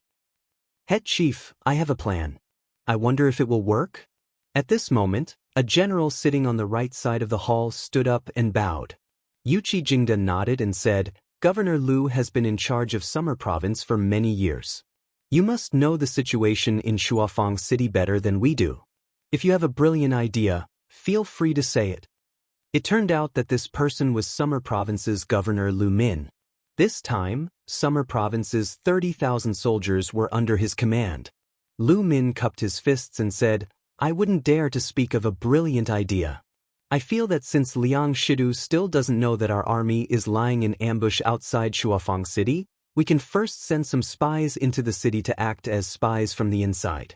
Then, we can send out a few teams of cavalry to trample on the crops outside Shuafang City to disturb the hearts of the people in the city. Without the supply of food from outside the city, the people in the city will definitely panic.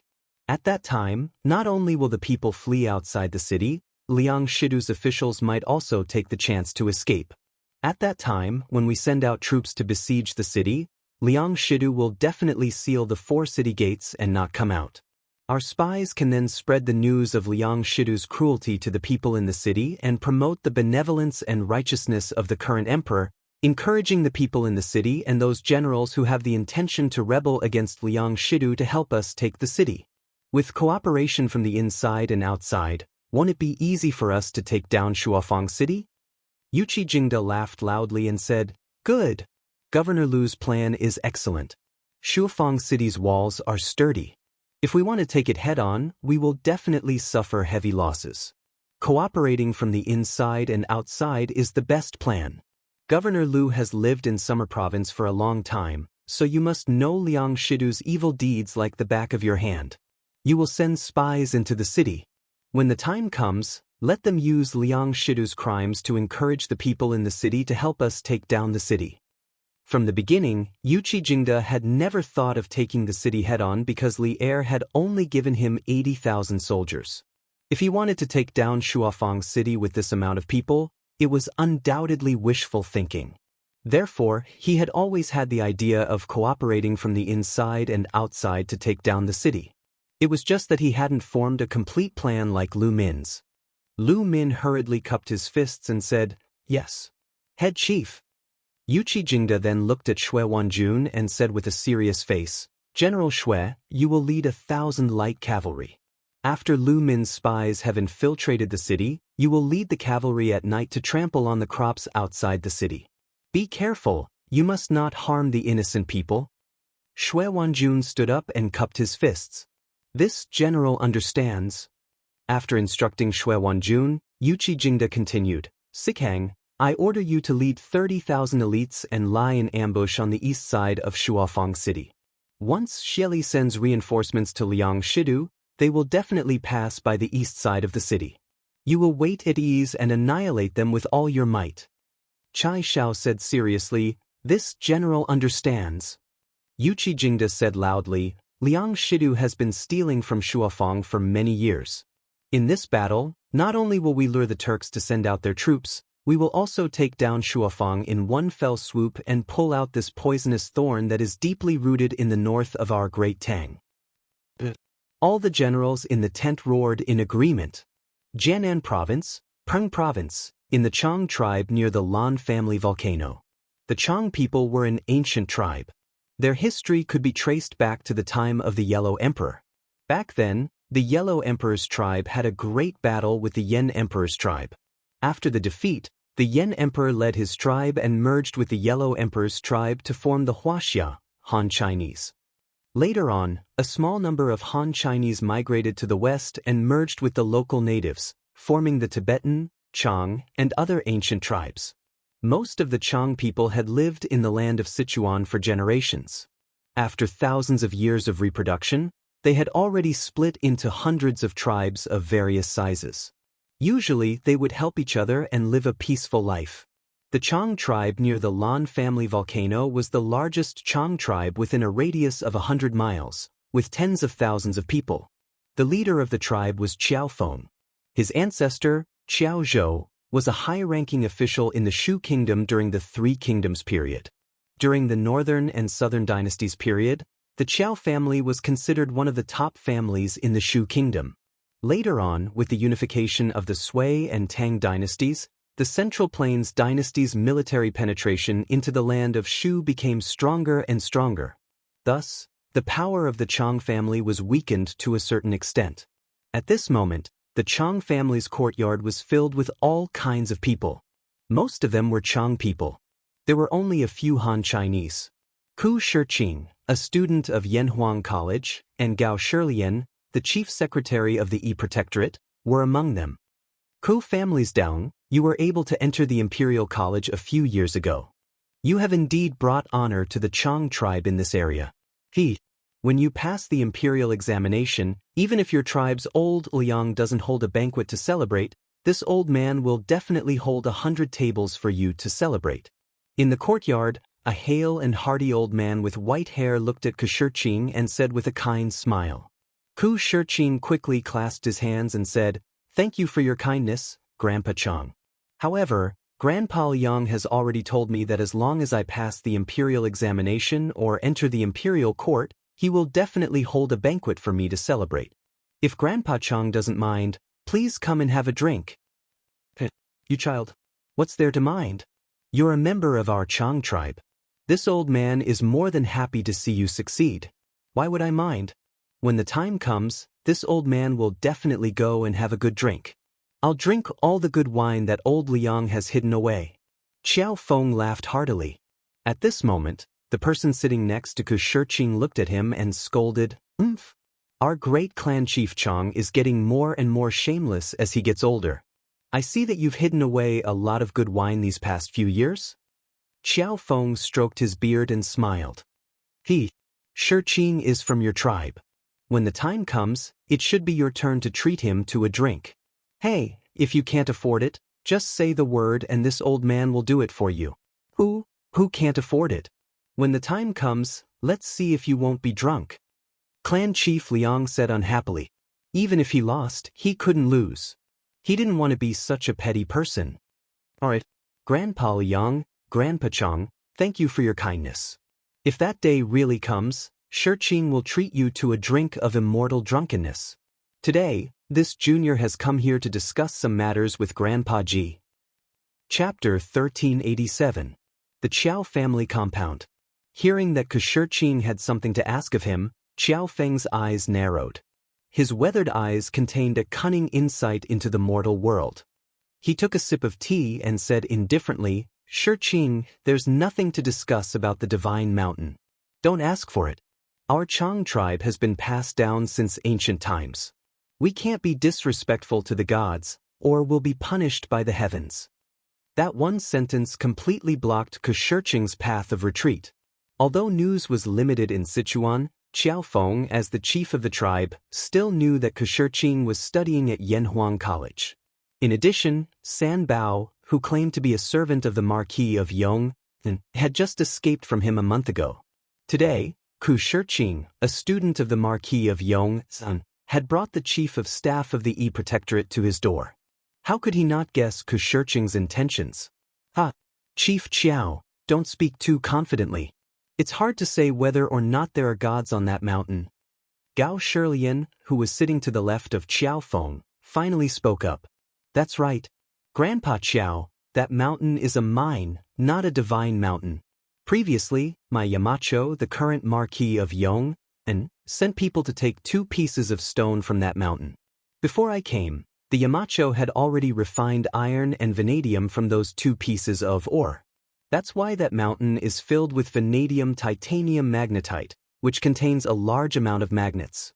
That's why it's so attractive to metal weapons. This is just the natural attraction of magnets to metal. It's definitely not the power of gods. Ku Shiqing hurriedly followed up on Gao Shilian's words. Magnetite? You're saying that the divine mountain is filled with magnetite? Xiao Feng frowned as he asked. Ku Shiqing took out a gray stone the size of a soccer ball from his bag and said, Grandpa Qiao, this is absolutely true. Shiqing dares to guarantee it with his life. Look, this is the ore that was moved down from the mountain. In fact, the main component of this ore is the magnet. If an iron saber gets close to it, it will be strongly attracted to it. Ku Shiqing took out a dagger and handed it to Xiao Feng. Grandpa Qiao, if you don't believe me, you can try using this dagger.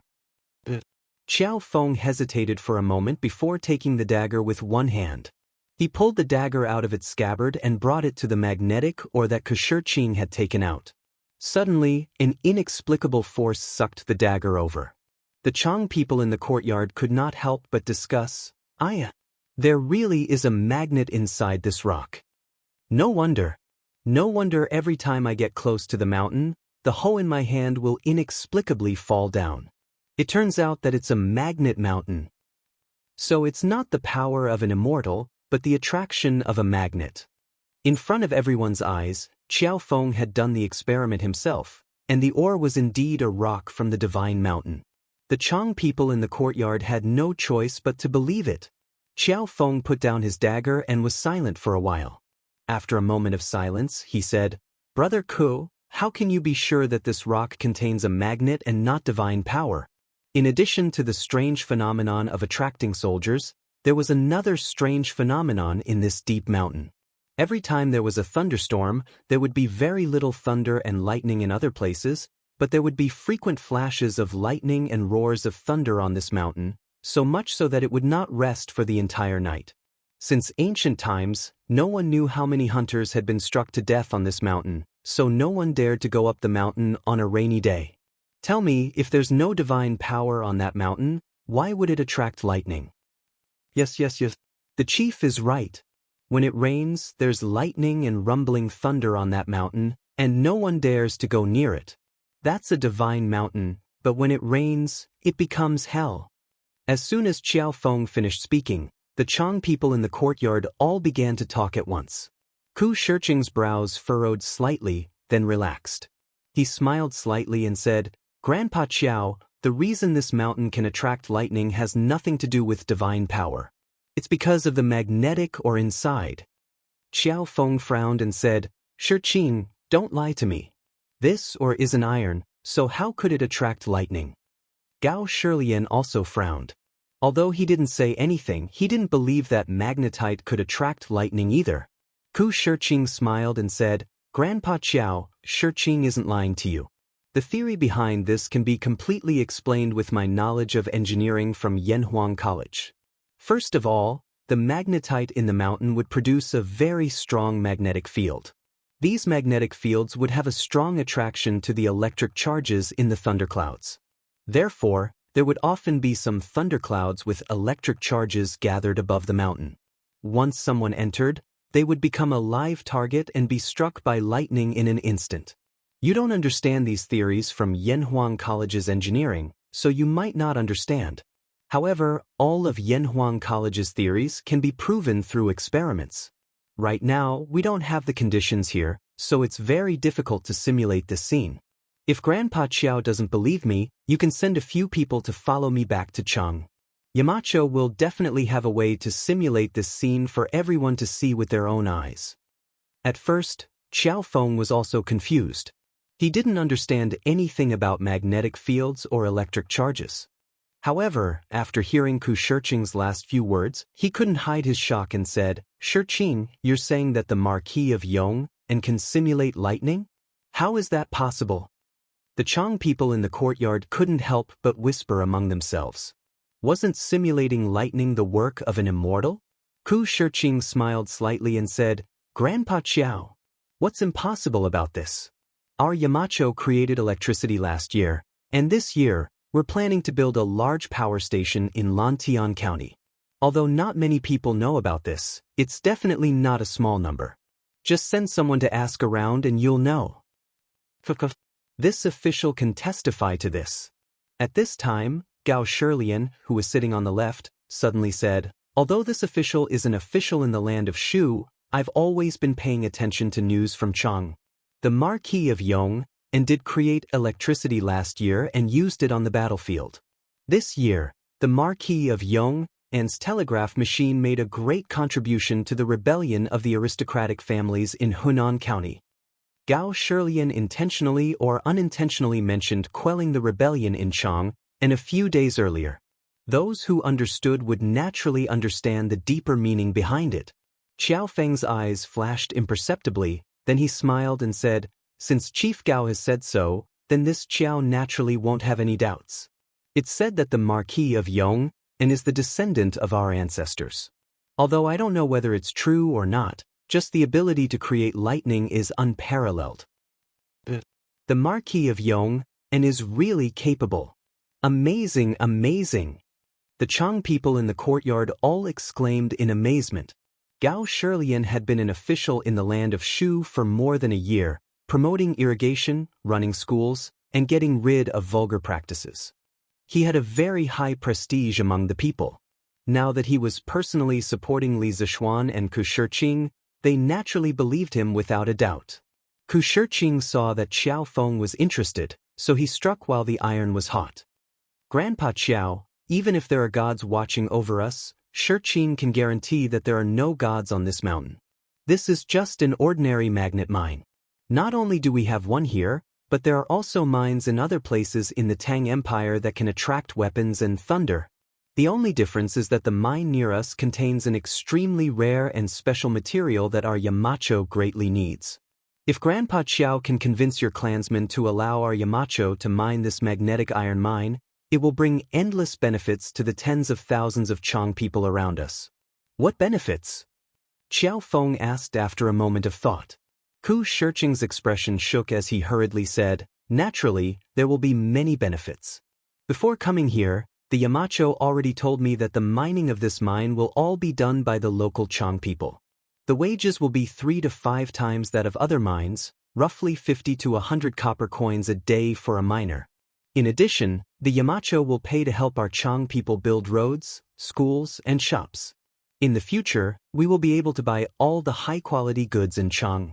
Grandpa Xiao, you must have never sat in the strange taste pavilion's Don't Touch Me, eaten the Drunken Immortal's chicken, or drunk the Drunken Immortal's wine and delicacies in Chang, and right?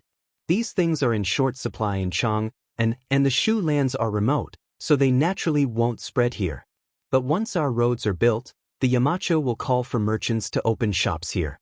The fine goods that Chang and people can enjoy can also be enjoyed by us without leaving the Shu lands. In addition, the Yamacho will also spread the advanced planting techniques that they promoted in Lantian County to the Shu lands. Grandpa Xiao, you should have heard of the curved plow, right? This type of plow that can be pulled by humans was created by the Yamacho. In addition, the Yamacho is also very knowledgeable in the field of farming. With their technology, we can guarantee that the fields of our tribe will be able to produce high yields every year. As Ku Shiqing spoke, the Chang people in the courtyard all widened their eyes, and their breathing quickened. By the time he finished, they were already whispering to each other and discussing spiritedly. What? The Marquis of Yong and is willing to pay each miner 50 to 100 copper coins a day? Doesn't that mean that we can earn at least 2 strings of money every month just by working in the mines? It's not just the mines. The Marquis of Yong and wants to build roads for us, so he must hire people to build roads, right? When the time comes, we can earn quite a bit of money.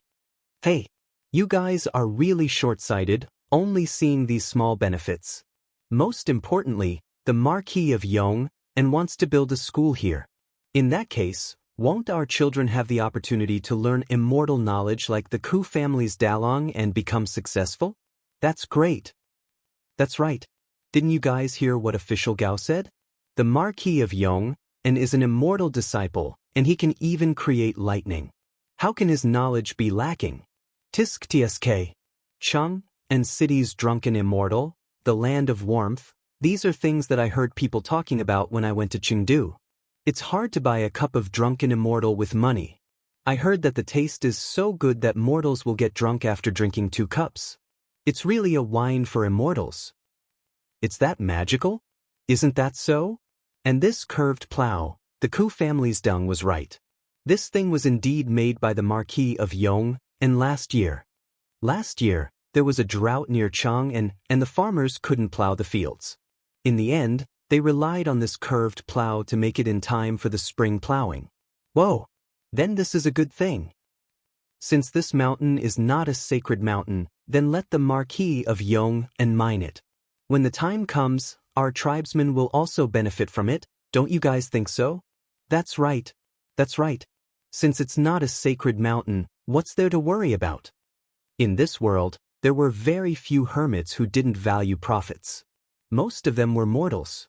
As mortals, they had to work hard every day to find food, oil, salt, soy sauce, vinegar, and tea. When Ku Shiqing spoke of the great benefits that this mine could bring to the Chang tribe, the Chang people in the courtyard were all tempted. After they were tempted, they all looked at Xiao Feng with hopeful eyes. They were only small leaders in the tribe, and the one who made the final decision was still Xiao Feng, the big leader. Xiao Feng was deep in thought and didn't say anything. He was probably still making the final decision in his heart. Seeing this, Gao Shilian smiled and said, "Ever since the Marquis of Yong and took over Lantian County last year, the tens of thousands of households in Lantian County, although not all of them are wealthy, but at the very least, every household can afford to eat meat and wear clothes. Their children can even afford to study. This official is not making this up. The Marquis of Yong and's achievements in governing Lantian County are obvious to all. Now that the Marquis of Yong and's heart to benefit Shu, this official believes that this is a blessing for the people of Shu. In addition, the current emperor also attaches great importance to the development of Shu. Half a month ago, the emperor changed the title of his favorite, the King of Han, to the King of Shu.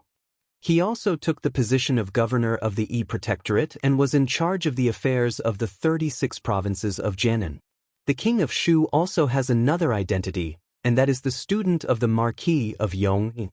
He and Shiqing came from the same master, so when the King of Shu comes to Yi Protectorate in the future, the lives of the people of Shu will get better and better. Inexplicably, the topic of Li Er conferring Li Ku the title of Prince of Shu was brought up. Gao Shilian's secret warning to Xiao Feng was obvious. Although the imperial court had established the Yi Protectorate in the past, the position of governor had always been empty. Now that there was finally someone to take over the position, and this person was the king of Shu, Li Ku, who was the most favored by the second emperor. Even a fool could see the hidden meaning behind this. The imperial court was about to start governing Shu. If there was someone who was blind enough to go against the imperial court at this time, the consequences, Xiao Feng was not stupid. How could he not understand the meaning behind Gao Shilian's words? His eyes flashed, and after a long silence, he finally opened his mouth. Since the Marquis of Yong and has shown such great sincerity, and the emperor is so concerned about the people of Shu and Shiqing, you have also verified that the mountain is not a sacred mountain, then this old man will naturally not continue to obstruct you to the end. The Marquis of Yong and only needs to send people to mine the mine, and no one in our tribe will stop you. Previously, this old man was not reasonable and accidentally injured the servants of the Marquis of Yong and Manor. Shiqing, please help this old man send the most sincere apologies to the Marquis of Yong. Gao Shilian's words were the last straw that broke Xiao Feng's back, allowing him to make the most correct choice. Hearing this, the Chang people in the courtyard all heaved a sigh of relief and then began to cheer. Ku Shiqing was also overjoyed and said, "Grandpa Ji is wise and righteous, Shiqing admires you. Shiqing will definitely pass on Grandpa Ji's apology to the Yamacho. Also, Grandpa Ji, don't worry. The conditions that Shiqing mentioned before, such as building roads, schools, and shops, will definitely be fulfilled one by one. Shiqing will stay here and accompany Grandpa Ji to witness the prosperity of our tribe." Chapter 1388. Your Majesty. Not good. Not good. The thousands of mu of farmland outside the city have all been trampled overnight. The wheat seedlings have all been trampled into the ground, and it looks like they won't survive. On the 24th day of the 4th month of the 2nd year of Zhenguan, Liang Shidu had just come out of his bedroom when an old eunuch ran over and shouted. Liang Shidu's expression froze, and his face instantly darkened. He angrily said, "What? Thousands of mu of farmland have been trampled? Did you find out who did it?" The old eunuch hurriedly said, "Your Majesty, Wang Shaoqing has already brought people to investigate, but they only saw many messy horse hoofprints in the fields. They can conclude that someone rode a horse at night and trampled on the crops. They don't know anything else." Horse hoofprints? Has the great Tang cavalry already arrived outside Shuafang City? Liang Shidu's heart skipped a beat, and he suddenly had a bad premonition. With an ugly expression, he said, "Have Xen Liao, immediately send scouts out of the city to see if there are any Tang soldiers hiding around Shuafang City. Have Li Zhengbao increase the security of the city to prevent any Tang spies from entering the city to incite the people." This old servant obeys. The old eunuch also smelled a trace of something unusual and hurriedly left to carry out the order. Even though Liang Shidu had sent generals and soldiers to increase the patrols in the city, as the saying goes, preventing the mouths of the people was more important than preventing the river from flowing. Once the people's mouths were opened because of something big, it could not be stopped. Furthermore, the great Tang emissary had just left 2 days ago, and now, thousands of mu of farmland outside the city had been trampled. For such a thing to happen at such a sensitive time, it was hard for the people not to think of the worst. The Tang army had cut off Daoyang's grain and was about to attack Shuafang City. This kind of rumor spread everywhere in the city. There was no need for Lu Min to send spies into the city to fan the flames. After a morning, the news had already spread like wildfire. Those gentry and noble families who had good eyesight packed up their valuables and quickly escaped Shufang City before Liang Shidu closed the city gates. Liang Shidu saw that he could no longer control the public opinion, so he quickly ordered the city gates to be closed. No one was allowed to enter or leave. In the forest outside the city, in the tent of the Tang army, Yuchi Jingda said in a low voice, "According to the reports, Master Liang has sent out a large number of scouts to search for us outside the city. In order to prevent them from discovering the location of our main forces, General Shui, this chief steward orders you to take 2,000 cavalry and immediately move out to trample the crops. While you're at it, draw the attention of the scouts in Shuafang City. Once a large army pursues from Shuafang City, immediately retreat to the southeast and draw them away." The Tang army had a total of more than 80,000 people. Although they were hidden in the forest, it was still difficult to not be discovered by the Liang army with so many people. Therefore, Yuchi Jingda thought of this method. Shui Wanjun received the order and said, "This general obeys." Yuchi Jingda nodded and said, "Once all the crops outside the city have been trampled, we will dispatch troops to surround Shuafang City. At that time, the spies inside the city will move out together.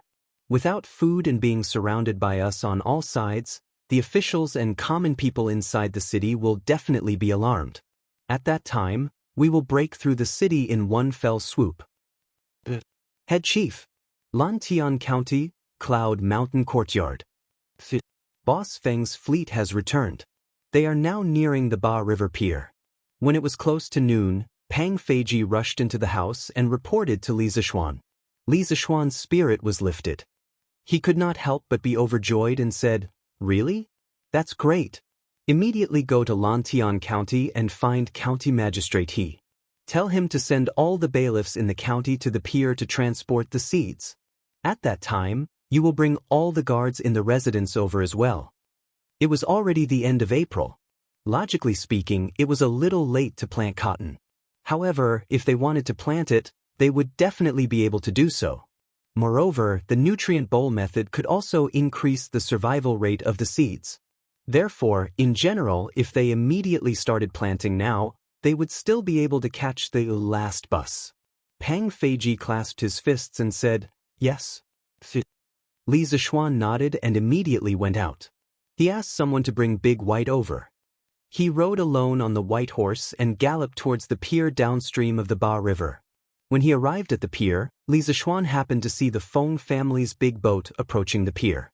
After waiting for the time it took to drink a cup of tea, the big boat docked. Feng Jihua quickly jumped down from the big boat and cupped his hands towards Li Zishuan in a flattered manner. He said, "Marcus, what virtue and ability do I have to trouble you to personally welcome me?" Li Zishuan laughed and said, "Boss Feng, you have traveled thousands of miles to buy the white fold flower seeds for me.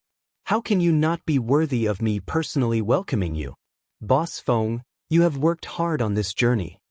Feng Jihua cupped his hands and said, "It's not hard at all. It's not hard at all. It's my honor to work for Marquis. Fortunately, I did not disappoint you on this trip south to Guangdong. I used the immortal mirror and colored glass items that Marquis gave me to exchange for a total of 16,000 caddies of white fold flower seeds.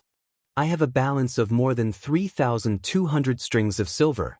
If it weren't for the fact that the Nanyang Sea merchants are running out of seeds, I would have exchanged for even more white fold flower seeds for Marquis. Li Zishuan said in surprise, "You actually managed to exchange for so many flower seeds? And there's still a balance?"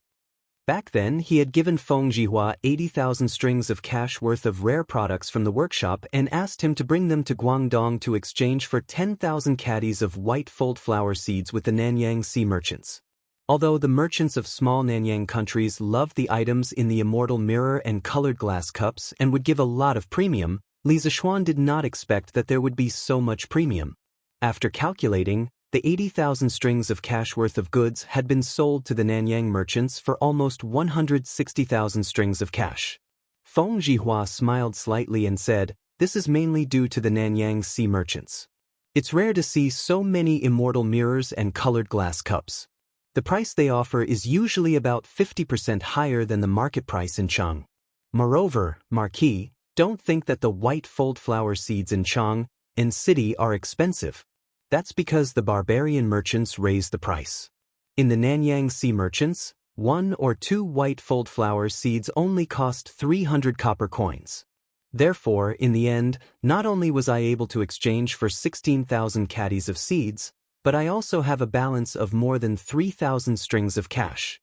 When Li Zishuan heard this, he could not help but secretly praise Feng Jihua for his honesty. If Feng Jihua did not take the initiative to say this, he would definitely not know. If Feng Jihua really wanted to embezzle, he could have embezzled tens of thousands of strings of cash on this trip and not be discovered. However, Feng Jihua did not do so. Li Zishuan said with a gratified and happy expression, "Good. Boss Feng, you've been running around all this time. Moreover, you've spent a lot of money hiring crew and repairing the ship. You don't have to give me the balance of more than 3,000 strings of cash. I can't let you come here for nothing and even pay for it, right?" Feng Jihua hurriedly waved his hands and said, "No, no, no. Marquis, I've long become indifferent to money. I can't accept this money." Li Zishuan smiled and said, "Ha, Boss Feng, you and I have already agreed before we left. Don't reject it anymore. This trip to the south, I owe you a favor. If you have any difficulties in the future, feel free to look for me. If I can help you, I'll definitely help you. I'm really lucky to have such a seed. This is really great." At this moment, County Magistrate he finally arrived at the harbor with a group of yamen runners. Seeing the large ship full of seeds, County Magistrate he could not help but exclaim in joy. Recently, it was not only Li Zishuan who was waiting anxiously for the seeds. He was also waiting anxiously. April was almost over. If they could not start planting now, they would not be able to plant in the future. If that happened, the land that the commoners had cleared would be for nothing. Feng Jihua had met County Magistrate he before. At this moment, he hurriedly went forward to greet County Magistrate he. Li Zishuan looked at County Magistrate he and ordered, "County Magistrate he, there is a total of 16,000 caddies of white fold seed. Immediately order the yamen runners to send 3,000 caddies to the Imperial Palace. Bring 10,000 caddies back to the county office's warehouse. As for the remaining 3,000 caddies, I'll have people move them to Yunshan." Back then, Li Er wanted to promote the planting of white fold seed in the Imperial Plantation. He also asked Li Zishuan to help him solve the problem of the seeds. Therefore, these 3,000 caddies of seeds were to be sent to Li Er. As for the other 3,000 caddies, he planned to give 1,500 caddies to his father-in-law and another 1,500 caddies to the Yi family in Nanyang. Previously, Yi Guizhong had mentioned to him that if he had any extra seeds, he should leave some for the Yi family. As a prominent family in Nanyang, the Yi family naturally had a lot of villages and land. In addition, Yi Fashion had also made a great contribution in suppressing the rebellion in the city. However, when it was time to reward him, Yi Fashion had already gone to the south to seek Dao. Li Er had no way to reward Yi Fashion himself. He could only add this reward to the Yi family in Nanyang. In total, He rewarded Yi Fashion's father, Yi Huiming, with a total of 400 villages. Therefore, the Yi family had the ability to digest these 1,500 caddies of seeds. Thus, County magistrate he cupped his hands in response. Then he ordered the dozens of yamen runners behind him, "Did you all hear that? Hurry up and help unload the goods on the ship." The group of yamen runners accepted the order and left. Feng Jihua was very perceptive and said, I'll get the crew and the commoners to help. This way it will be faster." County magistrate he could not help but laugh. Then, "Thank you, Boss Feng." He knew that the reason why Li Zishuan was able to get so many white stack seeds was mainly because of this businessman in front of him. Therefore, he did not dare to underestimate him. "County magistrate, you're too polite." Feng Jihua cupped his hands and smiled. At this moment, Li Zishuan instructed, "County magistrate he, remember to send someone to inform all the farmsteads in Lantian County. Tell all the farmsteads who signed up at the county office and reclaimed 1 mu of land to go to the county office tomorrow morning to sign the agreement and receive the flower seeds. As for the farming tools used to make the nutrient bowl, each household can use the agreement to receive 1 free of charge. If anyone feels that 1 is not enough, they can also go to the county town's strange interest pavilion to buy 1. It only costs 80 copper coins." County magistrate he cupped his hands and said, "Marquis is benevolent and righteous. I'll do as you say." Chapter 1389. Yo, Mang Zi, you're so early today. De Shun, aren't you early too? Speaking of which, if we're late, what if the white fold flower seeds shine? Who am I going to cry to? Hey, Mang Zi, what you said is wrong. Back then, we all went to the county office to register. What kind of person is Marquis? Would he cheat on our seeds? Then why did you wake up so early? Isn't it because you're feeling uneasy? Hey, I'm different. I want to get the seeds earlier and start planting them immediately. It's already the end of April now. Planting 1 day earlier is 1 day earlier. I heard that the nutrition bowl that Marquis' family planted in Cloud Mountain has already sprouted and transplanted into the mountain. It's growing vigorously. If my white fold seed flower can grow as well, I'll be burning incense to thank the gods. I feel that as long as we use the method that Marquis taught us, the final growth will definitely not be bad. After all, we're using the same method. After I get the seeds today, I plan to go to Chitsu Pavilion to buy 2 making utensils. It's 80 copper coins for 1. If I buy 2 more, I can turn all these seeds into nutrition bowls 2 days earlier. Moreover, the utensils can be used next year. It's not a loss. Hey, Mang Zi, your idea is not bad. After we get the seeds, I'll go with you to buy the utensils. When the time comes, my eldest child and my wife will make the nutrition bowls with me. We can plant all the seeds a few days earlier. That's right. That's the logic. Early in the morning of the second day, all the villagers of Lantian County woke up early and headed straight for the county seat of Lantian County. Along the way, the villagers had their arms around each other's shoulders as they talked and laughed. Their faces were filled with happiness. The news that the Lantian County government was going to distribute the white fold flower seeds had been spread around yesterday evening. Even the farmers in other counties near Chang knew about it. Those farmers were naturally envious, because now that Li Zishuan had brought back tens of thousands of caddies of seeds, the farmers in Lantian County would be able to make a fortune with the white fold flower seeds, even if they did nothing this year. As soon as the city gates opened, the villagers who were guarding the city gates swarmed towards the county yamen.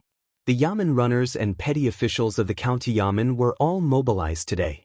Some helped to verify the identity of the villagers, some guided them to sign the agreement, some weighed the seeds for the villagers, and some distributed the farming tools to the villagers. In any case, each of them had their own duties and were divided into several groups. They wanted to ensure that all the seeds and farming tools would be distributed before noon. Speaking of which, each household was given a set of alms bowls for free. In total, there were more than 10,000 sets of alms bowls. The cost was not low either. In the past 10 days or so, the workshop had been rushing the production with all its might. Only then could they rush out so many alms bowls. As for the majority of the farmers, after receiving the seeds and farming tools, they immediately went to Curious Pavilion. This was because the experienced farmers all knew that with an additional alms bowls, there would be one more person to help make the nutrient bowls when they returned. The white fold flower seeds could also be planted a day earlier. It was already the end of April. If they did not plant the seeds earlier, they might not be able to make it in time. Moreover, the alms bowls from Curious Pavilion were not too expensive. One was only 80 copper coins. Most people could still afford it if they gritted their teeth. Speaking of which, if Li Zishuan had not opened a branch of Curious Pavilion in Lantian County, they would have had to travel all the way to Chang and city to buy alms bowls today. Now, not only did they not have to go to Chang and city to go to Curious Pavilion, some of the famous shops in Chang and city had also opened branches in Lantian County. Anything that could be bought in Chang and city could also be bought in Lantian County now. This was the convenience that Li Zishuan's arrival had brought to the people of Lantian County. Today, the Curious Pavilion in Lantian County did not disappoint the farmers. Cart after cart of alms bowls were placed in front of the open space in front of the door. The people could line up into more than 10 lines to buy alms bowls at the same time. This could be considered as saving a lot of time for the farmers. Reporting to my lord, all the registered farmers who have reclaimed the wasteland have all received their seeds and farming tools. At noon, it was already past lunchtime, but the 10,000 caddies of seeds had all been distributed. The county yamen runner cupped his fists and reported to county magistrate he, both physically and mentally exhausted. County magistrate he was also exhausted today. His throat was almost smoking from shouting at the side. Hearing this, he let out a sigh of relief and laughed. Ha, good. Arrest her, son. Immediately get all the officials in the county yamen to pack up. In a while, we will go to the Drunken Immortal restaurant in the county to have a meal. Marquis said that everyone has worked hard and specially prepared a banquet at the Drunken Immortal restaurant to entertain us. Arrest her, son was pleasantly surprised. Marquis is benevolent. This subordinate will go and inform the brothers right away. The registration of the 10,000 farmers and the distribution of the 10,000 caddies of white fold seed was not an easy task. The officials of Lantian County contributed a lot and almost everyone worked hard. However, in the end, Li Zishuan's banquet reward made everyone feel that their recent hard work was completely worth it. Not only was the wine and food delicious, but the most important thing was that they received recognition from Li Zishuan. In the process, they also received recognition from the people of the county. They were willing to work for Li Zishuan wholeheartedly for the rest of their lives. The people who received the seeds began to make the nutrient bowls that afternoon. As for the fertile soil used for the nutrient bowls, they had already prepared it. The soil was filled with cow dung, chicken dung, and plant ash to be used as fertilizer. It was completely capable of ensuring the successful germination of the seeds. It was now the end of April. Even at night it would not be cold. Therefore, there was no need to specially store the nutrient bowls in a large shed. In this way, it saved the farmers a lot of effort. It was not only the farmers of Lantian County who were busy planting the white fold seed. The farmers of the Cheng, Qin, Niu, and Yuchi families, as well as the farmers of the imperial farms, were all busy planting the white fold seed. As Yuchi Jingda was currently leading the army on an expedition to Xianxia, the Yuchi family originally could not catch up with this wonderful matter. However, in the end, Yuchi Jingda's wife stepped forward. With the help of the Qin, Cheng, and Niu families, as well as Li Zishuan, they also caught up with this last train of getting rich. Logically speaking, Li Zishuan's method of using the nutrient bowls to plant the white fold seed was no secret.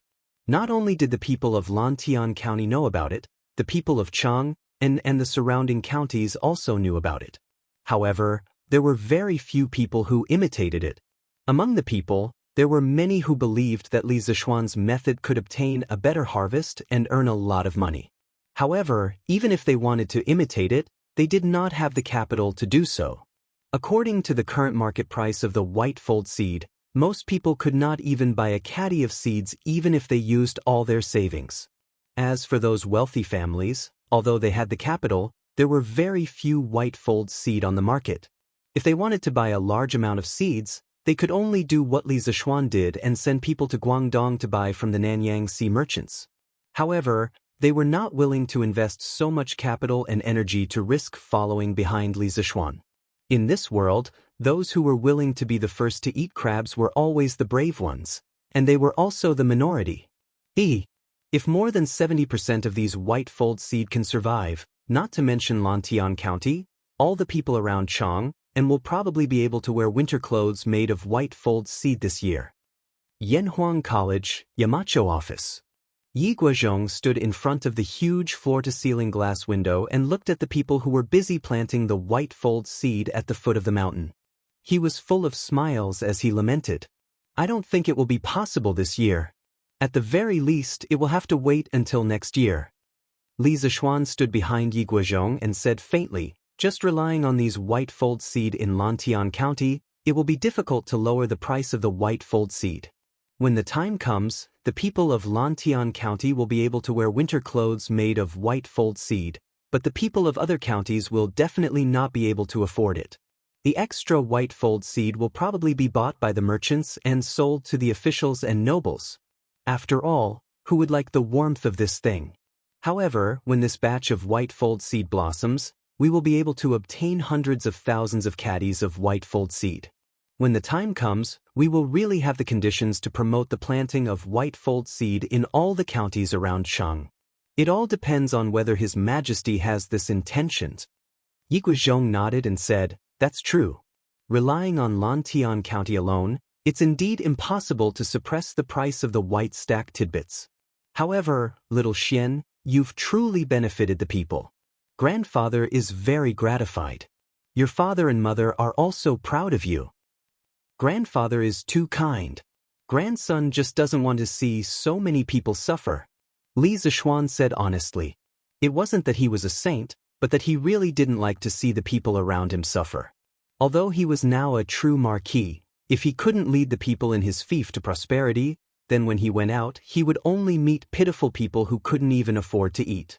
Then what was the point of him being a high and mighty marquis? Yi Guozhong looked at Li Zixuan with appreciation. The more he looked at this grandson, the more he liked him. After a long time, Yi Guozhong sighed with emotion. The Yi family has also benefited from you, little Xian. 1,500 caddies of seeds is enough for the Yi family's farmers to work hard. Last time when Guan City quelled the rebellion, Fashion received your help and made a great contribution. However, in the end, this child still insisted on going to the south to seek Tao. Sigh, this old man doesn't know if it's good or bad to indulge Fashion like this. Obviously, Yi Fashion had made a great contribution in Guan City but gave up on receiving the reward. This had shaken Yi Guozhong's conviction that he had always held on to. He had always supported Yi Fashion's study of Tao. However, this time, Yi Fashion had given up on his official career to seek Tao. This made Yi Guozhong a little uncertain. After all, Yi Fashion now had a promising cousin like Li Zixuan to look after him in the imperial court. As long as Yi Fashion was willing to accept Li Zixuan's reward and enter the official career, his future achievements would not be bad. It seemed more reliable than pursuing the illusory Tao. Li Zixuan smiled and said, Grandfather, you don't have to worry about personal gains and losses. Fashion is determined to seek Tao and has a pure heart. In the future, his achievements will not be worse than mine. Yi Guozhong smiled. He thought that Li Zixuan had chosen some nice words to comfort him. However, he did not know that Li Zixuan was stating the truth. Yamacho, Li Shilang requests an audience. After sending Yi Guozhong off, Li Zixuan sat alone in his office and quietly began to draw. About half an hour later, Mo Zhong walked in and bowed to report. Li Zixuan usually did not like to be disturbed when he was seriously drawing or working. Therefore, whenever this time came, Mo Zhong would be very considerate to guard the door. Li Zixuan was stunned when he heard this and asked, Assistant Minister Li? Which Assistant Minister Li? Mo Zhong quickly explained, Yamacho, it's the Minister of Imperial History, Li Daozhang. So it's Daozhang Li. Why didn't you say so earlier? Quickly invite Daozhang Li in. Li Zixuan helplessly stared at Mo Zhong. He thought to himself, Daozhang Li is so nice, Why did he have to call him Li Shilang? It's easy to miss here, okay? Li Chunfeng was considered a special existence in Yanhuang College. He was not a student of the college, nor was he a teacher or an employee of the college. He belonged to the Imperial History Bureau, but he often stayed in the Yanhuang College's faculty dormitory and often occupied the college's astronomical telescope. He was given such special treatment because Li Zishuan appreciated Li Chunfeng's character and talent. That was why he was given such special treatment. Previously, Li Chunfeng overheard from Li Zishuan that the astronomical telescope could be modified and upgraded. Therefore, he often asked Mo Lingwei for help to upgrade the telescope. However, Mo Lingwei was busy with the generator and microscope at that time and did not care about Li Chunfeng. Li Zishuan thought that Li Chunfeng might have come to him today to upgrade the telescope. Mo Zhong answered pitifully and then went out to pass the order. After a while, Li Chunfeng pushed the door open and entered. Li Zishuan stood up to greet him warmly. Before they could exchange a few words, Li Chunfeng could not wait to get to the point. Bad news? Last night when I was observing the sky at night in the academy, I discovered that Jupiter entered from the south gate of the Supreme Palace enclosure and exited from the east gate. Moreover, the Big Dipper was dim and lightless. All these signs are signs of a drought. Drought. Li Zishuan's heart skipped a beat. According to history, there would be a drought this year in Tang Dynasty, but he did not expect Li Chunfeng to be able to predict this year's drought just by looking at the stars. It seemed like Li Chunfeng was really something to be able to create a divine book like the pushback chart. But it was definitely not just something to be able to do, it should be many things. My master has done a lot of research on the study of astrology, but I'm ashamed to say that I haven't received half of his teachings in this aspect. The astrology that Taoist priest mentioned just now, is it really an omen of a great drought? Li Zishuan was stunned for a moment. He quickly hid the shock on his face and asked politely. Li Chunfeng nodded seriously and said, "It's absolutely true. Based on these stars, I can conclude that a drought is coming to Tang Dynasty. I plan to return to Chang and report this to His Majesty, so that His Majesty can be prepared." Chapter 1390. When people looked up at the sky, they saw glowing objects. Those were the stars. The stars were not isolated.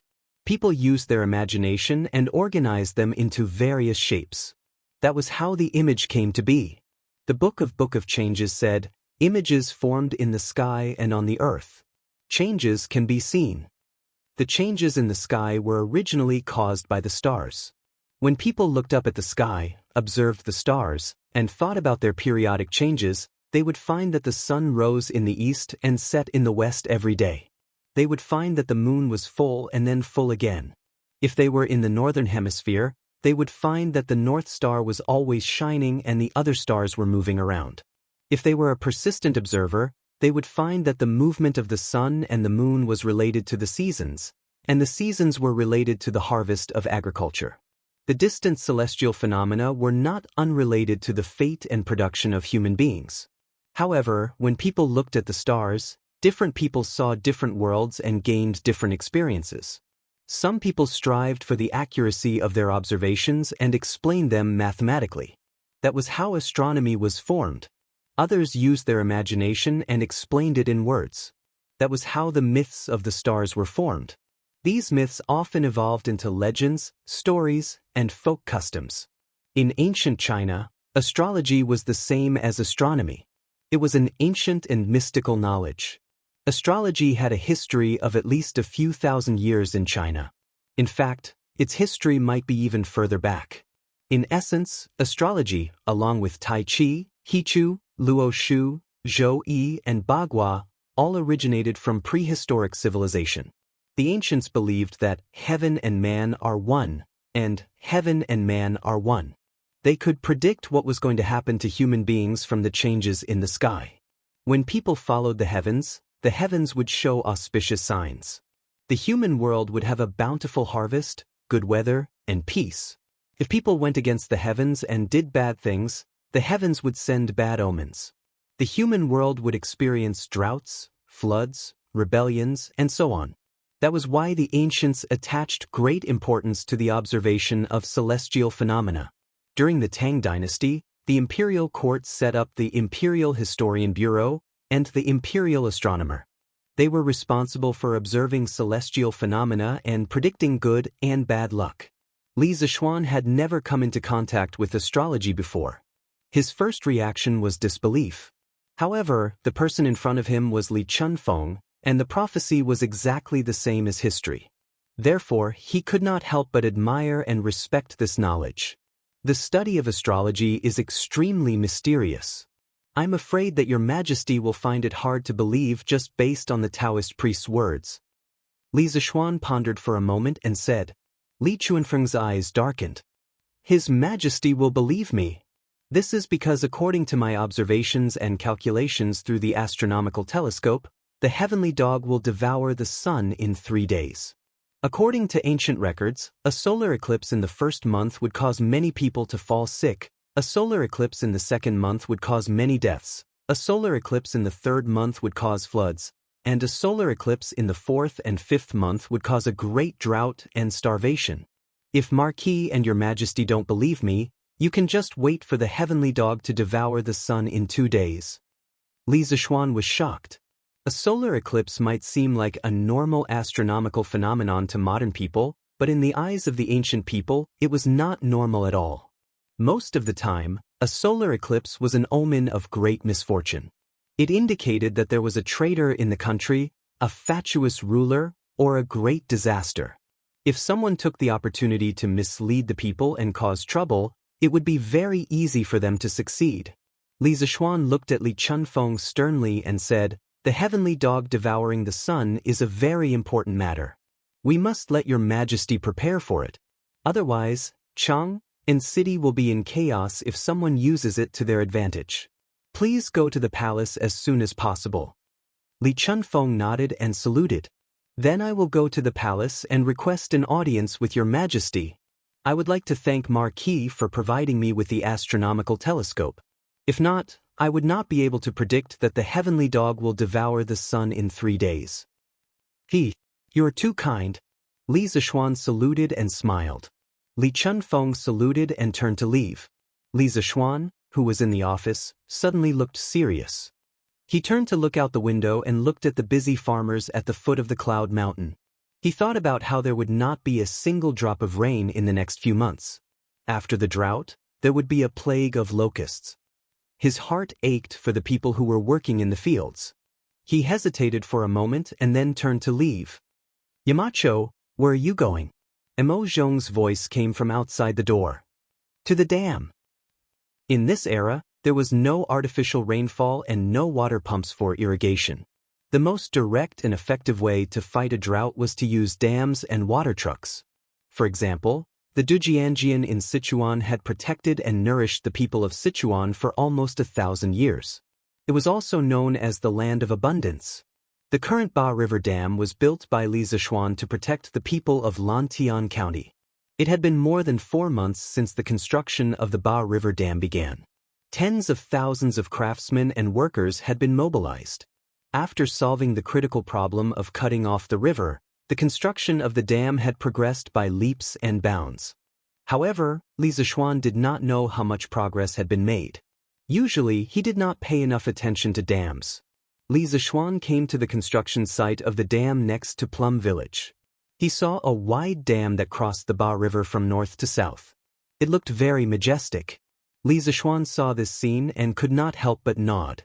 Obviously, the main project of the dam was basically completed. All that was left was the details. "Yamacho, you are here?" As soon as Li Zixuan arrived at the construction site, a servant went to report to Mo Huai. When Mo Huai heard the news, he hurried over. His clothes were stained with a lot of mud and water. He looked completely different from the image of a cultured person like a professor of the academy. Li Zixuan nodded and asked, "Mr. Mo, how is the construction of the dam now?" Mo Zhong pointed to the dam on the river and smiled. "Yamacho, look. The main body of the dam has been completed. Now, the main work is to prepare for the installation of the generator in the dam in the future. For example, the generator, the control room, various switches, gates, and so on." Li Zixuan nodded with satisfaction and said, "Well, this speed is very good. I just don't know if the current dam can be lowered and the canal blocked to store water. As for the generator and the control room, can we store water while building them? Mo Zhong didn't know why Li Zishuan was so eager to store water, but since Li Zishuan suggested it, he had to consider the feasibility of this approach. After thinking for a while, Mo Zhong nodded and said, "Store water first, and then build the generator-related parts. This is indeed feasible. But in this way, it will inevitably slow down the construction of the hydropower station." Li Zishuan smiled and waved his hand. "It's okay. The hydropower station doesn't need to be in a hurry. As the saying goes, slow work produces fine work." Mo Zhong nodded and said, "In that case, this Mo will order people to make the necessary preparations. By tomorrow morning at the latest, this dam will officially begin to store water." Only then did Li Zishuan notice the mud spots on Mo Zhong's body and the pair of shoes that had long been soaked by the muddy water in the river. He couldn't help but feel touched, and then he cupped his hands and said, "Mr. Mo has been working hard on the construction of the dam for the past few months, but because I was busy with mundane matters, I rarely came here to help. I'm really ashamed." The reason why the Ba River Dam can be built so quickly is definitely related to Mr. Mo's hard work day and night. On behalf of the tens of thousands of people in Lantian County, I would like to thank Mr. Mo.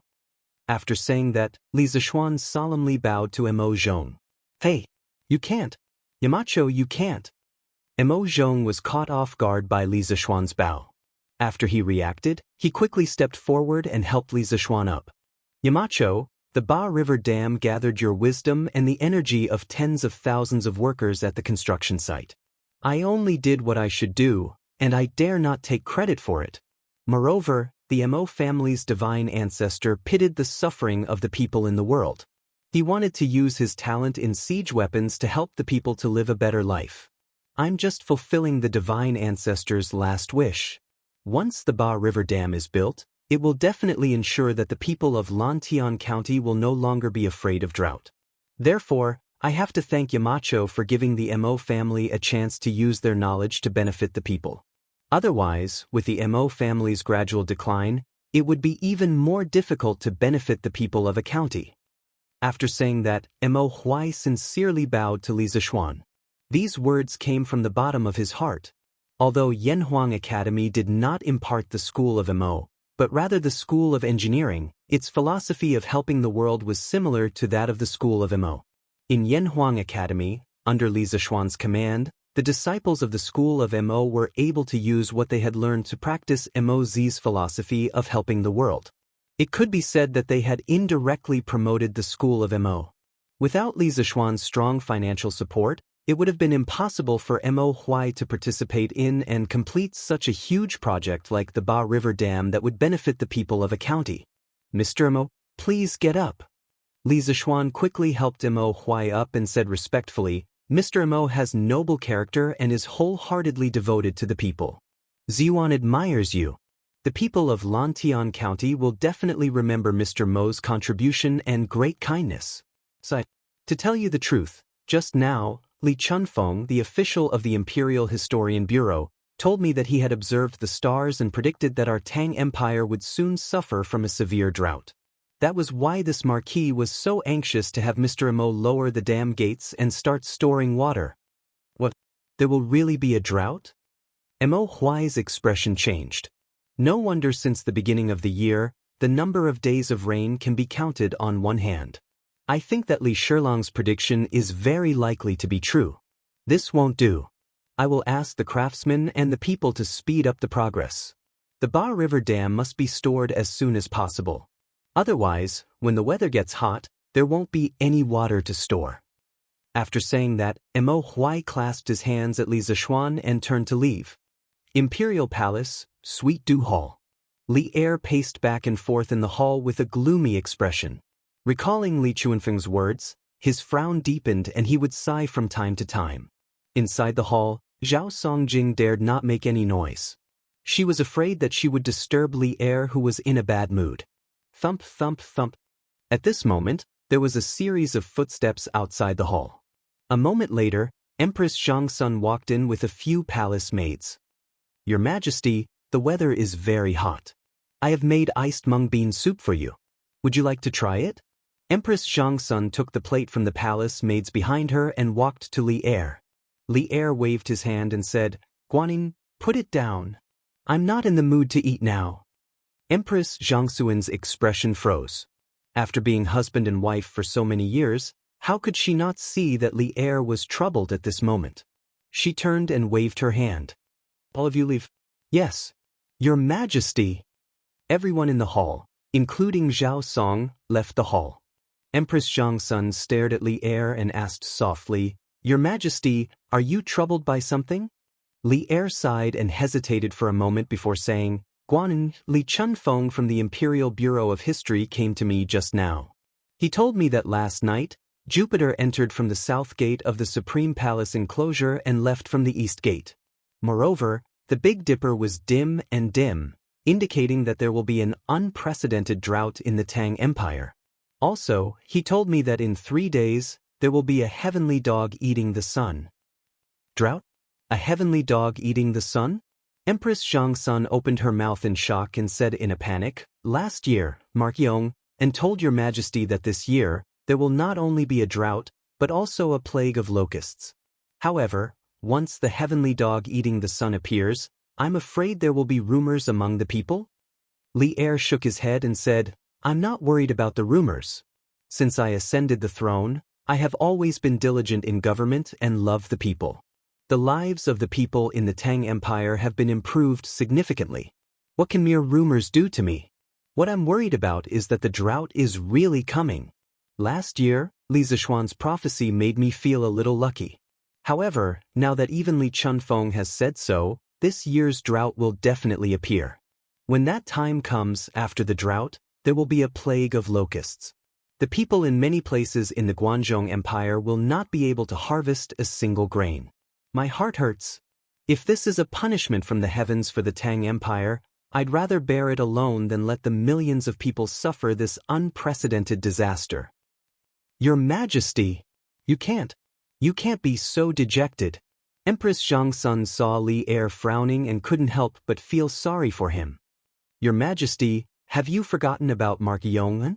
From last year's reduction of taxes for raising chickens, to later urging the imperial fleet to go south to exchange for grain, and then to this year's construction of the Ba River Dam, although he knew that our Tang Empire would have a drought and a plague of locusts this year, he never gave up and has always been fighting against the natural disasters.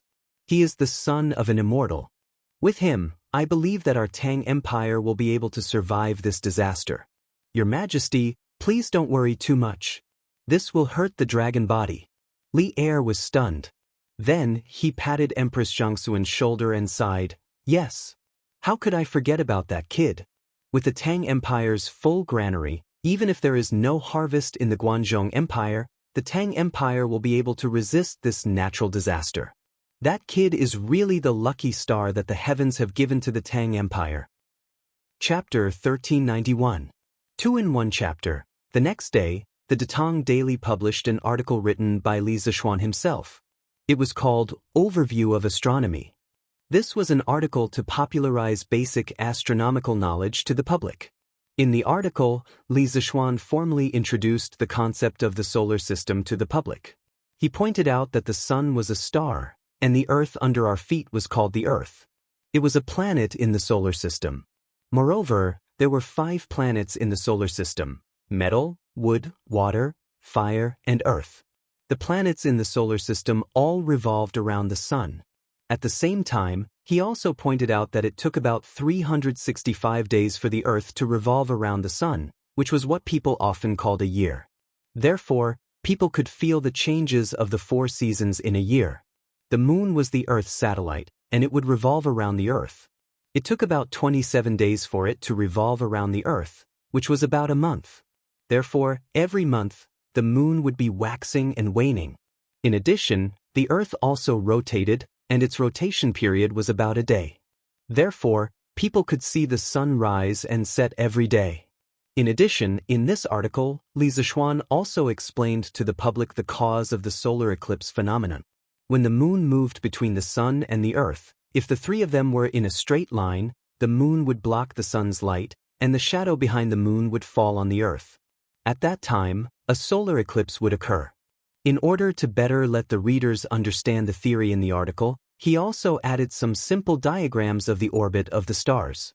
Basically, as long as the reader was literate, they would be able to understand the cause of the solar eclipse after reading it.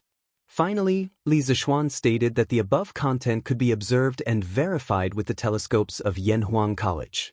As for why he only mentioned the 6 planets in the solar system, metal, wood, water, fire, and not the 8 planets, it was mainly because the other 2 planets, Uranus and Neptune, were relatively dim, orbiting slowly, and were at the edge of the solar system.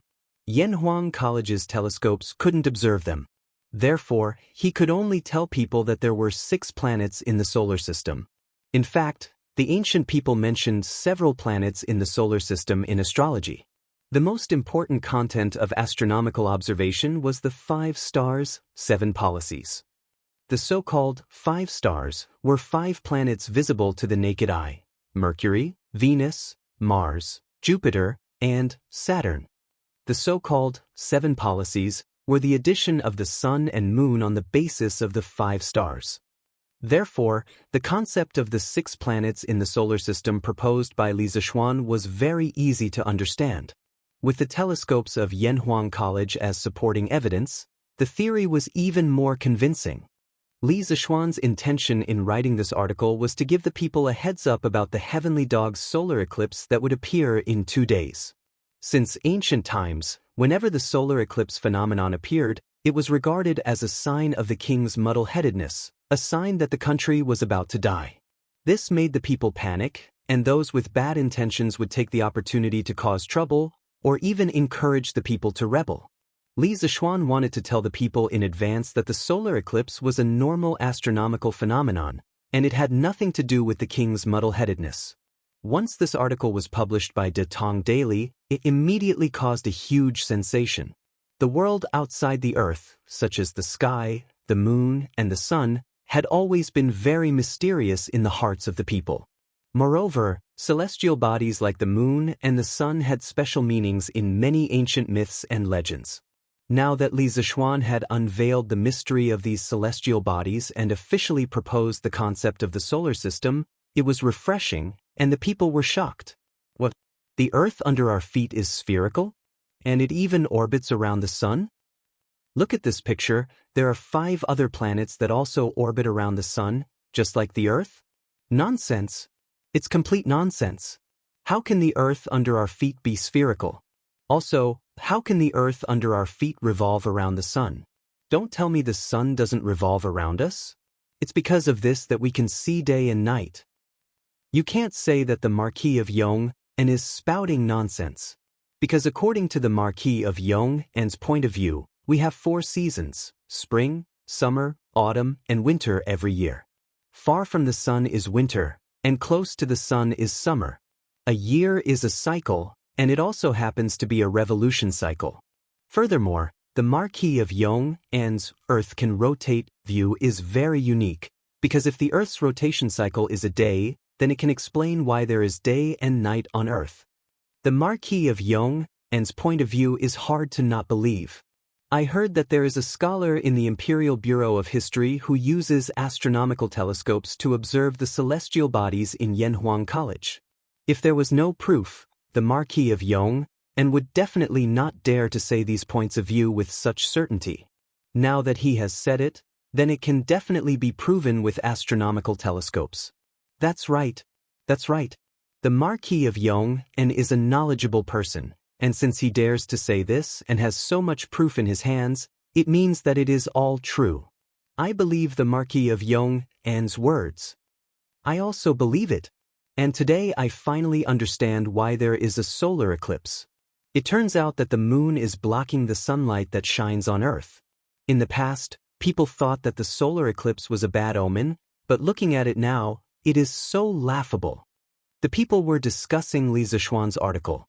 There were those who were suspicious of it, and those who were supportive. The main reason was that Li Zixuan's point of view was very sufficient, and it explained many problems that could not be explained in the past. Coupled with a few illustrations, it was very easy to convince people. At this time, Li Zixuan could not help but be thankful that he was an engineering student in his previous life, because engineering students paid the most attention to clear logic, sufficient evidence, and sufficient data. It was because of this rigorous academic quality that he was able to write a scientific article that was completely different from the style of this era, and yet was able to convince the majority of people. Besides, Li Zixuan had put on a, "If you don't believe me, come to the Yanhuang Academy and see for yourself with your binoculars" posture. This strong confidence was even more convincing. Of course, Li Zixuan's lofty reputation among the people and the academic community also played a considerable role in this. Even if engineering had not been widely recognized and become a mainstream theory, there were already many scholars among the people who admired Li Zixuan very much. With the support of various reasons, there were many people who believed in Li Zixuan's solar system theory. Since then, the solar system theory had shown its first success in Tang Dynasty. In the palace, after Li Zixuan finished the morning assembly, Zhao Song handed over today's De Tang Daily to Li Er.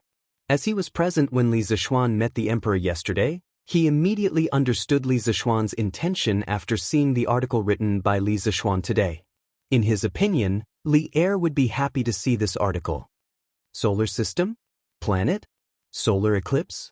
Now that this kid mentioned it, a solar eclipse doesn't seem to be a bad thing. He's trying to reduce the impact of the solar eclipse on the people. It's really hard on this kid. After reading the solar system theory and Li Zixuan's explanation of the solar eclipse, Li Er also understood Li Zixuan's intention. He could not help but sigh in his heart. Order the Bureau of Imperial History, Li Chunfeng, to compile a draft of the results he observed with the telescope in Yanhuang College over the past 6 months. In the name of the Imperial Court, publish it on De Tang Daily to let the people completely believe in Li Zixuan's solar system theory and explanation of the solar eclipse. After thinking for a moment, Li Er gave the order. Li Chunfeng had borrowed the telescope in Yanhuang College for so long, so naturally he had discovered something. Regarding the orbit of the planets in the solar system, Li Chunfeng had already drawn a star map at the beginning of the year and secretly showed it to Li Er. Therefore, when Li Er saw Li Zixuan's theory now, he did not seem so surprised. Li Er was not afraid of the rumors during the solar eclipse, nor did he intend to make arrangements in advance to deal with it. However, now that Li Zixuan had helped him, he naturally did not mind going with the flow and providing Li Zixuan with official evidence to let more people believe in Li Zixuan's theory. Zhao Song understood and said, "Yes, Your Majesty. This old servant will go to the Bureau of Imperial History to pass on the decree." The impact of Li Zixuan's solar system theory was not small at all. After the news spread to the Japanese diplomatic corps, the king of the mountain back seriously read the overview of astronomy more than 10 times. In the end, he could not help but sigh. The Marquis of Yong, and is really a learned man. I have never heard of such a theory, but it is so reasonable and it is hard not to believe. While our people are still worrying about food and clothing, the Marquis of Yong, and has already set his sights on the world. Such knowledge and such breadth of mind, I am afraid that no one in the world can compare to him. If he can be used by our country, then our country will not have to worry about not being able to prosper and prosper. After sighing for a while, he looked at his subordinate and asked, "Ishikawa Joki, how is the training of our football team?" After Yoko Ono's death, he had one less person to serve him at all times. Now, he was the head of his guards, taking over Yoko Ono's position. "Your Highness, the progress of the football team's training has been very good recently.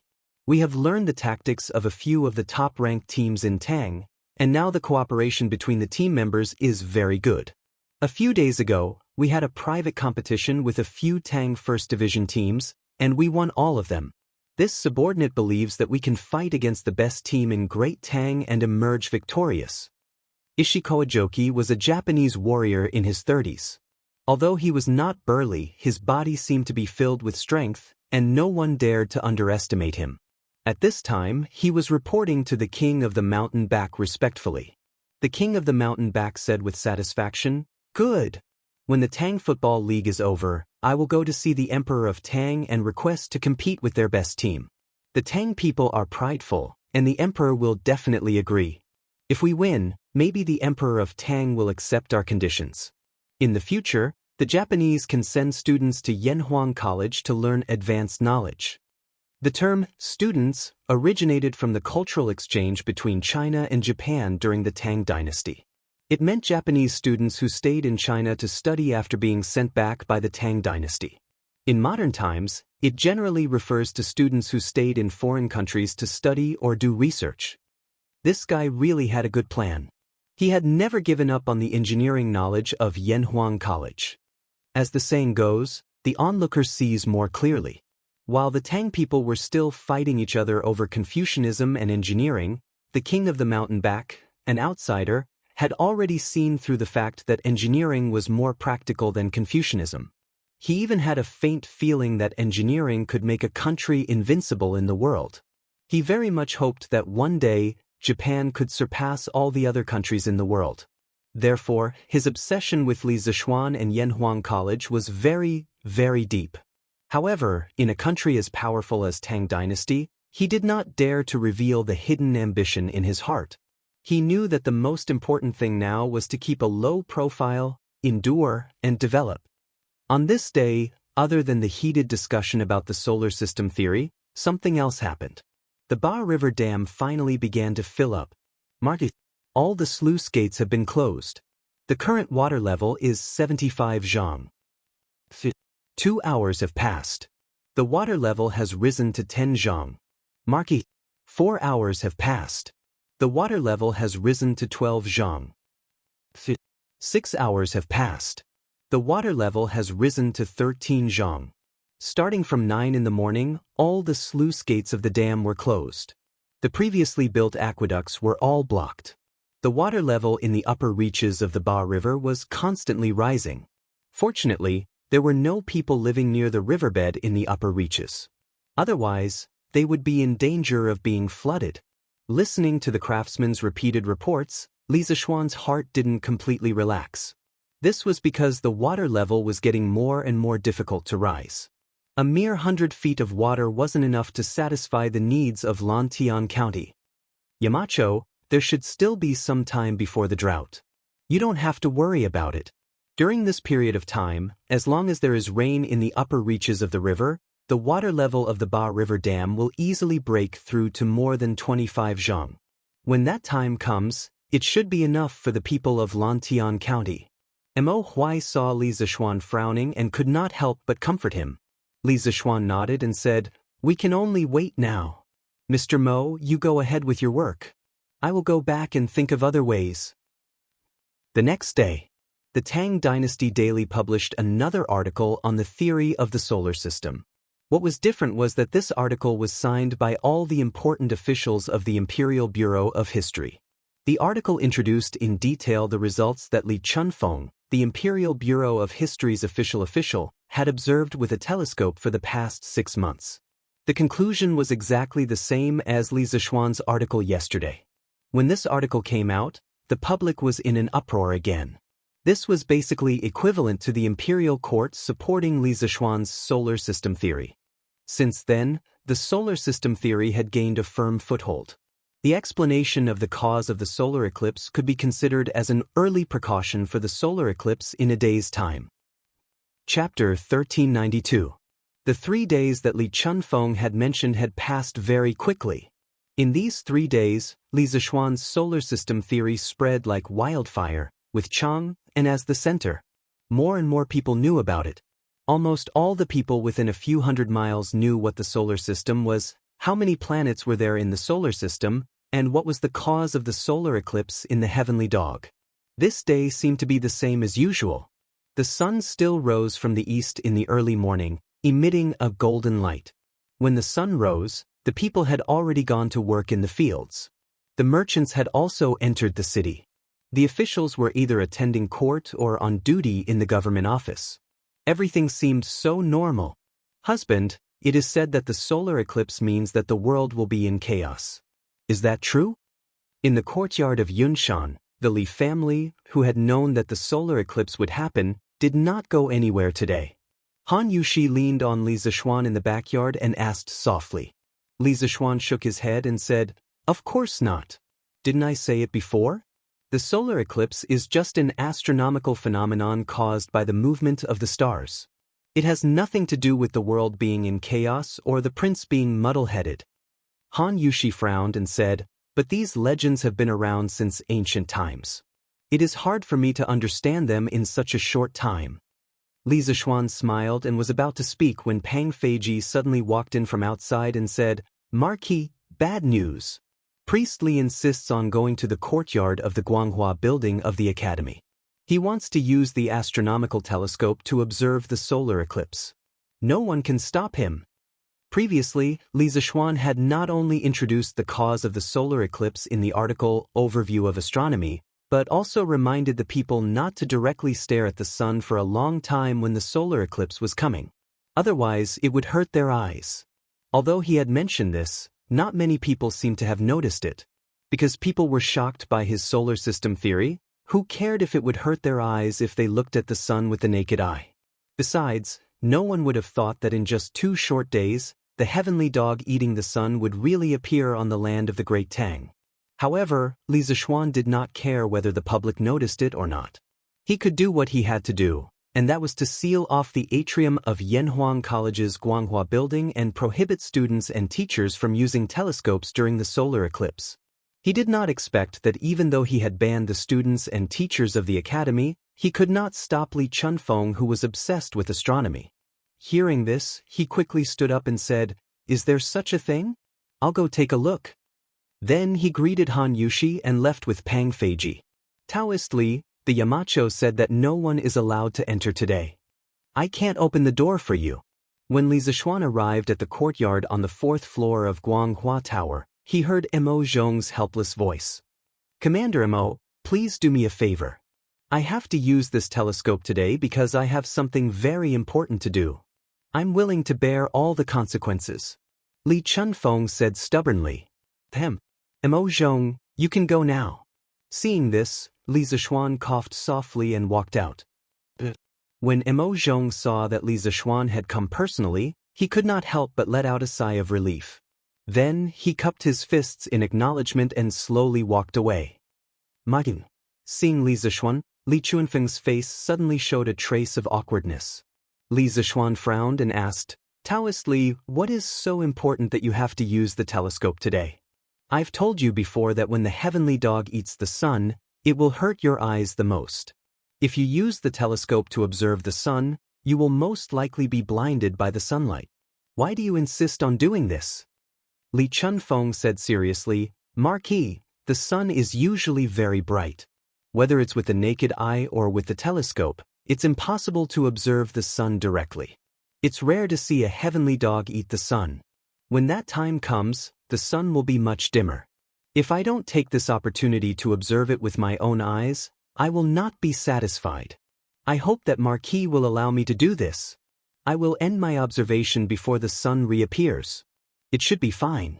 Even if there is an accident, I am willing to bear all the consequences without any regrets. Li Zishuan was speechless. He had only considered the issue of safety, but he had not considered the issue of humanity. He had not considered the fatal attraction of an astronomical spectacle like a solar eclipse to an amateur astronomer like Li Chunfeng. Even in modern times, whenever there was a solar eclipse, astronomy enthusiasts from all over the world would swarm over from thousands of miles away, set up professional equipment there in advance, and wait to observe the solar eclipse. However, according to Li Chunfeng's prediction, today's solar eclipse should be a total solar eclipse. The sun was 400 times wider than the moon, but it was also 400 times further away from the Earth. Due to symmetry, the moon's shadow, which was the shadow that fell on the Earth's surface, was just wide enough to cover the entire sun. The sun's light sphere was completely covered by the moon, and the originally bright sun's disk was covered by the moon's shadow. At this time, a total solar eclipse would occur. Other than total solar eclipses, there were also partial solar eclipses, annular solar eclipses, and so on. However, relatively speaking, only during a total solar eclipse could people safely look at the sun with their naked eyes. During a total solar eclipse, almost all of the sun's light was blocked. Only the sun's corona could be seen, and the corona's light was only equivalent to the full moon. Therefore, the light at this time was acceptable. However, the light from a small part of the photosphere was enough to hurt our eyes. Therefore, it was better to have safety measures during a total solar eclipse. Li Zishuan thought of this and said to Li Chunfeng, "Since Taoist Master Li insists, I won't persuade you anymore. However, I have to add some color to the lens of this telescope." He then turned to Pang Feiji and said, "Feiji, get me some ink, a cup of water, and a brush." Li Chunfeng looked at Li Chunfeng, who was both happy and confused at the same time. Pang Feiji took the order and left. After a while, Pang Feiji brought over all the ink, water, and writing brush that Li Zishuan asked for. Under the two's confused gaze, Li Zishuan first diluted the ink with water, then dipped the writing brush in the diluted ink. After that, he held the writing brush and painted the surface of the eyepiece and the objective lens of the telescope. "Hey, it's fine if you don't want me to use this telescope, but why do you have to destroy it with ink? How can the binoculars be able to see clearly like this?" Li Chunfeng was heartbroken and tried to stop him. Li Zishuan did not stop. As he painted, he said, "Who said that I can't see clearly? This ink is diluted, so it won't block too much sunlight. It's just right for Taoist Master Li to observe the solar eclipse. This way, it can reduce the damage to your eyes." Strictly speaking, when observing a solar eclipse, it was necessary to use professional polarizing lenses, similar to sunglasses, to reduce the damage caused to the eyes by the sunlight.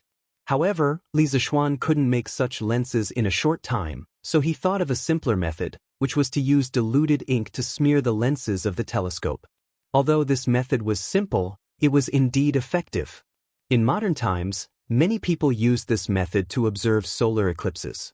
Other than that, they could also use exposed film, old floppy disks, protective lenses for welding, blackened glass, and so on to replace the professional polarized lenses. When Li Chunfeng heard this, he felt slightly relieved. After a few minutes, Li Zishuan finished painting both lenses of the telescope with diluted ink. He then said to Li Chunfeng, "All right, Taoist Master Li, you can do as you please. Although I've painted the lens with ink, please don't look directly at the sun for too long." "I know. Thank you so much, Smart," Li Chunfeng said gratefully. Li Zishuan nodded, then turned around and left. After he left, Li Chunfeng immediately moved his eyes closer to the eyepiece of the binoculars. After a quick glance, he felt as if the whole world had been smeared with a thin layer of ink. The light was not as dazzling as before, and the clarity of the lens did not seem to be affected by the light. Because of this, Li Chunfeng was even more grateful to Li Zishuan.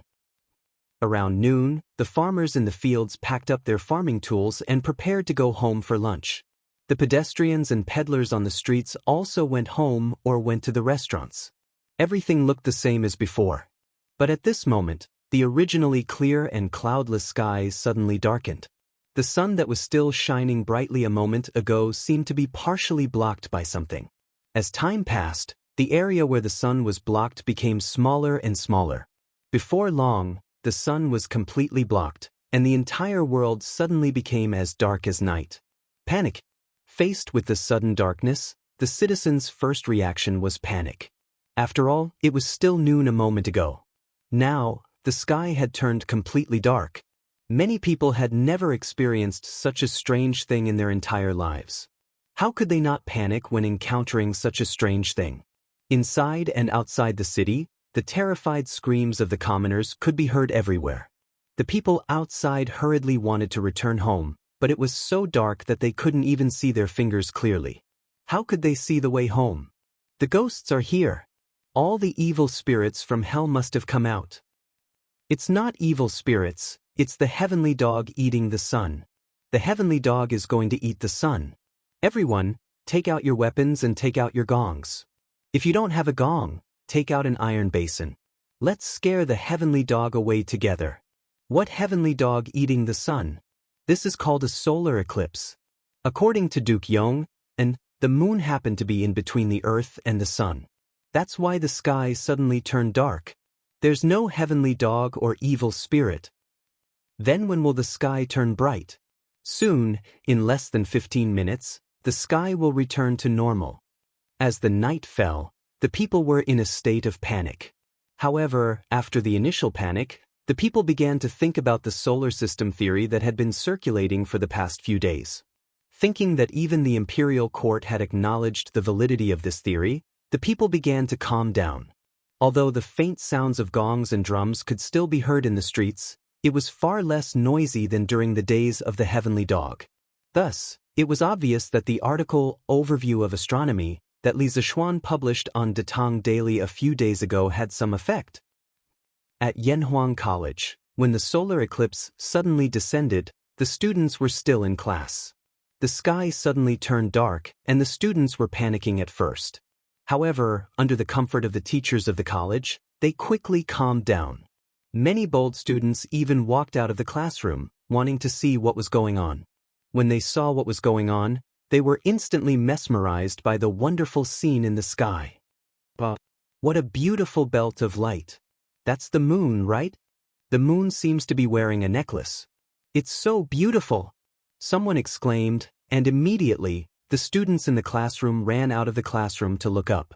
During a total solar eclipse, the sun would gradually be blocked.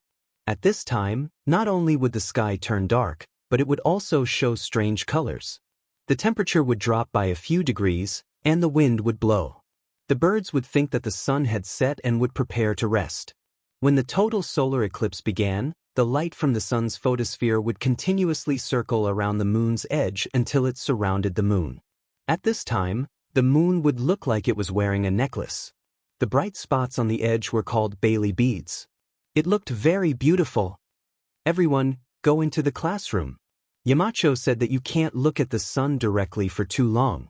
Otherwise, it will hurt your eyes. All students, go back to the classroom now.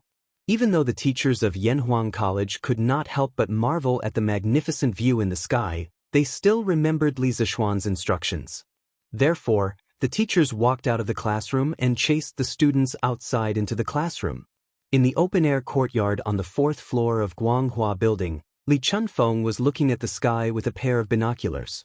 He had completely forgotten about Li Zixuan's instructions. Right now, he wanted to stick his eyeballs on the binoculars so that he could not miss a single second. The light doesn't look right. All of a sudden, Li Chunfeng exclaimed in bewilderment, and his expression turned solemn. At the same time, hundreds of miles away from Shuofang City, a group of Turkic cavalry was marching towards Shuofang City. There were about 20,000 of them.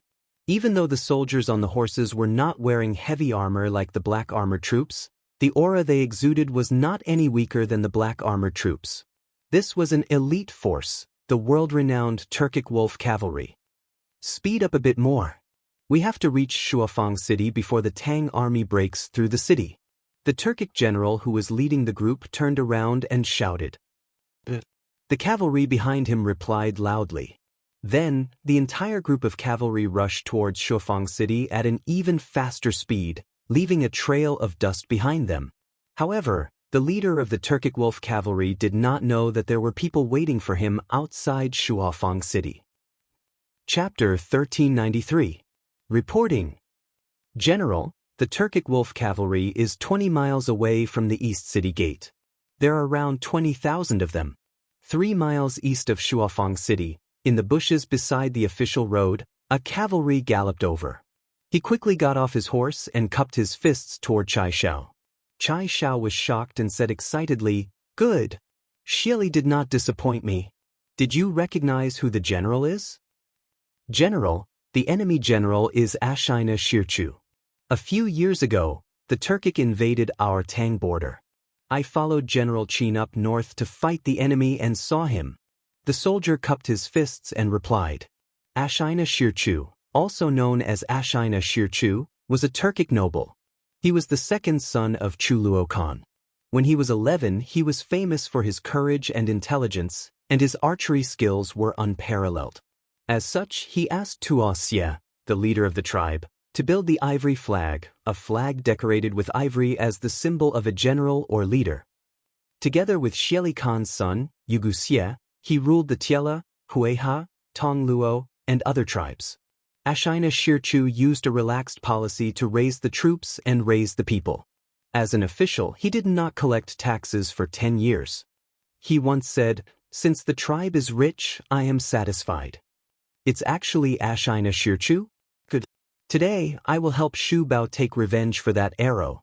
You quickly go and scout and report. Hearing that Xieli had sent such a heavyweight general like Ashina Shirchu to rescue Liang Shidu, not only was Chai Shao not afraid, he became even more excited. He hurriedly ordered the scout. In the 6th year of Wuda, the Turkic invaded the Tang border. Qin Xiong followed the Qin king Li Shimin up north to fight against the Turkic. In a battle, Qin Xiong fell into a trap and was surrounded. The Turkic general at that time was Ashina Shirchu, who was known for his courage and intelligence and unparalleled archery skills. Although he was surrounded, Qin Xiong naturally could not get off his horse and surrender. In the chaotic battle, Ashina Shirchu found a chance and shot an arrow at Qin Xiong's back. If not for Han Tianhu risking his life to save him, Qin Xiong might have died in battle in the 6th year of Wuda. Even so, one of Han Tianhu's legs was crippled because of the arrow. Hence, Chai Shao was helping Qin Xiong take revenge for that arrow, but it was more like he was helping Han Tianhu. General. The soldier immediately accepted the order and left. Chai Shao ordered his men, "The Turkic reinforcements are here." Yes. The left and right. It had been 6 days since the army arrived outside Shuafang City. During these 6 days, many things had happened. First of all, the crops in the farmland outside Shuafang City had been completely trampled by the cavalry led by Shui Wanjun, leaving Liang Shi badly battered and exhausted. If he sent out troops to deal with them, he was afraid that there was a large force of the Tang army behind him. But if he did not send out troops, he could only watch as the crops were destroyed in a mess. In the end, the people in the city panicked. After all, Shufang City was now a dead city. Liang Shidu had closed the gates, and the crops outside were all trampled. Being trapped in the city meant that they would starve to death sooner or later. Moreover, the Tang army was hiding outside the city. Although this matter had not been confirmed, it was a fact that everyone knew. Liang Shidu saw that the people were becoming more and more restless. He could only send people to spread the news that the great Liang reinforcements were about to arrive. At the same time, he sent soldiers out of the city to ask for help from Xieli Khan. Although Yuqi Jingda's men noticed the soldiers that Liang Shidu sent out to ask for help, they did not stop them. This was because one of the goals of the imperial court was to lure the Turks to send troops. On the same afternoon that Liang Shidu sent troops to ask for help, Yuqi Jingda led the main force and surrounded Shuafang City so tightly that not even a drop of water could trickle through. Seeing the Tang army surrounding the city on all sides, the commoners, gentry, and officials in the city were even more terrified. At the same time, the hundreds of spies that Lu Min, the governor of Summer Province, had sent into the city suddenly worked together. All kinds of rumors and slanders immediately arose in the city. For example, Liang Shidu's son had raped many women, Liang Shidu had raped 10 palace maids in the palace after drinking, and afterwards, those palace maids were all thrown into the snake pool to feed the snakes by the empress. Liang Shidu had raped the Tujue for his own glory and power, Liang Shidu had raped the wives of officials, and so on. All sorts of rumors and slander, regardless of whether they were true or false, were spread like they were true. As a result, Liang Shidu's reputation in the Great Liang fell again and again. Liang Shidu also wanted to find the Tang spies who spread the rumors, but he did not have the energy to do so. This was because there were many violent incidents in the city where the people fought against the officials. More importantly, there were also mutinies in the army. Although those mutinies were all mercilessly suppressed, the morale of the army was shaken. At this time, if he was not careful, he would lose everything. Thus, Liang Shidu did not dare to make any rash moves. He could only try to rope in some high-ranking generals, promising them high positions, wealth, and beauties. However, whether or not such roping could truly obtain their loyalty, only the heavens knew. Hiya! Ping ping pit. After waiting for about 2 hours, the place where Chai Shao's army was hiding finally heard the sound of horse hooves in the distance. Chai Shao's expression was extremely nervous. He ordered his men, "Send down the order. After the Turks enter our pocket formation, prepare the tripping ropes. Next, Prepare the archers. Lastly, charge the cavalry.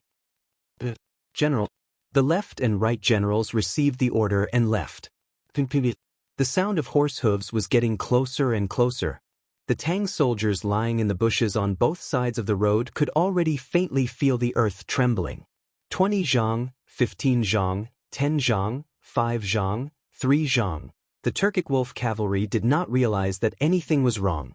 The entire army was still galloping at an extremely high speed. On the way here, they had already learned that Shuafang City was surrounded by the Tang army. They had to reach Shuafang City before it was breached, so they had to use their fastest speed. Rise! Whoosh whoosh whoosh! Someone shouted, and dozens of tripping ropes suddenly appeared on both sides of the road. The Turkic army was caught off guard, and a third of the vanguard was instantly tripped. The cavalry at the back had no time to slow down and avoid the tripping ropes. Like dumplings being dropped into a pot, they fell into a pile of meat in front of them. Ambush! Ambush! Order the cavalry at the back to immediately slow down. Turkic Great General Xianxia had jumped down from his horse at this crucial moment, and now that he had stabilized himself, he hastily called out. But to completely slow down the Turkic wolf cavalry in this state was easier said than done. The powerful inertia caused batch after batch of cavalry to fall onto the soldiers who had tripped over them. Once all 4,000 of Xianxia's vanguard had fallen, the army finally came to a stop. Xianxia looked at the mountain of Turkic corpses in front of him, and although his heart ached, he knew that now was not the time to be sentimental. He hastily ordered the army to get back into formation. At this moment, several thousand Tang archers suddenly stood up from the bushes on the right side of the road. They knocked arrows and aimed at the Turkic army. Not good. Spread out the formation. Everyone, get on your horses. Charge. Xianxia grimaced as he hastily ordered. There should have been no problem with his command, but it was a little too late. Chai Shao had waved his hand, and a dense rain of arrows immediately began to rain down on the Turkic army. Thwish thwish thwish. Squelch. The sound of arrows being fired and the sound of arrows piercing flesh rang out incessantly. Countless Turkic soldiers began to wail in agony. Charge. Get rid of their archers. Xianxia waved his saber to deflect the arrows flying towards him. At the same time, he led the cavalry around him and charged towards the Tang archers. He knew that at this distance, if he tried to escape, he would definitely be shot in the back by the Tang army. He could only brace himself and break through the Tang archers. Only then would he have a chance to fight the Tang army head-on and have a chance of survival. At this moment, the ferocity in the bones of the Turkic people was on full display. Although many of the Turkic soldiers still had arrows in their bodies, they still fearlessly followed Xianxia and charged at the Tang army. Even if their clothes were stained with blood, they still did not care. The Turkic wolf cavalry was indeed a world-renowned elite cavalry force, and their reputation was well-deserved. Chai Shao's eyes darkened. Even as an opponent, he could not help but admire this cavalry. He stretched out his right hand and was about to order the cavalry behind the Tang army to charge when a strange scene that no one had expected appeared. A moment ago, the sun was still high in the sky, but at this moment, the sky suddenly darkened. Soon, it was so dark that one could not even see one's own fingers. Faced with this bizarre scene, not only were the Turkic cavalry panicking, even the Tang army began to stir. Everyone was at a loss for what to do. The attack of the Turks paused for a moment, and the military order that Chai Shao wanted to give also paused for a moment. Don't panic, the heavens are helping our great Tang. Archers, listen to my order. Aim at the Turkic people and shoot with all your might. The rest of the soldiers, prepare the tripping ropes and make the Turkic people fall from their horses. Although the weather was bizarre, Chai Shao quickly calmed down at this crucial moment. He suddenly thought of a plan and circulated his internal energy as he shouted. His shout was not only heard by the Tang army, but also by the Turkic people on the road. Chai Shao's idea was very simple. Since the sky had suddenly turned completely dark and his army could not see, the Turkic cavalry could not see either. With his shout, the Turks wouldn't be able to see their surroundings in the pitch-black environment. They would definitely be afraid of the tripwires on the ground and wouldn't dare to charge in this direction. At this time, the archers would be able to take this opportunity to shoot a few more volleys in the direction the Turks had originally come from. Otherwise, if the Tang cavalry charged forward in this pitch-black environment, there was a high chance that they would accidentally injure their own men, and the outcome would be very difficult to predict. The gains would not make up for the losses. As expected, in this pitch-black environment, the moment Xianxia said that there were tripping ropes on the ground, the Turkic wolf cavalry immediately slowed down. After all, the tripping ropes had already caused the Turkic army to lose 3,000 to 4,000 men. Although the Turks had slowed down their horses, the Tang archers did not slow down at all. Although they did not know when Xianxia had hidden the tripwires by the side of the road, at this time, they only cared about obeying orders and firing in the direction of the Turk cavalrymen. In truth, the Tang army's tripping ropes were all on the road. There was not a single one on either side of the road. Xianxia was completely tricking the Turkic people. Even though they could not see anyone, they still remembered the general direction and only needed to shoot in that direction. In any case, there were many Turkic people, so they would definitely be able to hit them. Thwish, thwish, thwish, thwish, thwish. In the darkness, countless arrows were fired at the Turkic army. At this time, the Turkic people had tripping ropes in front of them, preventing them from charging at full speed. But if they turned around and fled, they would definitely crash into their comrades in this darkness. Moreover, their backs would likely be turned into a beehive by the Tang army. They were in a dilemma. At this time, the Turkic army was truly in a dilemma. Retreat. All soldiers, retreat. The rear army will become the front army, and the front army will become the rear army. Everyone retreat. The Tang army had closed their eyes. After several volleys of arrows, the Turkic army could be said to have suffered disastrous losses. Why did he say that they had closed their eyes? Because it was pitch black right now, wouldn't those archers be shooting arrows with their eyes closed? Xianxia knew that in this situation, the Turkic army had no way of fighting the Tang army. He did not know what kind of witchcraft the Tang army had used to make the sky suddenly turn dark, but even if the sky was bright again, he would still not be able to defeat the Tang army with these defeated soldiers. It was better to make a prompt decision and decisively give the order to retreat. This way, he could preserve some of his strength and make a comeback after returning. Naturally, a messenger passed down Xianxia's order.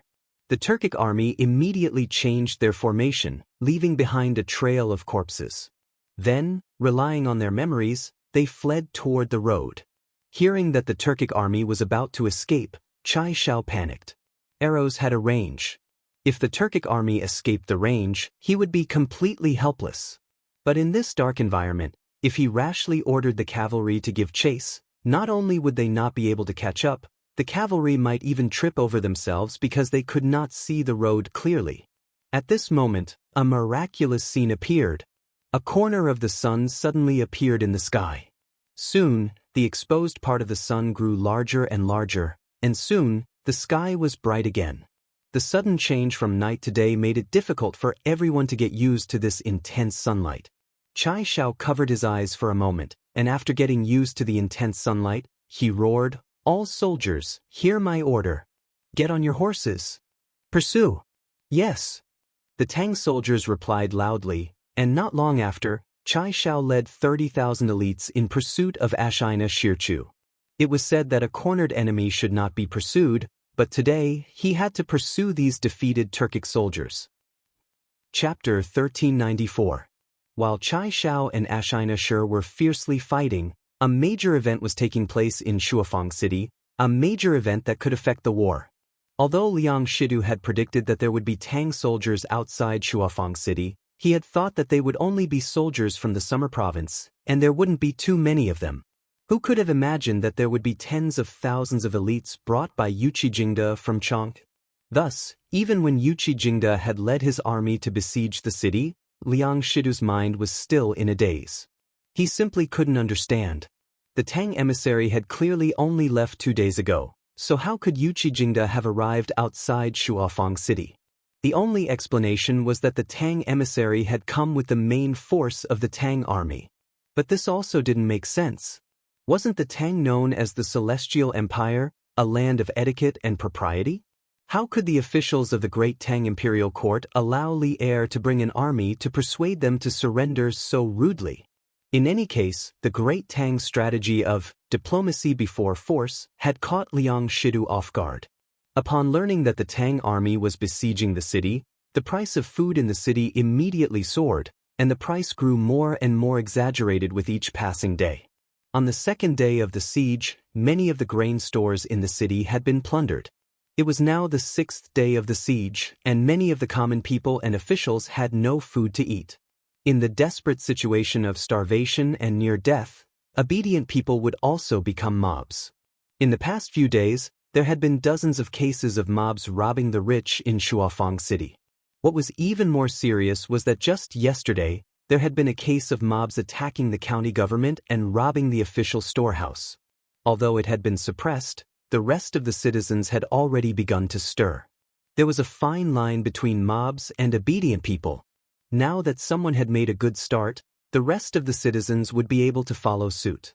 All of this seemed like an invisible hand was secretly adding fuel to the fire, causing the Shuafang city that had been stable for 10-some years to be on the verge of collapse in just a few days.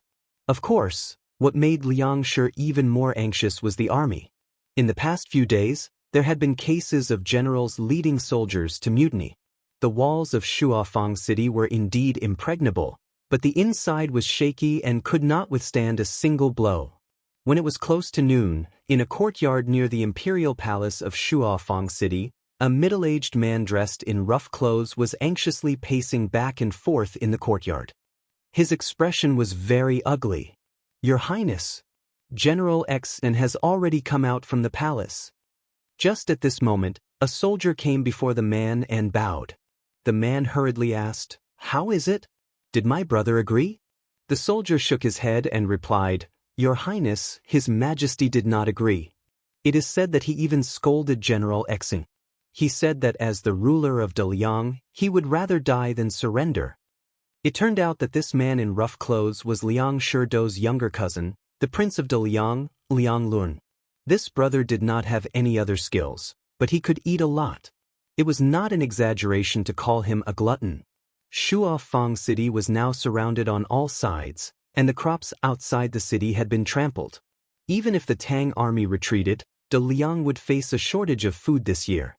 As a glutton, how could Liang Luoren endure this? Thus, among the high-ranking officials of Daliang, Liang Luoren was the one who wanted to surrender to Daliang the most. After all, if he followed Daliang, he would not lack food and drink, right? However, although he had this thought, Liang Luoren did not dare to reveal it.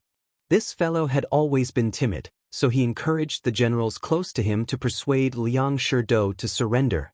At this moment, after learning that Liang Shido was unwilling to surrender to Daliang, Liang Luoren's face was filled with displeasure. After a moment of hesitation, he viciously said, "Umph, my good big brother, since you don't know what's good for you, then don't blame me." What a glutton was most afraid of was not having anything to eat. Whoever did not give him food to eat, he would take that person's lives. At this time, even the most timid person would take the risk when forced into a corner. The heavenly dog is eating the sun. The heavenly dog is eating the sun. At this moment, the sky suddenly darkened, and the cries of the commoners could be heard from outside the mansion. "Your Highness, this heavenly dog eating the sun has always been seen as the omen of a country's demise. Now that it has appeared in Daliang, I'm afraid that Daliang is not far from its demise." At this moment, the soldier beside Liang Luoren said with a face full of fear, "Daliang should have been destroyed long ago. Unfortunately, some people are still stubbornly holding on." Liang Luoren coldly snorted and said a rebellious sentence. The soldier next to him kept quiet out of fear, not daring to say anything. A quarter of an hour later, the solar eclipse was over, and the world was bright again. Liang Luoren said, "Now that the celestial phenomenon has appeared, it means that Daliang's fate has come to an end. Quickly prepare a horse. This king wants to see General Xen." Reporting to the chief steward, General Chai encountered the Tujue wolf cavalry at the east gate. After a battle, The Tujue were defeated, leaving behind thousands of corpses as they retreated in defeat. Now, General Chai is leading the army in pursuit of the enemy. South of Shuofang City, Tang Army's central tent. A soldier rushed in and cupped his fists at Yuqi Jingda. The Tujue retreated in defeat? Good job, Sikeng. Hearing the good news, Yuqi Jingda laughed loudly and said, "Quickly tell this chief steward about the battle." The soldier quickly began to explain. Reporting to the chief steward, General Chai set up a pocket formation on the official road 3 li from the east gate. The soldier roughly explained the battle between General Chai and the Tujue to Yuqi Jingda. Yuqi Jingda nodded as he listened. In the end, he came back to his senses and quickly ordered, "Quickly ride a fast horse and catch up to General Chai. Tell him not to chase too deep and accidentally get surrounded by the enemy. Ashina, the Tujue is not easy to deal with." The soldier cupped his fists and left. Just as Yuqi Jingda was about to breathe a sigh of relief, another soldier walked in and cupped his fists. Reporting to the chief steward, the south gate of Shuofang City has been opened. Liang Shidu's younger brother, Liang Luoren, personally carried Liang Shidu's head and led hundreds of officials out of the city, saying that he wants to surrender to the Great Tang. The moment these words were said, all the officials in the tent were stunned. Although these old generals were not experienced in hundreds of battles, they had still fought dozens of wars. But now, before they even launched an attack, the enemy directly delivered the head of the enemy to admit defeat. They had never encountered such a battle before. Could this be a trick that Liang Shidu deliberately came up with? His goal is to deceive us and make us lower our guard? Summer Province's Governor Lu Min could not help but ask. Having been in Summer Province and having interacted with Liang Shidu for many years, he subconsciously thought that Liang Shidu was using a scheme to trick them into surrendering. Shui Wanjun shook his head and said, "It shouldn't be. Opening the city gates and letting the officials out of the city would make it easy for our army to seize control of the city gates. At that time, the situation in Shuofang City would be at our mercy. Liang Shidu shouldn't be so stupid as to think of such a stupid move."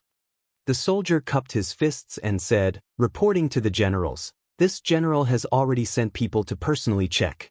That head is indeed Liang Shidu's head. Furthermore, according to the spies in the city, Liang Luoren had just killed Liang Shidu in the palace.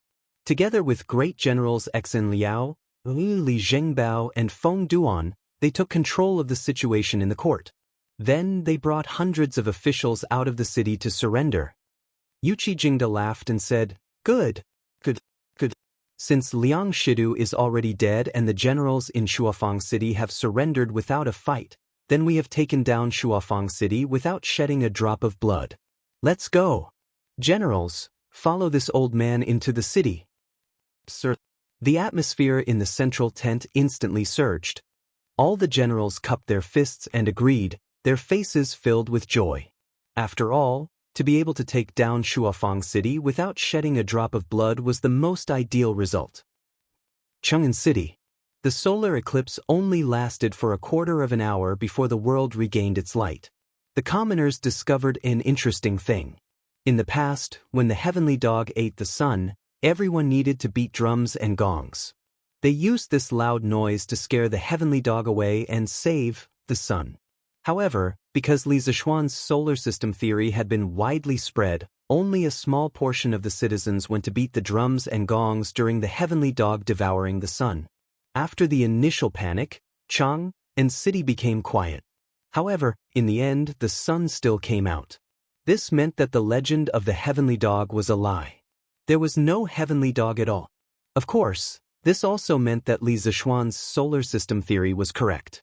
Therefore, after the solar eclipse, the citizens regained their peace faster than usual. Those who were eating went back to eating, and those who were going home went home. However, most of them lamented that the heavenly dog devouring the sun was because the moon had blocked the sun. Your Majesty, after the heavenly dog devouring the sun, the citizens quickly returned to normal. No one spread rumors and no one panicked. Now, the citizens believe what the Marquis of Yong said on De Tong Daily. Royal Palace, Ganlu Hall. Li Er had personally witnessed the solar eclipse. At this moment, after he returned to the palace, Zhao Song came in to report to Li Er. Since ancient times, the county kings had placed great importance on the heavenly dog devouring the sun. Therefore, after the solar eclipse, Zhao Song sent people out of the palace to investigate the citizens' customs. When Li Er heard this, he smiled and said, "Good. This way I can rest assured." After all, if someone took the opportunity to mislead the people, although the imperial court has the ability to quell the rebellion, in the end, the people will be the ones to suffer. Send the Minister of War to commend Li Zishuan on my behalf. This small matter was not enough to confer Li Zishuan an official title, but it was still necessary to commend him. Zhao Song smiled and said, "This old servant obeys." Cloud Mountain, Yanhuang Courtyard. Li Zishuan, who had just finished admiring the solar eclipse, was sunbathing in the courtyard. At the same time, he was thinking about the situation in Shuzhong and the front line of Shuofang City. That's right, when the solar eclipse came, he was seriously admiring this rare astronomical spectacle. This guy used 2 lenses covered in ink as sunglasses to admire the solar corona during the solar eclipse. In his previous life, he had also experienced a total solar eclipse, but at that time, he was highly myopic and did not have the chance to look carefully. In this life, because of his cultivation of inner qi, his eyesight was excellent. Naturally, he did not want to miss such a good opportunity. I just saw an incredible phenomenon. At this moment, Li Chunfeng ran into the courtyard excitedly and said excitedly, "Master, you've been waiting for a long time." However, just as he ran into the courtyard, he accidentally tripped on a bamboo stick on the ground and fell to the ground like a wild goose falling from the sand. The Li family's courtyard was full of cement. Li Chunfeng was already running very fast, so the fall was not light. His palms and arms were bleeding on the ground. Li Zishuan was far away, and Li Chunfeng's fall was too sudden, so he could not react in time. He could only watch as Li Chunfeng fell to the ground. "Master Li, are you okay? Shall he quickly bring gauze, water, and medicine?"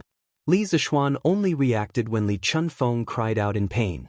He quickly walked to Li Chunfeng and pulled him up from the ground. He then shouted at Xiao He, who was in the courtyard. "Master." Xiao He quickly went to carry out the order. Li Chunfeng immediately waved his hand and said, "No need, no need. I just didn't see the road clearly and accidentally tripped. It's just a small injury. It's not worth mentioning. I've embarrassed myself in front of you, I'm here because I have something important to discuss with Marquis." "Didn't see the road clearly?" Li Zishuan looked at Li Chunfeng suspiciously. Although his eyes were a little sluggish, they were not as rigid as those of a blind person. He could not help but let out a sigh of relief and asked, "Master Li, were you the one who was observing the entire solar eclipse?" Li Chunfeng's face froze. He then smiled embarrassedly and said, I was fascinated by it, so you've completely forgotten what this Marquis told you before? It's a miracle that you're not blind." Li Zishuan said angrily. Although the eyepiece and objective lens of the astronomical telescope were smeared with ink, this method could only slightly reduce the damage done to the eyes by the light in the corona. It could not completely eliminate the damage. That was why Li Zishuan reminded Li Chunfeng not to use the telescope for too long when they were in the academy. He did not expect this guy to be so daring as to forsake his own eyes. Now, Li Chunfeng's eyes were not completely blind. That was definitely a blessing. This is all my fault, but I don't regret it. Because during my observation just now, I discovered a very extraordinary phenomenon. Li Chunfeng apologized embarrassedly and then said excitedly, "I'm sorry." Li Zishuan saw that Li Chunfeng kept saying